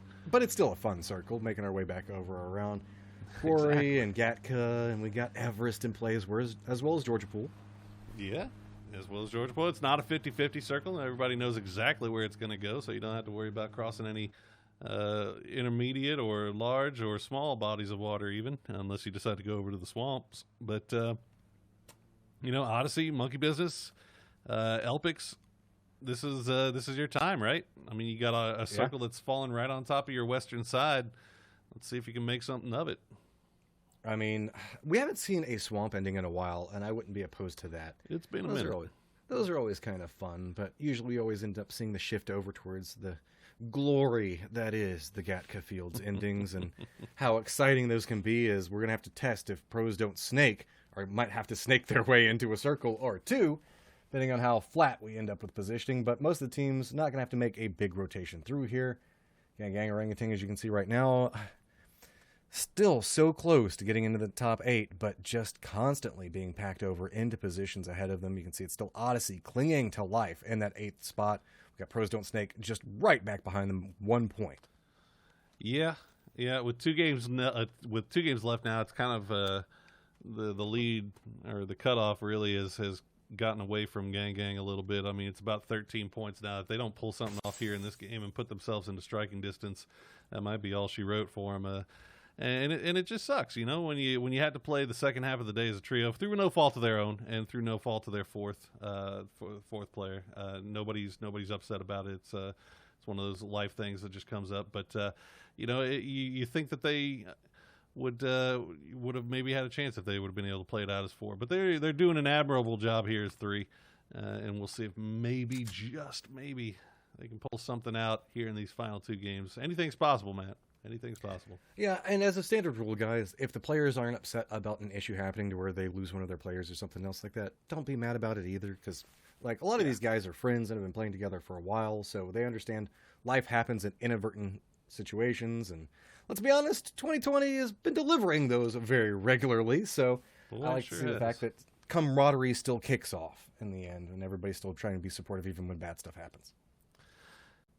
One of the things I'm interested about seeing with this circle is what happens on this northern side here, right? Because we usually see quite a few, like a handful of teams, between 2 and 4 teams will try to do a long rotate around the northern side and sneak their way in from that North Georgia area. But Elpix doesn't. They've never really been one to hold up there, right? And they kind of make their way in towards the center. You see Orion's already making their way in from the north side. They're taking over Everest pretty early here. But nobody else really looks to be considering doing one of those northern rotations. So the eastern part of this this circle could end up getting pretty violent pretty early. We'll have to see what happens. Nobody dead yet. Nobody dead And also yet, nobody committing to the shoot-to-kill play style of let's go claim Everest, get vision for days, and see what we can do with it. Most people still maneuvering around the foothills right now and giving a wide section of, I guess, safety to Everest, and nobody really wanting to commit back over towards that location because it can be really complicated to try to rotate from that point. That looks like I have a couple of small skirmishes that could be brewing depending on how rotations come into play. Elusive now making a very southern rotation, and here we go. LPix decided that they wanted to make a rotation right into Orion, who was making that rotation you were talking about a second ago, right next to Everest, and that's 2 members down, and up. Yes! Flip it! Flip the car to kill him! Can we please? Can we please? No! Okay, it's still going to be another run over. That's not a Molotov, but I like it nonetheless. That's efficiency. I don't know what else. That's so upsetting. I mean, you sold me on them, Poro. You sold me on them on the desk before the first game. I was like, man, I'm excited about these guys. So tell me, what is up? I mean, they just screwed that up. I mean, that was just a like royal f up. I mean, they hopped out of the. It looked like they hopped out of the vehicles because they wanted to fight. First guy hops out and gets roasted. The second guy hops out and kills himself. So it just seemed like a thing that just fell apart from the very beginning, and that sucks, man. I mean, Orion. I did think that Orion was going to be the ones hanging out up on top of Everest, but they just kind of drove across the top of it and didn't really stop. Steezy going to get picked off there for T8 there in the middle of the fields just off by Ruins. It looks like Tactical A, the rest of them are going to be fine. Going to get inside, but Clueless picks up another point for the campaign. Slowly they climb, trying to approach. Yahoo still with a 10-point lead over them at the time. Gravity only 4 points back behind that. But remember, well, 1, 2, 3, all of those are important, and they give you bragging rights. It's still about the top 8. T8 holding down that 4th position inside of rotation as well. They've got some space to work with, but the problem is the closer and closer they go back over towards the, I guess, quarry area and those hills just to the east of them, next to the Gaka Fields, it's going to be a little bit more packed up with teams that have already chosen to go for positioning. Our military-based teams also in rotation right now, finally leaving that. So Dips Free and Yahoo both now starting to get where they might be in playable range of some of these other teams. But on Hardy, you might have found yourself in a difficult spot. Monkey Business up on top of that hill, looking back down towards him, taking a couple of shots. Is he going to be able to make it up that hillside? Slow and steady. He's going to get away with it. Slowly the turtle makes it around the curve and should be able to make it back over towards his team. Slow and steady wins the race. Scrims won't start at this pace. Monhardy going to get away in, be able to rejoin the rest of them. Now, you did mention Dips Free and Yoho making their way across from military. It looked like Dips Free might have had an eye on doing a little campy camp on Yoho. So that we might see a little Dips Free Yoho action popping off here in the next couple of minutes. But so far they've avoided each other, but they are very, very close. Yeah, I mean, they could be vibing off the performance inside that last round after stacking up a lot of kills, but tangling over next to Yahoo and Gravity both is, that's a recipe for potential disaster, depending on how that goes, unless maybe they can force them to fight. Nope, okay, that's going to be Microfry taking down the Dean. That's not a good start to this, as well as a flush, but you can see Elusive also looking back over towards Orion, way back over towards the west, where we see this is going to be a fairly controlled point, but you have to assume that the circle is going to shift away, and yep, there we go. Dips Free says, okay, this complex is now free as well. You can have it. We're just going to try to get out of here as fast as possible. Yeah, no, nothing wrong with just dipping on that. It's like Skazka got knocked and flushed as well, so they lose 2 off of that. Dips Free will still remain 2 up. But another couple of kills picked up for Yahoo. But look at the surround. Oh my God! Look at that circle. Let's go, Poro. Look at the surround Gravity has on Yahoo right now. See the sky blue all surrounding Yahoo down there by the map. And now with this circle, you got to imagine Gravity might spring some kind of trap here. They can't shoot. They can't shoot at this. Don't shoot early, because you gotta make the rotation. Just let him go. Don't tangle inside of this. Yeah. Wait for them to start making the rotation. Because otherwise they're just going to turtle up here and just tank blue, and you just sit there forever and you get nothing off of it. So while this is going on, there's a mass migration of teams to the north. I'm talking like everybody is gunning it because there's shift, man. There's like Hospital and Georgia Pole, and then it's just water for days. If you find a boat right now, that might be the best option, especially for late rotating teams, because Gravity and Yoho both are kind of screwing each other because they can't get the separation out. They know that they're going to be the last teams to make it inside the safe zone, and it's already going to be packed. Potato's already finding himself in an interesting spot. Oh, just drops Patron off the top of it, but Munhardy gets a little bit of revenge. Should be able to get the down and a flush onto that, as the rest of the team is not going to be in a position to support him. So also going to be able to get the res for Patron. The problem with it is there's going to be a lot of teams coming up now.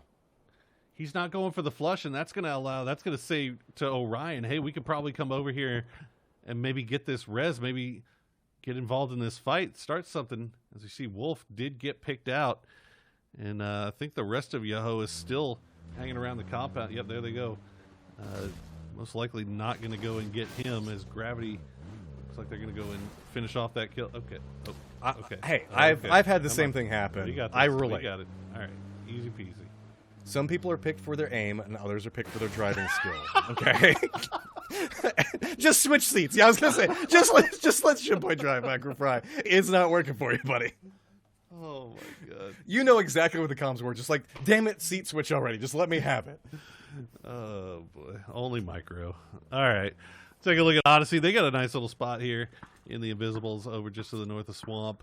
They've got Orion just off to their left. Monkey Business making their way through the fields to the north, and Tactical 8 looks like they might be sniffing down here. I'm not sure. Lush is all the way down here, separated from the rest of his squad, who are holding down the compound just at the base of Everest.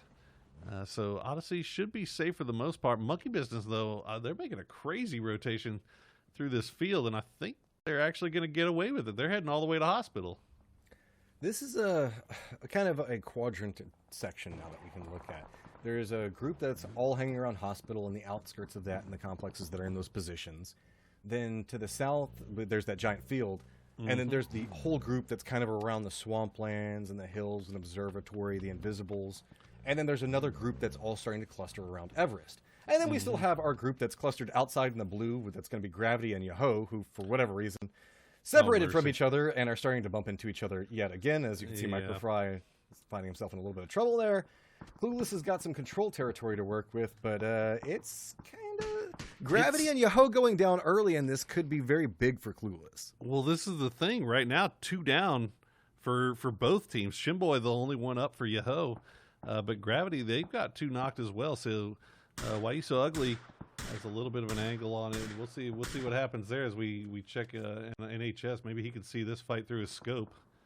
I'm not sure. Look at how far out this fight is happening. They separated out, regrouped on the outside of this. Yoho goes down, and so Gravity's going to win, but it's going to be at a pretty dire cost as the new circle is going to pop, and where the hell are they going to go? I mean, I guess you figure after 1 and 2 had so much water in it, why wouldn't 3 have like 40% water as well, just to hold on to tradition? But right now, Virtue, their compound is looking pretty good. They're going to have to hold off a push here, and it looks like Tactical 8 might be trying to send it right for that position. Are they just rolling up into it? Rolling up into it like nothing's happening. Yeah, they're gonna lose one off of it. William's gonna take a lot of damage. Now it's just Lush who just wipes out his team, rides through the explosion, and now has a little bit of control, but is gonna go ahead and get taken out. Not sure which tactic that was. I would say that's not Tactical 8. That's probably about Tactic 216. Yeah, it's pretty far down the list, I hope. One would hope. Although, if you look off in the distance there, you can see San Diego Rarity and Odyssey. Odyssey leaving that swamp compound in the Invisibles, and they're heading over towards the radio tower, where San Diego Rarity is pushing as 4. So this could be a mismatched fight right off the bat, as only 2 of Odyssey are here already. I love the way that they're playing this. Use the dips, use the terrain to find the angle. Step up, goes for the shots, quick down off of it. Shepard now has a little bit more control, and the rest of the team is starting to make a flood across the top of the hillside. That means Mardonis has now found himself in a very unfortunate situation, trying to make it back over next to the vehicle.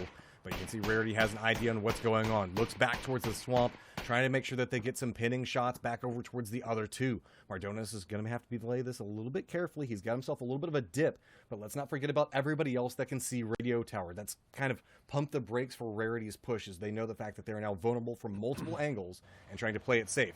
Gravity with 4 kills now after wiping out Yoho. Got all 4 members up and still rolling around, just tasting all of the blue. They're going to be coming around next to Gang Gang and potentially where we're going to see Dips Free rotating too. So they might be able to carve out a section of the beach and enjoy what little bit of summer is remaining.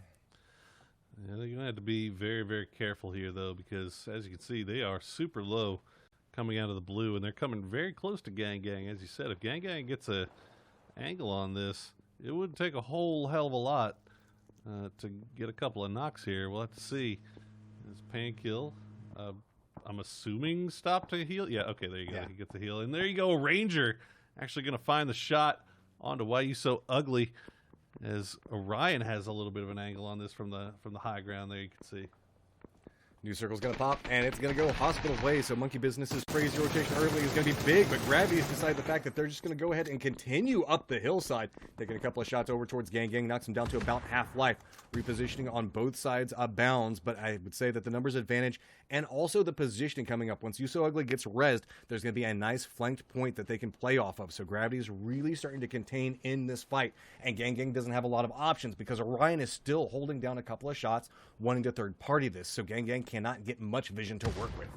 Gravity doing a good job right here. Zovran just holding down the line, making sure that nobody pushed over that ridge line while they were getting the res off. Good grenade's going to find Floey, get him low. The second one, yep, that'll get the knock. Good stuff from Zovran.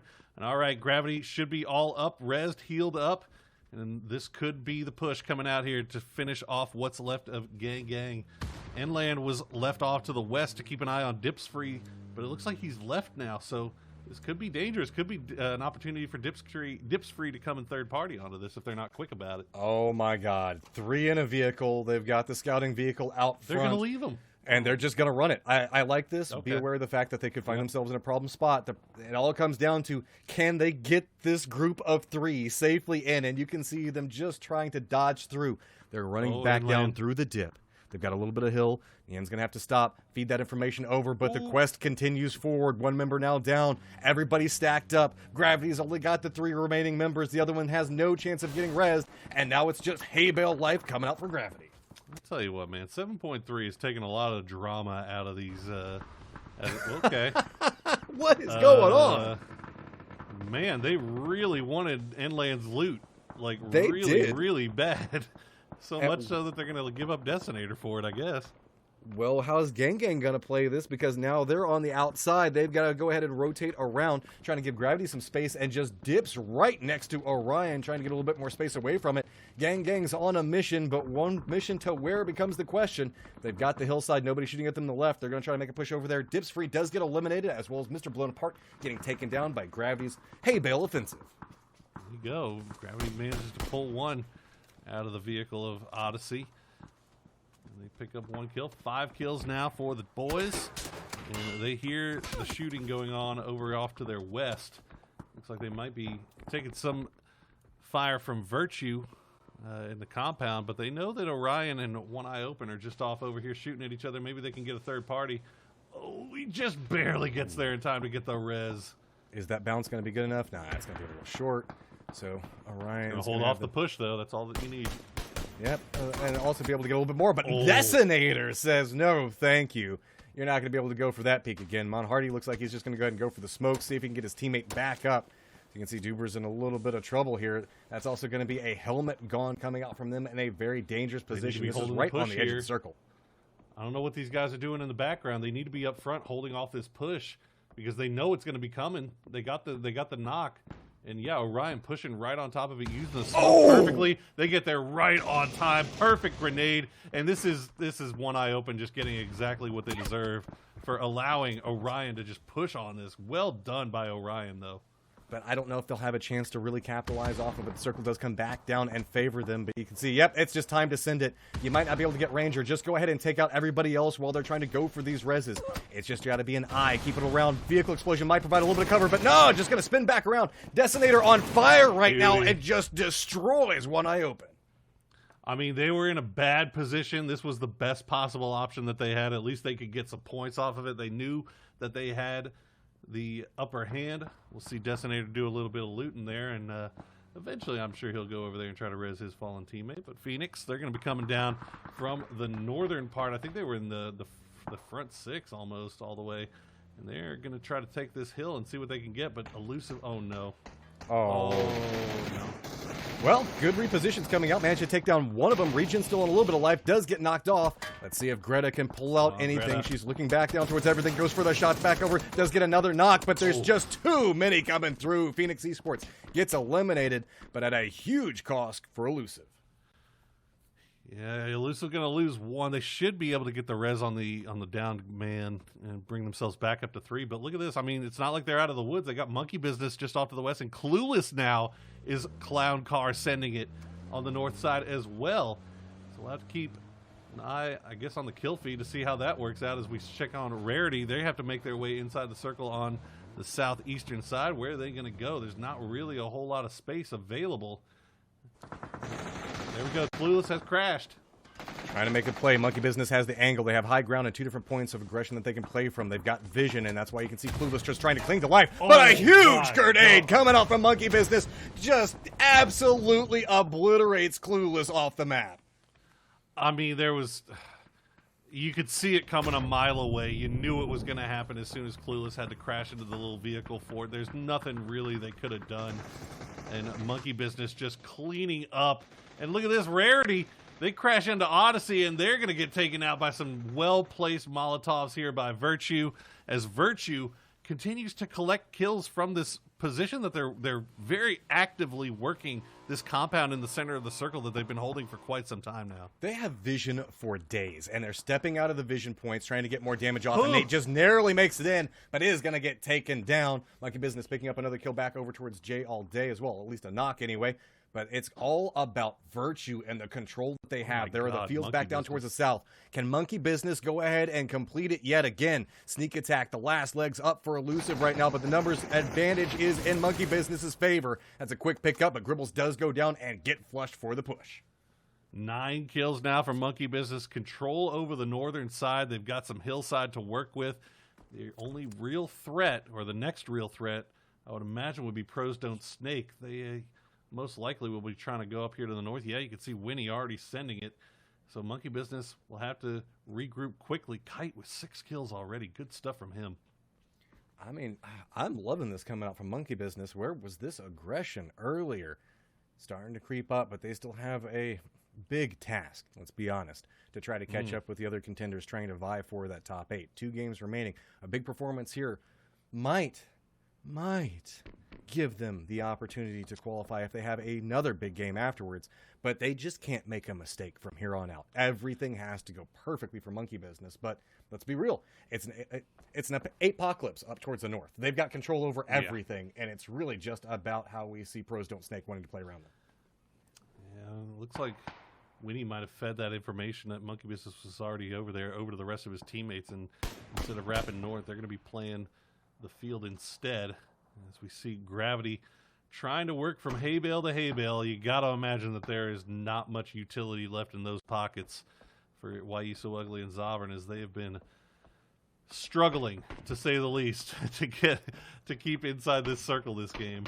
Well, the struggle has been real, but so has the points gain, as now they are in first on this position.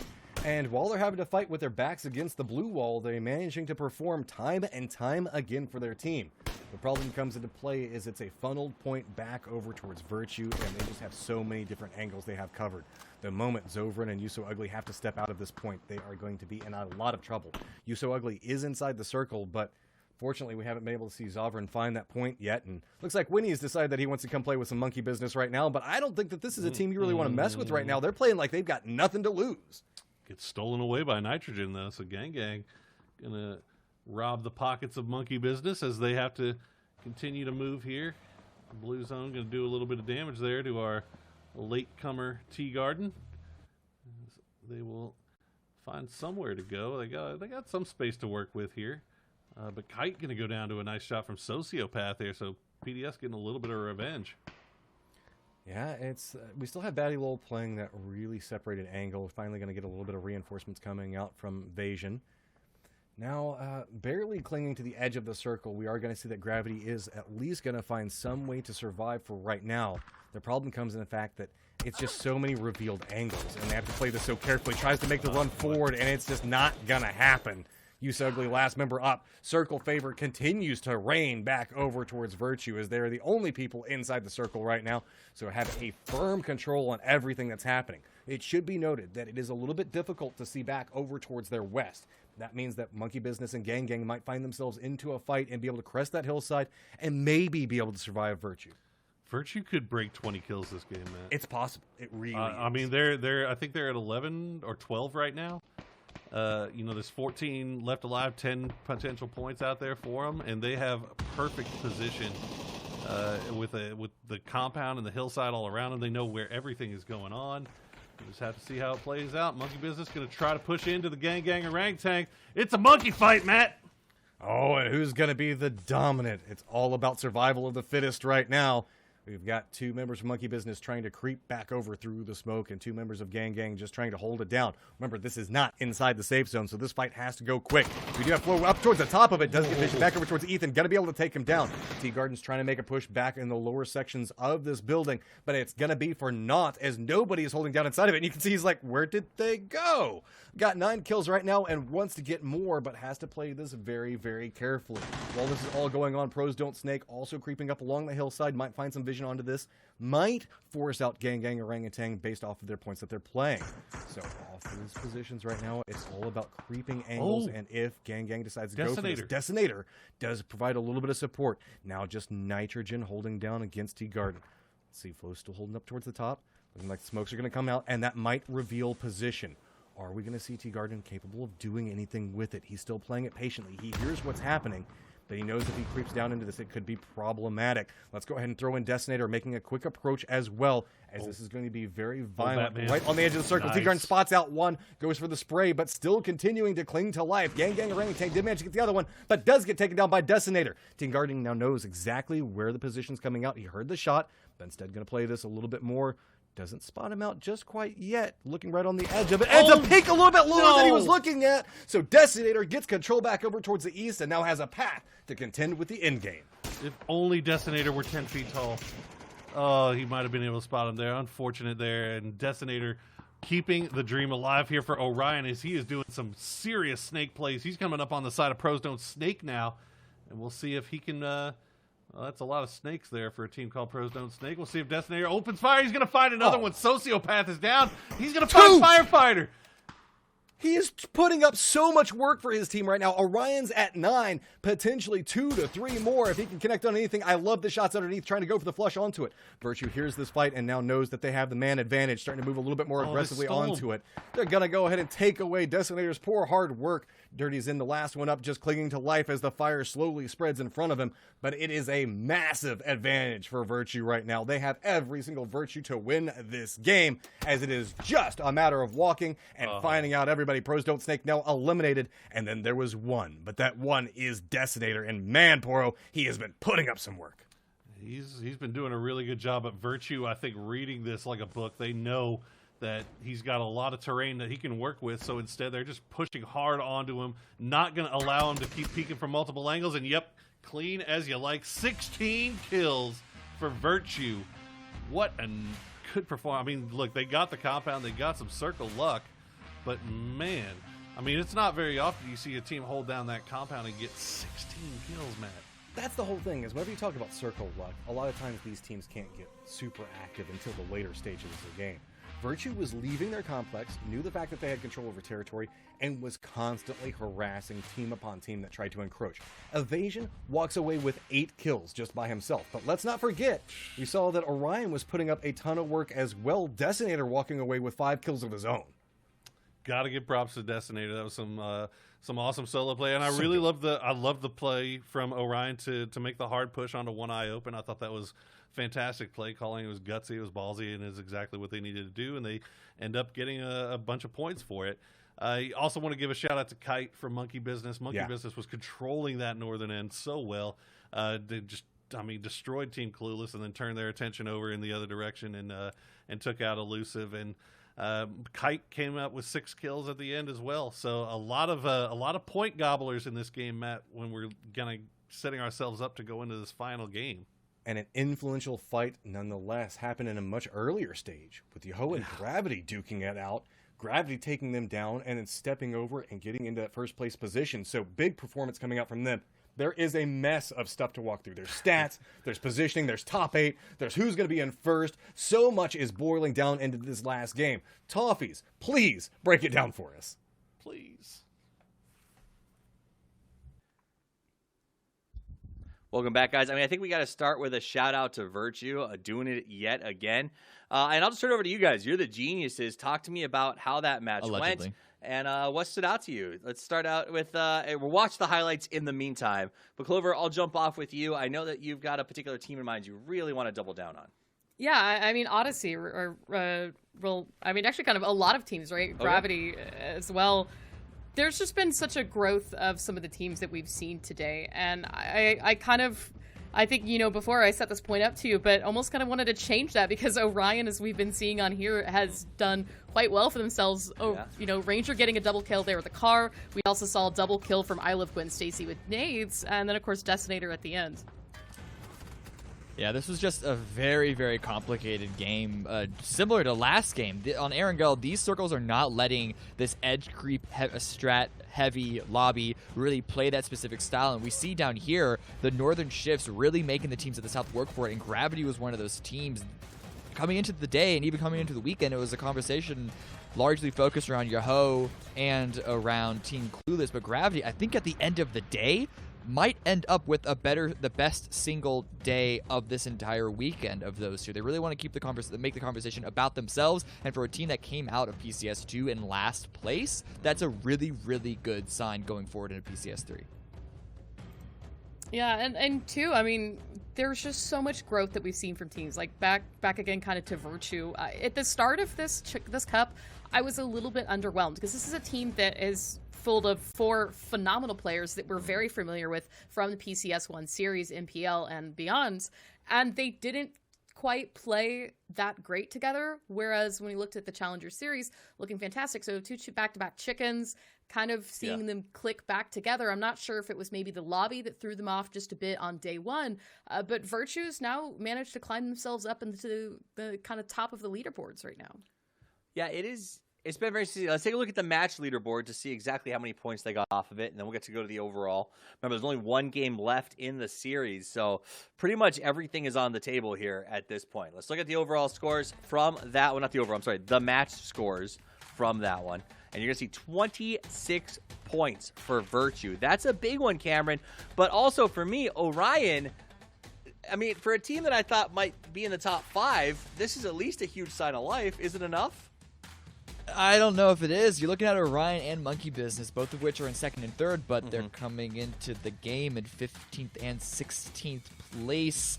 If Orion wins the next game with, let's say, 16 kills, I think there's a real chance of them making it top 8. Monkey Business, though, I think they came into this game with 18 points. That's way too much of a long shot. But it's as the caster said, this really sort of upset a lot of the points here, and the point sinks didn't necessarily go in the way of the teams that needed it in order to qualify, looking at Elusive, Odyssey, Prozode Snake, and One Eye Open. So I think it's still going to be a very, very tight cutoff point.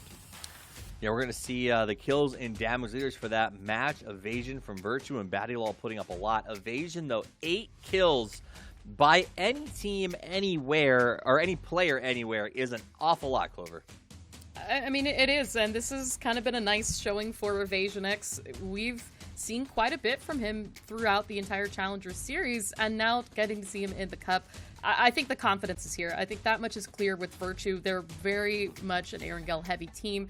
Not quite sure what happened yesterday, but they've obviously shooken it back up right now. And again, shout out to Detonator, right? Because that was such a great display for Orion. But kind of as Cammy said, it might be a little bit too late as we see they're still in 11th place. They are, but it's not that far away. All right, guys, first I'm going to very briefly touch on this. Gravity has surpassed Yoho at the top of the leaderboard. So that is pretty relevant because not one of us picked them to be the big winner at the end of this weekend. That said, the real race is down there for 8th place. The top 8 advance. That is a 60, a 59, a 57, a 53. I mean, that is any of these teams, honestly, Cameron, from 7 to what, maybe 13 even, could potentially get through? Yeah, I think if a 13th place ELPX wants a real chance, they not only have to have a great game on their ends, but also the next 4 or 5 above them are going to have disastrous games for them, which is, what to be expected the further down you are. But I think the real attention is going to be paid between 7 and 11, where Orion is. I don't think they're actually going to need as big of a game as I alluded to. I guess my math is worse than I thought it was. But either way, I think it's still going to be anyone's game. And if we see the final circle on Erangel be as wild and water heavy out middle of bonkers land like the past 2 were, it's going to be some weird games.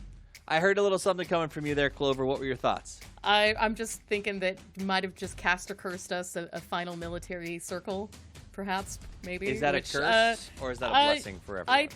Let's be honest, it's a blessing. But I think that does present itself an opportunity for some of those teams that loot in that area, kind of along the bridges, along the highway, and of course onto the island itself. That said, Poonage 24. But still just barely kind of holding this on to Zavra and Why You So Ugly. Shinboy all 23-21 each. Hambino still in the top 5 there for Clueless. But I mean, look, this is Gravity and Yahoo's weekend. Absolutely. And I will say, I don't really want military, Cameron. The last game of a tournament, I always want it to be as middle as possible.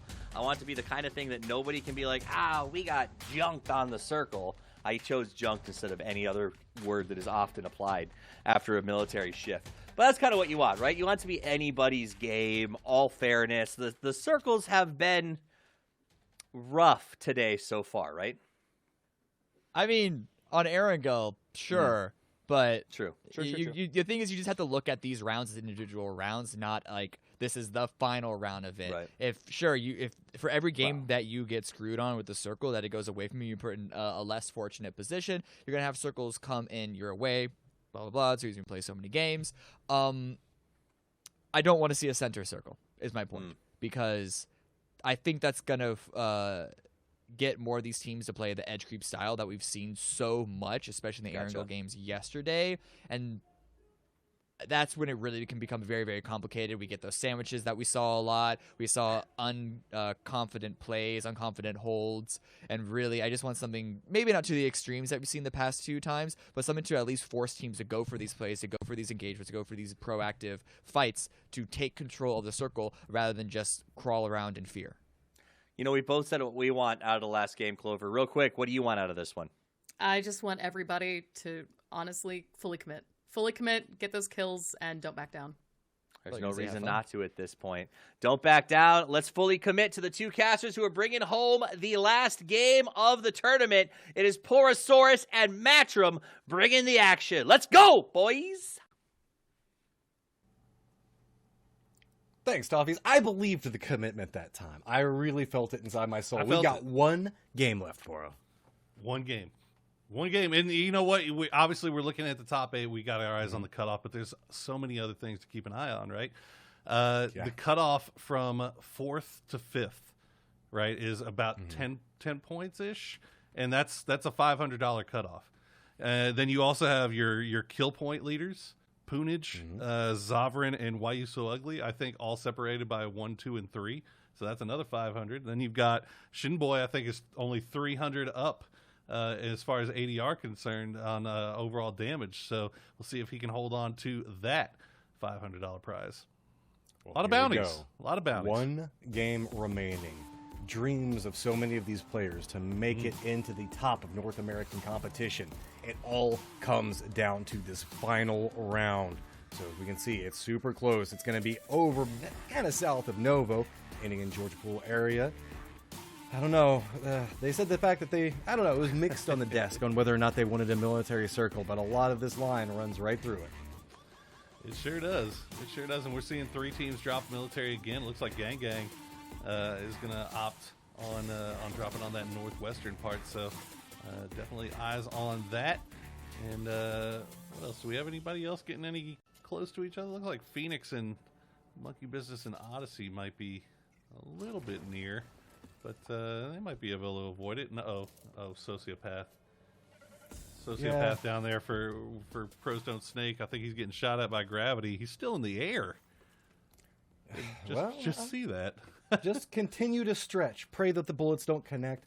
Sooner or later, you'll hit the ground.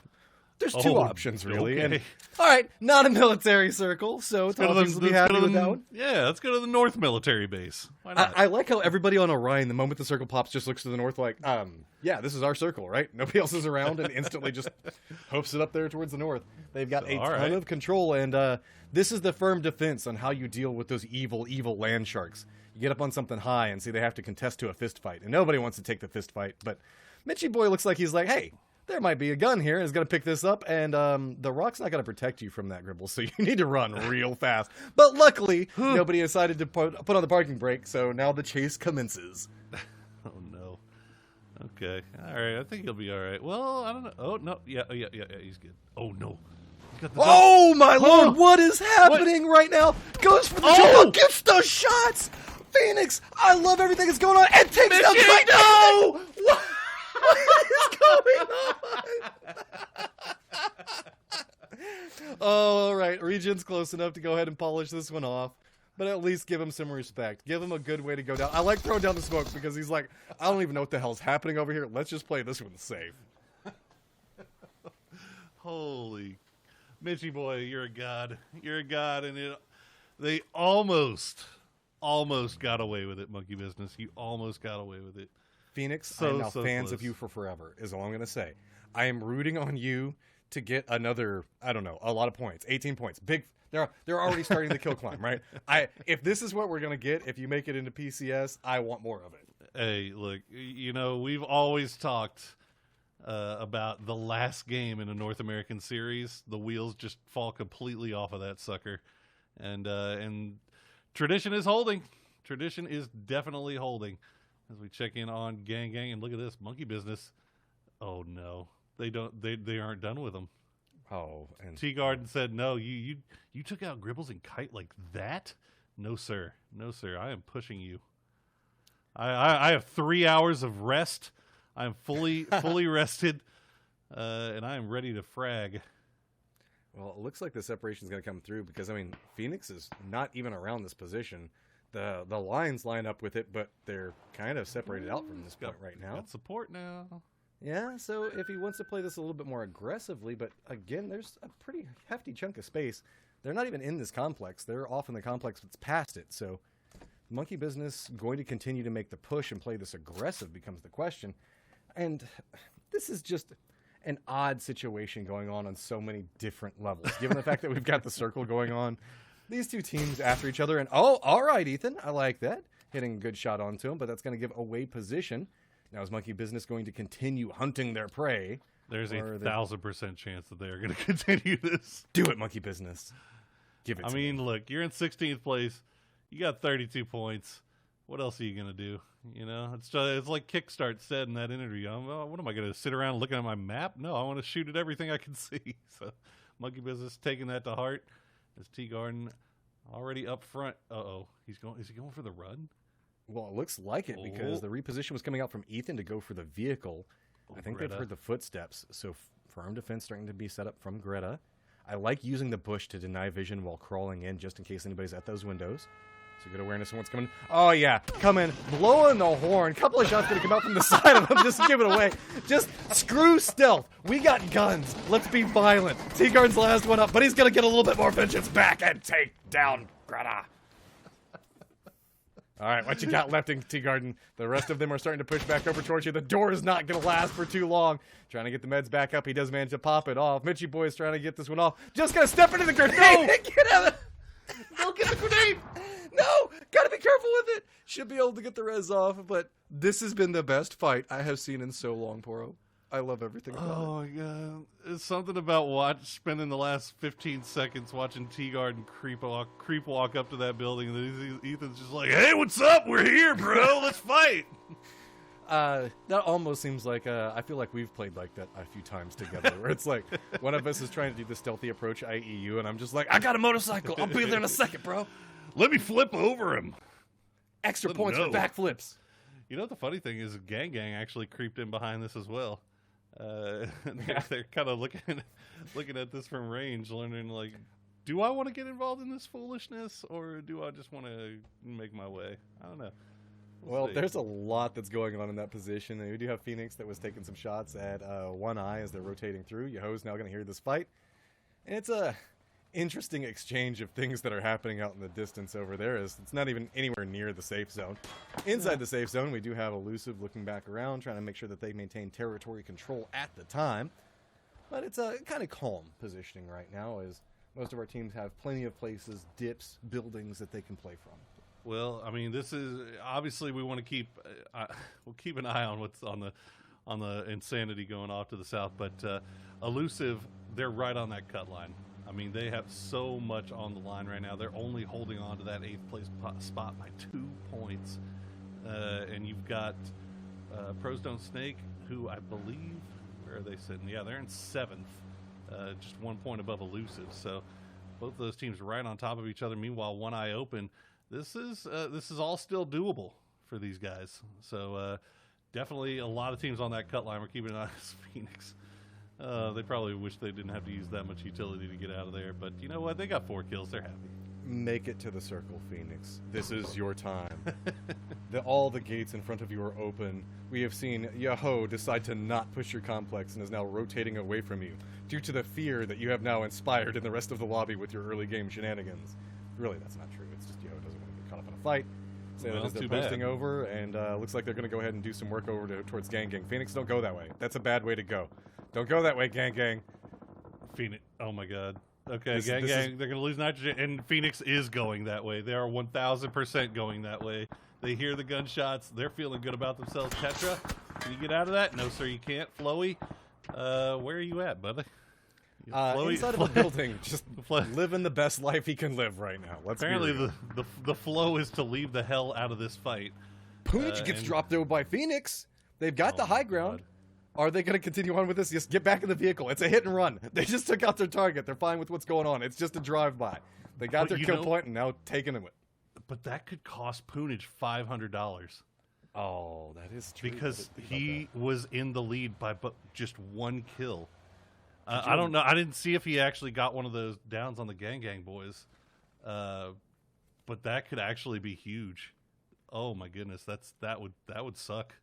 There's no Oh, tilt no. involved in this. I guarantee you, Oh, Punich is no. going to go back and watch this early game and going to be like, I lost $500 to this, on all of this that was happening in the early game. But I like the Oh, fact I'd that be Phoenix pissed. knows they need to get every single kill that they can get. Circle's going to pop. We knew the fact that it was probably going to go this direction just due to how the river was set up. But there's a lot of teams that are just kind of clinging to the outside. Specifically, Yahoo and Gravity just want nothing to do with, unless they decide to take a fight outside in the blue, they're just still trying to rotate through. So you can see Gravity still holding down right now as T8's going to be rolling back through them. T8 looks like they're going to get a little bit of separation, and nope, not going to be enough.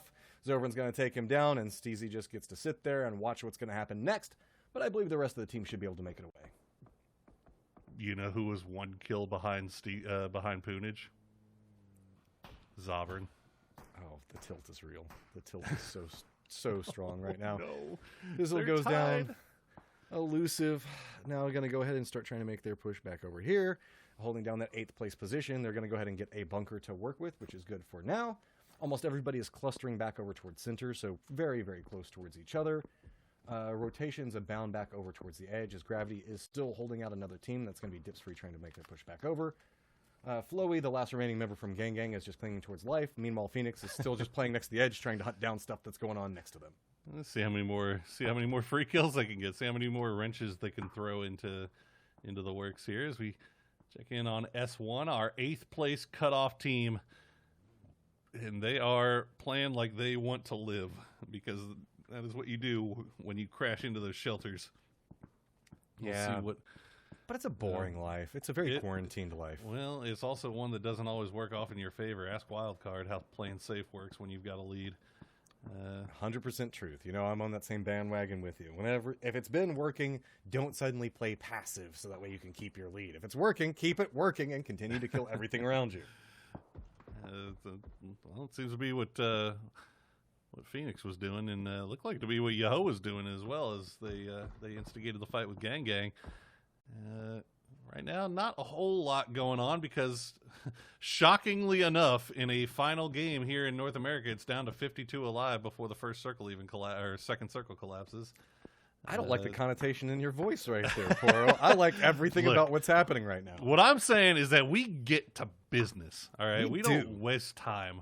We don't screw around. And speaking of screw around, Gravity, they've been running away from Dips Free here, but Dips Free has just been right on their tails at every turn, and this could be bad news here. Pankill and Zovran coming up over the top, and they are separated from the rest of the boys. Pankill's going to go down immediately, but Zovran's going to get another kill. That's going to give him the kill point lead by 1, but if he dies here, it's a chance for Why Are You So Ugly to catch up. Oh! Maybe. That grenade is so close, he narrowly manages to get away from it, but he knows that the push is going to be coming.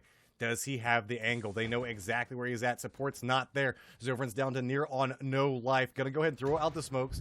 We see Shaska's playing this a little bit high. Dean doesn't want to overpeak this. Reinforcements are starting to come through. Meds do go off. Now can play this a touch more aggressively. Going to start throwing in a little bit of utility, seeing if he can buy a little bit more space for his teammates that are caught up next to the river. Repositions now coming out from Dips Free. We know that Zovran wants every single kill he can get, and he is hoping that Dips Free can provide those free kills, but he's trying to reposition along this point. Such a good Creeping flank. over. If he can find it, near on no life. Dean's going to go down. It looks like he's just going to potentially have to go for the flush onto that one. Not going to be able to pick it up for himself. Circle's going to pop back over, and it's going to go pretty much where we were expecting to, towards shooting range, but keep an eye on T8, who's paying attention to this fight and hears it in the distance. Yeah, T8 just kind of peeking up over the top. We haven't found an angle on it yet, or they just can't see anything. Nothing doing for him just yet. We'll see Zovran. He's feeling pretty comfortable. He's feeling happy right now. As you see Skaska actually very, very... Is he low or dead? Okay. Weem. Oh, Weem's going to go ahead and take him out. Now Vexel's going to go ahead and try to make the run out. Zovran's going to now have to contend with T8, trying to get those shots back over towards Vexel. He has a good spray angle to work with. Can he line up these next couple of shots as the vehicle's spinning out around? Vexel's trying to make it towards safety and just narrowly does. Holy moly. Vexel just barely getting out of there. And once again, we see Vexel, the last alive for Dips Free. Seems to be a recurring trend for Dips Free, is 15 teams up and Vexel the only one alive for Dips Free. As we see if he can try to find some way to get into the circle, but I think Gravity kind of wants him. I think they know he's easy pickings right now. Yeah, T8 going ahead and making their push back over towards the circle. No surprise coming out from that. Really, it's just a matter of how thirsty you can see Gravity playing and how much they want to feed the Zovran. T8's going to be making their approach, and they're going to be able to scout it out. We've got the forefront coming through, but that's going to put them pretty close towards Team Clueless, who's wanting to have a good game themselves. Always been trying to strive up for that #1 position, but every single time they get close to touching it, somebody just has a massive game. Rarity got a shot back over towards Shinboy, so it looks like they're going to go ahead and play this a little bit more aggressive themselves. Wolf's Yahoo is going to be playing this very close and might be an unexpected angle, but no, gets spotted out, goes for the peek back around. Wolf goes down, and now it is just Microfry who goes out, and that's going to be the second place team going down in 15th. The doors could come open for Team Clue. That's clean stuff from San Diego Rarity. They still have a shot at hopping up into that 4th place spot and picking themselves up another $500, so we'll have to keep an eye on that live leaderboard. They're only, I believe, 7 points down now. As we check back in with Gravity, 4 kills in Zovran's pocket. We'll see if he can fit a little extra chunk of change in that pocket with all those kills. They do a long wrap up here around Saverny.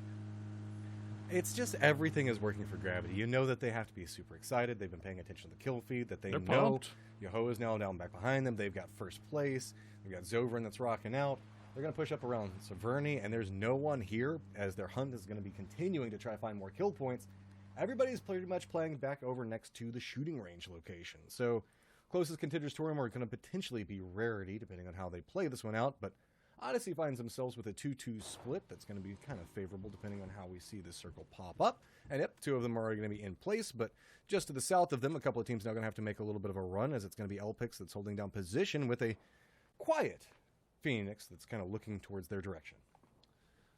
Elpic's one of those teams that really needs to put something together here in the end to find their way up into that top 8. They're definitely capable of doing it. We haven't necessarily seen it this weekend, but we've seen it several times during the Challenger Series. Just have not seen them put together one of the performances that they've really become known for, these high kill, high placement performances. Like I said, a very feast or famine team, and so far this weekend it's been famine, but all it takes is one good game, and they'll find themselves right up in it. I saw the rotation coming up. Phoenix was going to be running right next to the last remaining number for Gang Gang. I don't know if he's going to get spotted out. Should have some space to work with. Doesn't look like Phoenix is going to stop in location, but actually, I take that back. It looks like that might be pretty close to where Chloe's going to be at. So we're going to see a regroup coming out from Odyssey as most of the teams now starting to be able to get into a position. Do note that Clueless has control over the south at the present time, and it's going to be Gravity that has control back over towards the north. These two teams are going to have to fight across the entirety of the circle to come in contact with each other, as Odyssey's just going to get more and more control towards the centering positions. Looks like they're going to separate out just a touch, and Clueless keeps hearing everybody drive around them, but just can't seem to quite find a fight that they want to take just yet. Still keeping eyes on Elusive and Pros Don't Snake. Both of them have compounds, are relatively safe for the time being. Odyssey, meanwhile, is making their rotation in, and it looks like they're going to go ahead. You can see them in red. They're going to find a spot on that hill. Mardona's the last one through. He's getting some shots sent his way, but it looks like he'll be okay. And, where's One Eye Open? One Eye Open. Yep, they're in orange. They're in shooting range. Right in the middle of shooting range right now, so just kind of holding down their point. At this point, I believe everybody has now managed to find a new position that they're wanting to play from, with the exception of Floey. Last guy up for his squad. On top of that, it's going to be in a kind of a rough predicament right now, but Clueless, I like the positioning that they're playing. They're going to have a lot of vision to work with, specifically along this hillside. They can really deal with contenders that are going to be coming up back behind them, and whenever they need to make the push back over towards shooting range, which they most likely will have to do just because of how far south they are, they have an easy opportunity to rotate as well. It's going to be all about timing for Clueless right now. They've sent 2 to go and look to the north to see what their path into the next circle will look like if they have to go north, but they've left 2 to the south in NHS and Sharu, but they are very surrounded. You can see T8, Gang Gang, the solo from Gang Gang, Phoenix even down there as well. And Gravity, once again, in the vehicles, trying to push in a little bit further. Ooh, look at that Hambino. Gonna find one from Odyssey. I like that dip in position right there. As long as they can keep their vehicles safe, which I think Rarity is the only people that can really contest towards them, they should be able to get a lot of good vision off of this. You can see it's pretty open out in front of them. T8 looking back over towards Clueless right now, as there's been a little bit of an exchange going on between them. Phoenix is also on the outside of this and may choose to third party, depending on how the circle pops in just a few seconds. Lush, who has been a big performer coming out from T8, managing to scrap point upon point by just surviving out and managing to get kills as he does so. Circle's going to pop, and that's going to be quite favorable if you're a Clueless or Odyssey fan, as well as One Eye Open. Our outlier teams are going to be the ones that are going to have to move. Odyssey, Clueless has some work to do, though, because that south side, as we saw, is very, very full. T8 and Phoenix, and possibly even Elpix will come over the top here as Orion get themselves in a fight now with Pros Don't Snake. This is huge.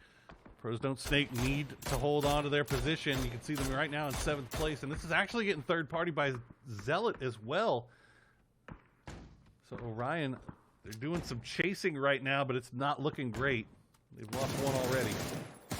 This one a little bit carefully. Ranger's still playing along the outside of it, doing a little bit of a peek around. Support does have different angles to play from, but Winnie could be a big factor depending on how we see this one play. A little bit of aggression coming out from Orion could reveal Winnie's position and could be able to get an early knock on this push. Yeah. So not a lot of support coming in just quite yet. I thought that Orion would come down and roll back behind them because I saw them jumping inside the vehicles, but it looks like they were taking a little bit more of a scenic route. Ranger now in a lot of trouble, down to a pretty low life, but nobody making the push just yet. What? Orion, what are you doing? They're doing donuts in the blue right now. I have no idea. No. Like, now running out there, Detonator's going to go down to the zone. Both of them to the zone, leaving Ranger by himself. He at least manages to get a knockout of this, but it's all on his back from this point forward. Looks back over, trying to connect with some more, get some damage out of it, but it's all up to him. He's trying to find the angle. They're in 11th place. They need a big game, and he is the last one up, and he's got 2 people contending in front of him. There's not a lot of places to go. The blue is about to connect towards him. Is he just going to run out of position, or does he want to take the fight? He's still creeping around the outside of this one, looking to see if maybe he can take down Pros Don't Snake. They're doubled up, but he doesn't have a lot of really things that he can work with right now. They're hopping inside the vehicle and might make the rotation away from this. Elpix now starting to go for a push as well, but it's going to be Ranger getting taken out as Dirty Zen does spot him. That is absolutely heartbreaking. That is absolutely heartbreaking to see it happen like that. All right, well, Team Clueless has taken care of Phoenix. They are completely wiped. Elpix now on the other side now, pushing from the west, so Clueless doesn't really have a whole lot of time to reset. They're getting sandwiched, as a matter of fact, by Elpix and T8. Rarity, meanwhile, has tried to force their way in from the north side through the smoke, but Elusive is proving a tough nut to crack as they hold down the shelter position. 7 kills for Rarity already. Good positioning coming out. They should be able to get a little bit more damage back over towards Elusive, as Elusive is just having to hunker down right now. That's going to deny a lot of vision to work with. Right on the edge of the blue, you can see they got to play this very carefully. New circle is going to pop, and it's just going to be towards the southeast of shooting range. Obviously going to be in a good position, but repositioning is now coming out from the south as it looks like 2 different teams are collapsing back over towards Team Clueless's location. Rarity is trying to creep this one forward, but really Elusive is trying to do a little bit of a peek out, trying to make sure that they get a little bit more information. Nick 101 does go down. It's going to be a very big problem as 2 different teams are pincering in on Clueless's position. We've got Hambino holding the line on the front end back over towards Elpix, trying to see if he can pick up another one, but it's just a constant amount of damage. He is just pumping up a solo line, holding it up, getting a little bit of support from the rest of the team, but Elpix does get eliminated and buys a little bit of breathing room as T8 is now breathing back down the backside of them. Elpix just ran into an absolute buzzsaw, and that buzzsaw's name is Hambino, and he's actually going to be able to get this res off as well. But the unfortunate problem for Clueless is that T8 already has their position inside the circle, so these smokes, once they die, hopefully they've got some more to use. You can see only one in the pocket of Hambino. They're going to have to do a little bit of repositioning here if they want to survive. It's all about angle play right now. You can see trying to make sure to get as much use out of that low ground position as they've got.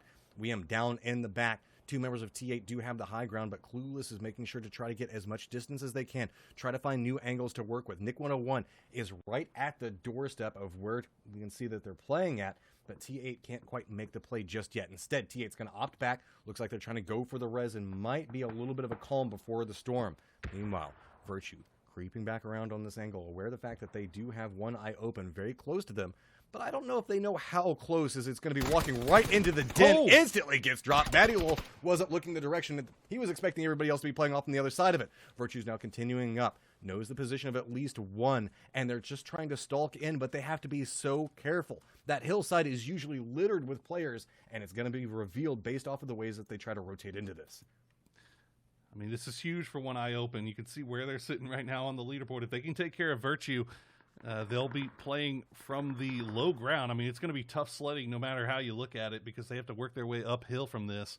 But another couple of points picked up off of Virtue would be huge. Meanwhile, you can see Virtue just holding it down for right now. They don't have to overcommit. They just have to wait. Yeah, I mean, they're inside the safe zone right now. It's just a matter of how much we want to see One Eye Open play this. One Eye Open very close to him trying to make it into that top 8 with Pros Don't Snake already down. Evasion does do a quick peek back over. Damage on both sides of it, but it's going to be Patron going down. It's knocking out, trying to find an angle to work with, but the quick push coming back over from One Eye Open. Stops at the top of the hill. Doesn't want to commit to it fully, and that might come back to bottom as reposition comes through. Does manage to connect with enough damage to at least get the drop onto him. The fight is bloody up towards the north, but it is not inside the safe zone. Evasion, now the last one up for Virtue, trying to look back over. He is completely surrounded by One Eye Open players, trying to find some way to get out of this position. Goes for the shots, but it's going to be Winlow stepping up yet again for his team whenever it matters. Huge snap there from Winlow. He was looking uphill and immediately turned around and caught the shots on the edge of the fence line there, and that's going to be One Eye Open still staying in it. You can see, I mean, they've got some work to do. I mean, Pros Don't Snake is out. There you have 64 points. We know what the cutoff is. They need 4 more points, but Odyssey is still alive. They still have to deal with them, and neither team really is in a great position. There have been so many teams that have gone out inside these last couple of changes. Orion down, Gang is out, Elpix is down, Phoenix, we've got Dips Free, Monkey Business. It's all about the contest to see who can manage to make it into the top 8 and manage to make it towards the Continental Series. 5 teams alive. We've got 12 people moving across different sections of the map. Really, the center is open. It's just all across the north right now. We can see Team Clueless, Hambino, last member up for his squad, still just trying to vie up and see if maybe by some gutsy play from Hambino, they can get into that first place position. Off the outside of it, it's still all on to Odyssey and one eye open as they crest the top of the hill. Hambino has been known to snake these things out, although it's a little bit tough for him right now because he's already been spotted. He's got the smoke down. It's basically a highlighter saying, hey, anybody who needs a point, shoot over here. As you can see, T8 sending shots, one eye open, trying to creep up and see if they can find something. The only one really not involved in this just yet is Odyssey and Elusive. Elusive, they know their position. They see themselves in 7th place, 86 points. They're playing this so carefully with just 2 left. I'm kind of worried about the positioning coming out from Odyssey. They're so hunkered down in position. They don't have vision on what's going on around them. Just look at how they've let one eye open be aggressive up along this hillside. We have Elusive that's also creeped up pretty close to their position as well. Odyssey is just full on defense right now and praying that the circle is going to favor them. And if it doesn't go where they're at, they're going to have no idea what's going on in the circle, and it's just going to be stepping into a shooting range. Well, they are pretty close towards it. Circle doesn't go their direction. So where do you go, Odyssey? What do you do from this point forward? Immediate down on T-Sock from Monahardy. Looks like Morrow is going to be able to trade it back, though, so they stay alive for the time being. Mardonis might be able to get that res up. It looks like one of the One Eye Open boys has gone down as well. They're going to try to go for that res. Hambino does get spotted out. They go out in 4th place, rather, and we are down to just 3. As One Eye Open, Odyssey, T8. It's really just a story of One Eye Open and Odyssey right now. You can see One Eye Open is tied in points, but PDS has the lead on overall kills. That's why they're still in 8th. One Eye Open needs one more kill. And they've got the positioning to work with right now. If they manage to take down Odyssey, they will buy the positioning. Odyssey still has a numbers advantage off of position, but they still need to move. Tactical 8 has complete and utter authority on what's going inside the circle. With the setup going on right now, we can see that William's got so much control just looking back down the hillside. But One Eye Open doing a little bit of harassment. William just narrowly dodges going down. With everything going on, Zealot might use this opportunity to either push around the hillside or at least regroup, stepping back over towards it. Now Odyssey has to be very careful. Do manage to knock down their own member with a grenade. This is not when you need that to happen. It's all about clutch times coming through here. It's all turning problematic for Odyssey on the side of it. One Eye Open is creeping up and forward, and they want every single kill they can get. If Odyssey just goes out, that buys them the point that they so desperately need. The blue is now coming in. Morrow has nowhere to go. He's just going to have to creep up into the smokes where T8 is patiently waiting for them. He's taking damage upon damage. It's just stacking up. Tries to make it inside the safe zone, just narrowly does, but is going to get spotted out, and that opens up the doors for One Eye Open. They survive just narrowly long enough. T8 gets the victory. They manage to go out inside of 4th, but it's all about One Eye Open clinging to life just a second longer.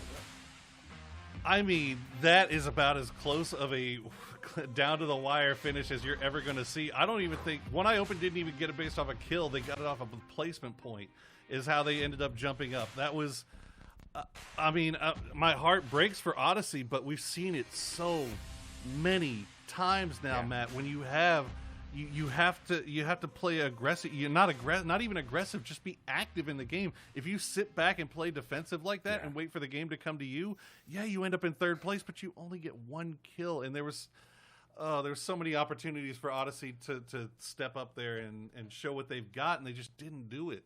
And that comes down to kill tracking as well. Whenever you're in a competition like this and you're trying to do the math in your head, like that's one of the reasons why we talk so much about Purdy Curdy and how great of an IGL is. He tracks so much of what's going on and how many different people are alive, how many kills have come through. He knows exactly what his team needs to get.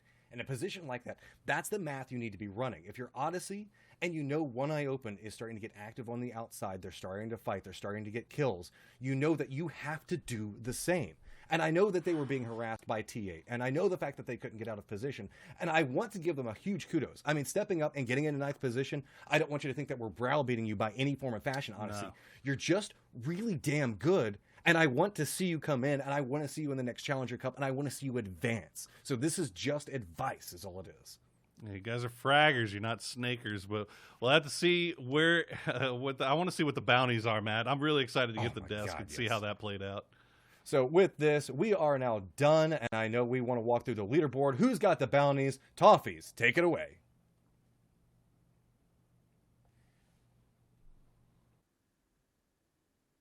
We're going to go through all of that, guys. I guarantee it as we get this thing underway. But first, congratulations to Tactical 8 for a big win. That was a good one for them. I'm going to hand it over to you, Clover, to start us off on just sort of the end of that match and your takeaways.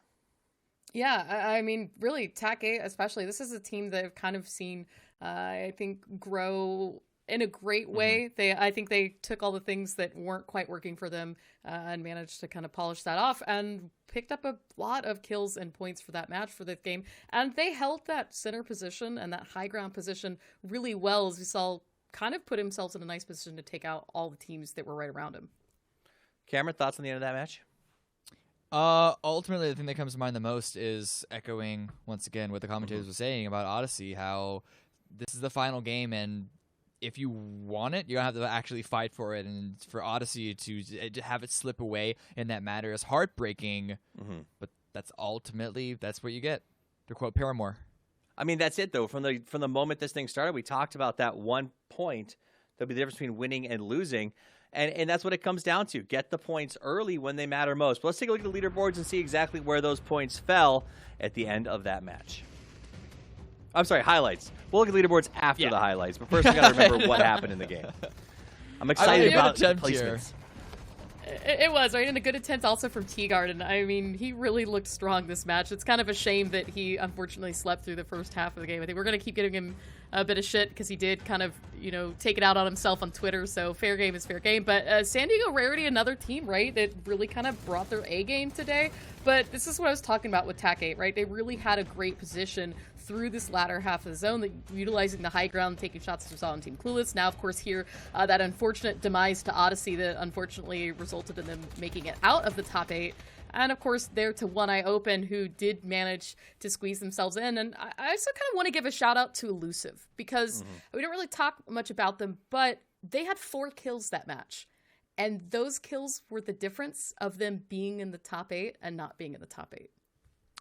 That is a very good point. And again, that's what it comes down to. Like, I don't want to say a joke, but at the start of literally every tournament, I said 1 kill equals 1 point. And so often that is the determiner. And teams have to remember this, that you can't stand by. You can't allow time. You guys talked about Odyssey and how well they played today. The question is, if they had just picked it up on 1 game yesterday and picked up a few extra points, would that have been the difference between them pursuing their lifelong goal, potentially, of professional esports and having to try again to earn their way in next time? And that's a tough place to be, man. Cameron? You got to stop. Yeah, it's. I mean, I'm gonna repeat myself about the whole Odyssey. Oh my God! Actually, you know what? Screw that. Let's watch what's happening. I think we need to ask Jake from State Farm what he thought about that match. Jake from State Toffees Farm has been talking about his new cat this entire time and has yet to show his little pet on camera. So I'm really glad that we finally get a cameo appearance. I let him do what he wants, and apparently this is, he's been here the whole day and has only just now decided to make his appearance. So, yep, there you go. Say hi, Jake from State Farm. It's because he wears khakis. All right, you jump down. I got to finish this. So, at the end of the day, I think it does come down to the teams. Do you guys feel the teams that deserved it once we get to that? Like, you can make the statement that if you're not in the top 8, you didn't earn it? I mean, yeah. Let's be honest here, right? This is no longer contenders. This is not a community cup. This is not for little. I mean, there's money on the line and there's the opportunity to play and the big leagues on the line. And I think that if you sit there and say, well, we were trying to feel out the teams, we were trying to figure out how to play the lobby, that's not an excuse, because you should be kind of giving it your all. And I think if you're not studying before coming into this and coming in prepared, then that's kind of maybe a bit on you, right? For not being ready for that level of play. I promised a match leaderboard earlier, and I have delivered. Match leaderboard for you guys to take a look at here. Tactical 8 does get themselves the chicken dinner. I heard somebody call it a turkey leg in chat earlier. Ha, wrong. It's a chicken leg, and it makes the most sense. All right, 23 points for them. Clueless gets 13. One Eye Open put in some work. They get second place, 6 kills, Cameron. 12 total points. Not too shabby. But, I mean, Odyssey, still so close, yet I think so far. I mean, I haven't seen the final leaderboard, so I guess I can't say for sure yet. Yeah, I know. I guess we spoiled it already. That area of the map is very difficult to play around, that big giant mountain hill slope that goes down towards shooting range. And so, like, a lot of big fights with a lot of these teams, but that's what makes the Odyssey Heartbreak, I guess, even worse, because they're in prime position to pick up at least a few more kills from their spot. We saw them actively avoid those engagements when they had the high ground, but here are the kills and damage from that round, as well as Zealot at the top, Hambino on top of damage. Gravity's still in the mix as well. No sign of your hoe. Did they just give up on the bounties? I mean, Yahoo went out pretty early, and maybe, I mean, for them, right, still top 3, not terrible, but it's my mind, I kind of feel like maybe they just didn't play to their full potential. Is that a little toxic to say? I mean, if you're comfortable, you know you're in it, great, but come on, guys, play to win. I mean, I think that's the reality is, Cameron, I feel like at the start of this series tournament, a lot of teams weren't playing to win. They were playing for 8th place, in my opinion. They were trying to slowly sneak into 8th place. And I know we harp on Odyssey because their game was like the perfect example of that happening, but they're not the only ones to do it. There was a lot of moments in this entire tournament that teams just, even out of the first couple of games that you could maybe chalk up to having a couple of warm-up rounds, really were just too scared to move in. We called them edge creep teams, but to me it felt more like they were scared teams who didn't want to take any proactive plays, especially on the Erangel maps. And well, this is what happens when you don't take fate into your own hands. Overall leaderboard up for you guys. The left side of the board advances to PCS 3. The rest go back to the Challenger Series. One Eye Open is going to get their advance at 65 points. Pros Don't Snake at 64, and Odyssey at 63. So it did come down to a matter of small choices that could have been made at different times. Elusive retains their position. Rarity, Tactical 8, Yahoo, Clueless, and Gravity will get back to the PCS. Big shout out to Virtue with 87 points. And I do want to give a second shout out here to the winners. Virtue not only makes it to PCS 3, but they win the most chicken dinner tiebreaker because of the most placement points. So they'll get that bonus prize of cash for that. And it looks like Gravity will be the team with the most kills at 74. So at the start of today, we all thought, most of us besides you, Cameron, thought Yahoo was going to win this thing. You said Clueless. All of us were wrong. Gravity comes out with the extra bonus money and the big point total. And some teams like Orion and Gang Gang Orangutan, who were playing at the highest level during the split, are now Challengers teams. You mean, you hate to see it. I know, of course, Gang Gang did play without their top fragger today. Patrick, unfortunately, couldn't be there to join them, and so seeing them as a 3-man, it hurts, but it kind of, I mean, maybe the only team I could say that has an excuse here, right? Yeah. Let's take a look at the overall kill and damage leaders. Zovrin ends up on top with 28 kills, and Hambino the Ham Fam steps it up and slides just past Shinboy there at the end. Remember, at the start of the last game, if I remember correctly, it was Punaj and Shinboy in the top 2 spots, Cammy. Yep. Yeah, they were holding it down for the majority of the time, but today wasn't nearly as successful as the previous day, and I might be stepping out of line here, but I must do it. My Clueless pick did best or your Yahoo pick. Sure, neither of us were correct. Yeah, you're right. But dare I say, my reasoning for picking Clueless seemed to be spot on, and overall, I was the least wrong. Does that must count for something? It's true. That is. I think close counts horseshoes, hand grenades, and PUBG predictions. That's the rule of 3. Hambino does get the most knocks at 25. Zovrin right behind that. Punaj, Tetra, and Shinboy below. So those are your knock leaders for the entire series. Congratulations to them. And we'll roll through a couple more stats for you guys as we clean this thing up. Guys, thoughts on this? I mean, Hambino especially is really stepping up for Team Clueless. This is looking to be a very, very strong team coming into PCS 3. This lobby, I think, is going to make it very difficult for teams to guess the full skill level for a number of these teams. However, really want to keep your eyes out for the top 3, especially of Gravity, Clueless, and Yahoo. Big shout out to Lush for staying on top of the assist meter. Shinboy right below that. Remember, Shin also was a top damage dealer and in the mix for things like kills. So this does speak to, I think, his impact for the team. Nick 101, Enland, and Pankill rounding out the top 5. Clover, any thoughts on assists? I mean, you know, living the lush life once again, Living the right? lush TAC life. 8. I really think that after this weekend, if they can go back, watch VODs, kind of figure out where they need to work on it, I can see good things coming from them in PCS3. 100%. I do think that there were definitely some good things we're going to see coming down from some of these teams. For instance, Cameron, I think Odyssey, despite not advancing, is going to be one of those teams that is going to learn a lot from this experience. Yeah. I mean, the teams win or lose should all have learned a lot from this. You can just tell that, honestly, the lack of veteran players on a number of these different teams, or how they took a couple of these engagements, have a couple of these situations. Hopefully, ultimately, this all leads to the growth of these teams, the growth of the players who stick around and realize that competing is in their lifeblood and they do want to be the best of the best. But for the ones that are currently the best of the best, they have the luxury of going up towards PCS3, and we get to see them in just a couple of months, dare I say? Yeah, give or take. We see them, but before that, we got to see the grand finals, right? So that's going to be a lot of fun. Any final thoughts, Clover, on what we saw this weekend before we move over? You know, I'm just really proud of the work that a lot of these challenger teams put up from round of 64 all the way up through the cup. They really showed that they deserve not only a place in competitive PUBG, but in the PCS3 series. So guys, well played, well deserved. I'm just excited to see what comes next. I'm excited to see what a lot of these teams have next, but the real thing that's up next is going to be the PCS Grand Finals. They are not that far away. They're coming up in just a little while, and before we get there, we want to remind you of which teams will be playing in it. So let's pull that up real quick. And you can see the 16 teams that will be joining us for the PCS2 Grand Finals on August 27th and 28th.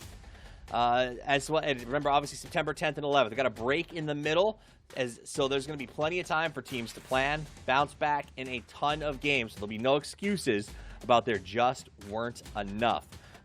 Remember, it starts at 4 p.m. PDT. You can check it out on a whole lot of different areas.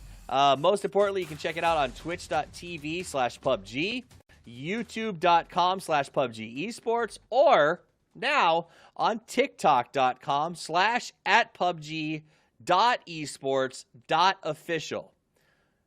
I'll be honest, I don't TikTok, so that seems really long to me. That said, if you're a Tiki-Talker, you should write that down, and you can watch it there. Is that what they call themselves, Tiki-Talkers? I don't even... No? No. Cameron's eyes say no, among other things. That said, guys, that's not all you need to know. PUBG Season 8 is out right now, and we're about to wrap up, so close this down. Go over there, launch the game, and get in and drop out of the plane. Get your win. Remember, live to survive. That's the goal. Bring home your own chicken dinners right now. It has been an awesome event, guys. A wonderful weekend. Thank you so much for joining me. On behalf of the entire team, myself, Clover, Cameron, Hypoc, Godspeed, Porosaurus, and Matrim, we have had a blast spending the weekend with you. We know you can watch anything you want, and the fact that you chose to spend your weekend here with us means the world. So until we see you next time, play more PUBG.